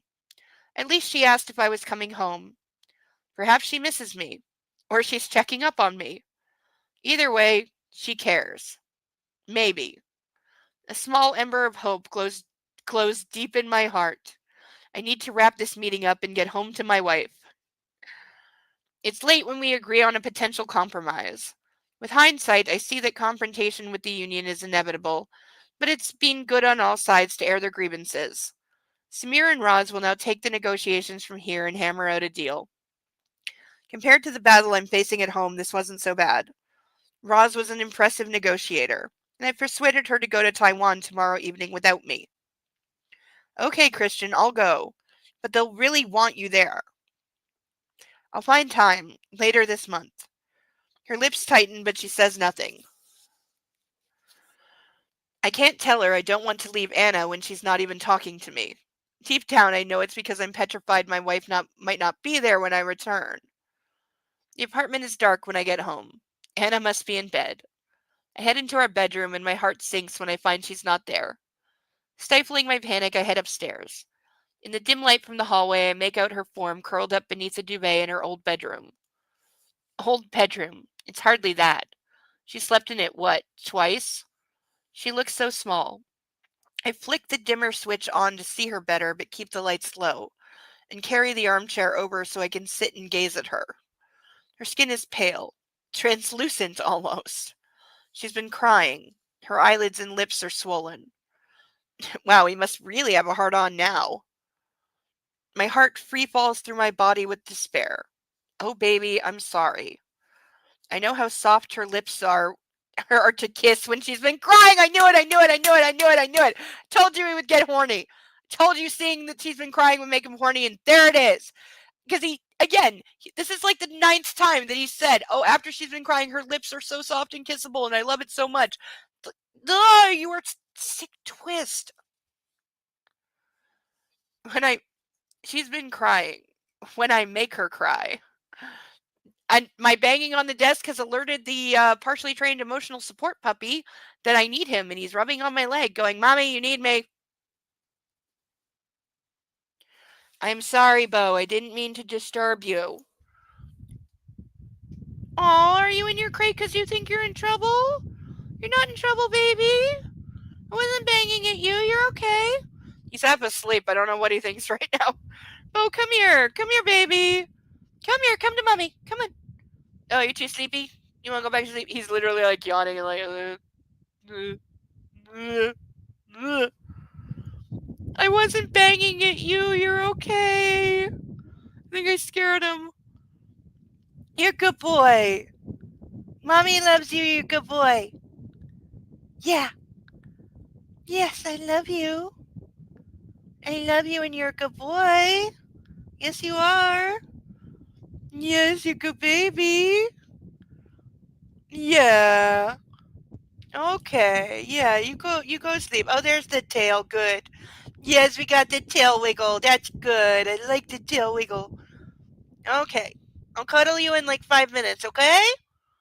You curl up and go into your puppy bed, okay? That's my good boy. I scared the dog. The book made me scare the dog. Book needs to burn because it made me scare the dog. Relief from what? Gray is still in trouble, but he doesn't seem to realize this. Yeah, seriously.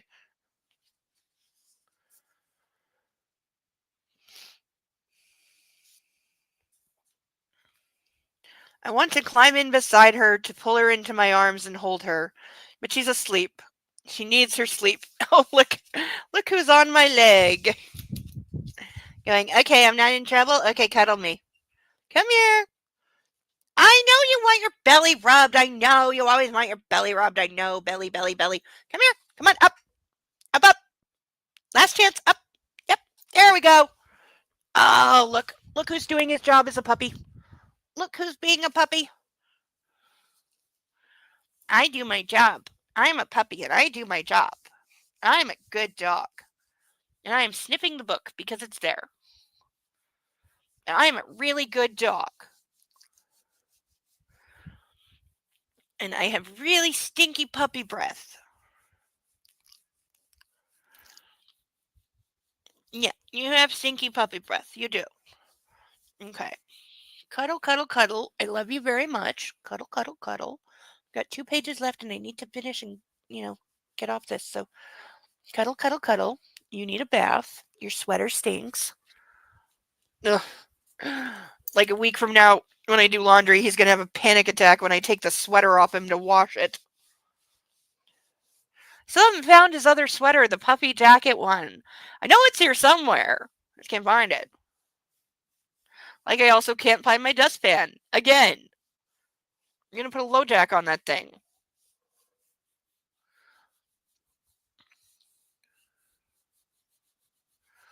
Oh, yes. Oh, I know you're sleepy. I know. Okay. We got one last puppy sighting. Everyone say goodnight to the puppy.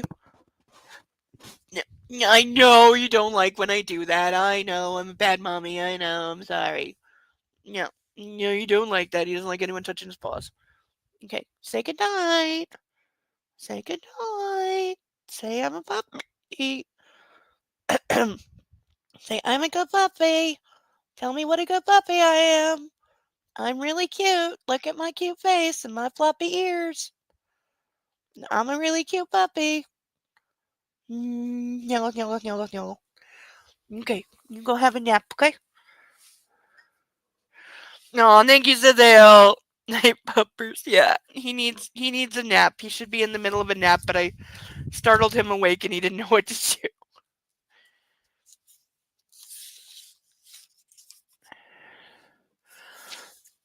Yeah, we've got about a page and a half left.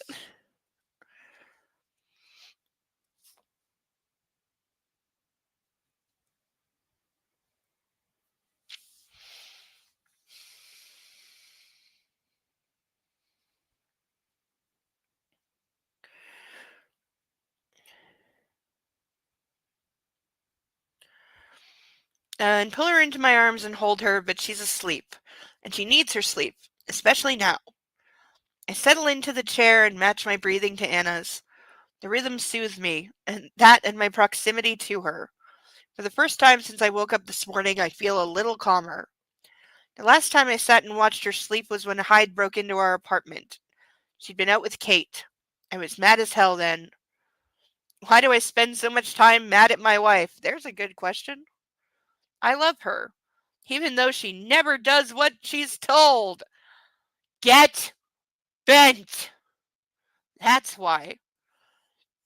God grant me the serenity to accept the things I cannot change, the courage to change the things I can, and the wisdom to know the difference. Really? That's like the most hack use of the serenity prayer ever. He's not a fucking addict. He's just an abusive asshole. They don't get that. And Grimace, as Flynn's oft-quoted serenity prayer, pops into my head.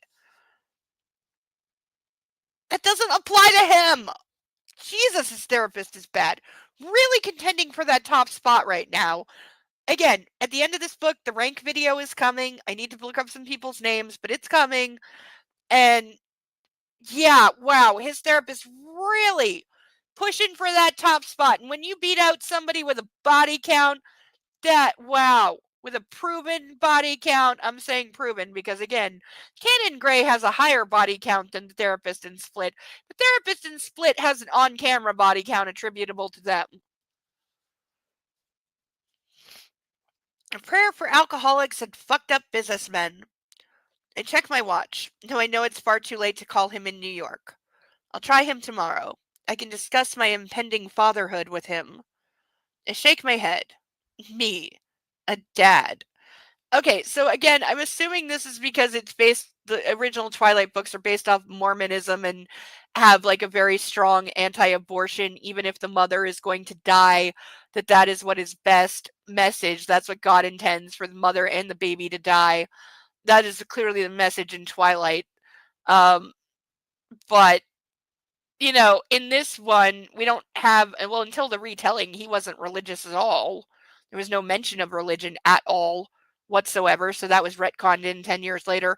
But even still, the fact that he has not brought up, hey, we could, you know, still put an end to this, it's a discussion worth having if he's this hardcore against children. And she has also said, this isn't the right time, you know, I don't want this now either. There's options. What could I possibly offer a child? You know, money and education, stability, never being hungry or homeless. You have a lot to offer a child. Love and comfort, probably not among them. Mommy's there for that. But you can definitely provide a good growing up environment and a good education. You can do that. It's more than a lot of people. And do my tie and the top button of my shirt as I lean back. I suppose there's the material wealth. At least he won't go hungry. No, not on my fucking watch. Not my child. She says she'll do this on her own. How could she? She's too, and I want to say fragile, because sometimes she looks fragile. But she's not. She's the strongest woman I know. Stronger even than Grace. No, she's a dumb fucking, you know, she's a dumb slut as far as I'm concerned. She's a very dumb slut and has no sense of self-preservation. And no, I don't think she could handle a child on her own, nor would I ever give her a child to be in charge of in any way, because no, extremely, for a lot of reasons. She lacks judgment, self-awareness, perception, reality.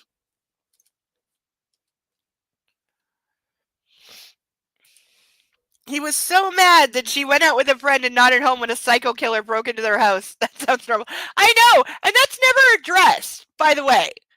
He stays mad, and she even forgives him for being mad that she was out with a friend when he told her to stay home, even though her being home could very well have led to one of their security being shot dead and her being kidnapped by a psycho. That is what could have happened if she was home. And he never acknowledges it, that it was actually a good thing that she was not home because she was safe where she was, and it allowed Hyde to be arrested and put in jail.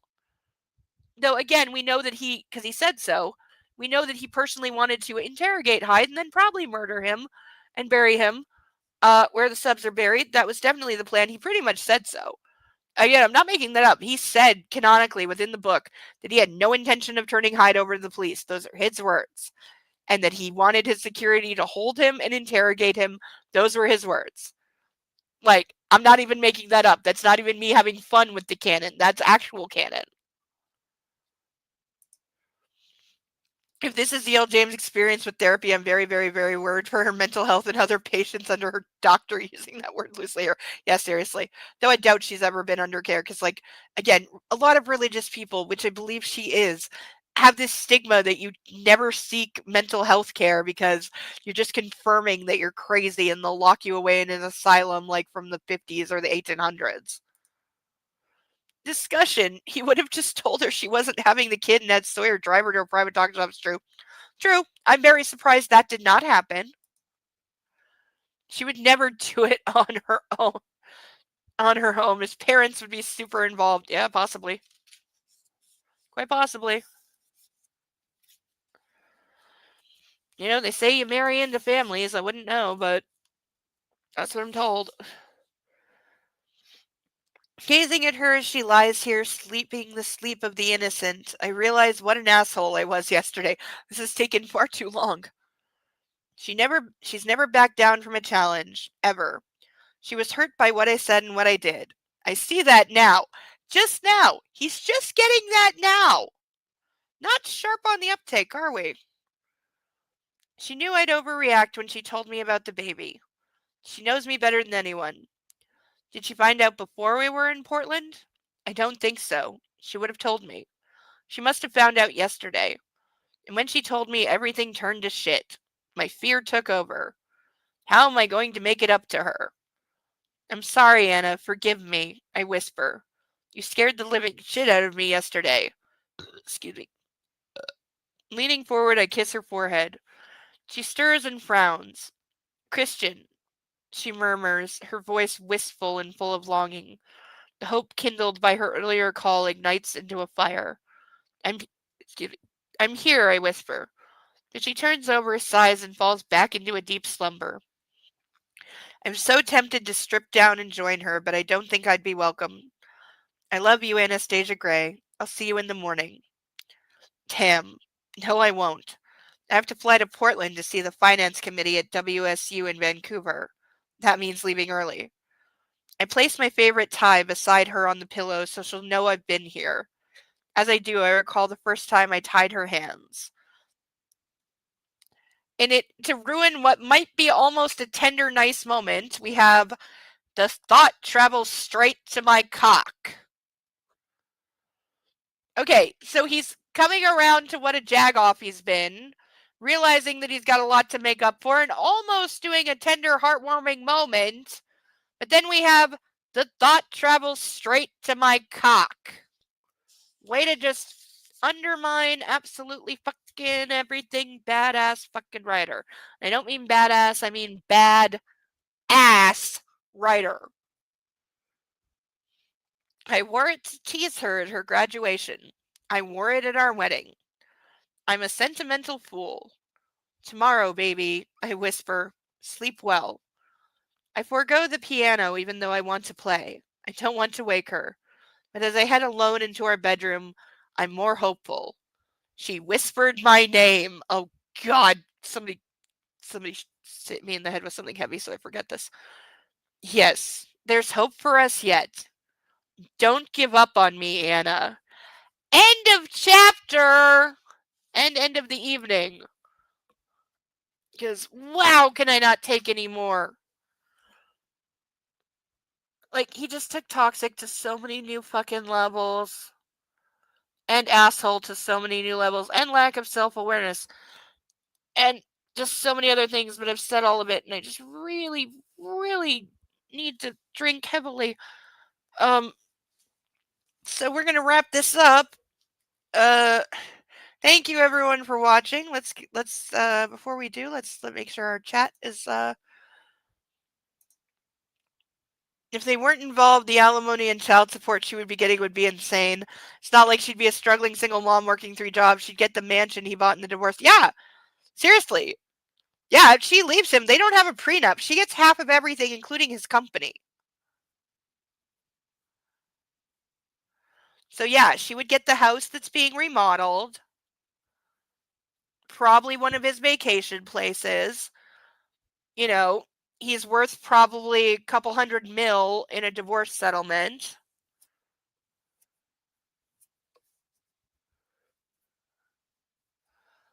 So, yeah, even if they were divorced, the child and or children, because, could be twins, you don't know. It's hard to tell early on. This is a fact.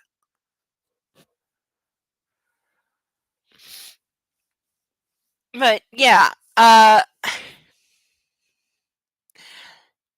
she wouldn't be struggling at all and she'd be set for life.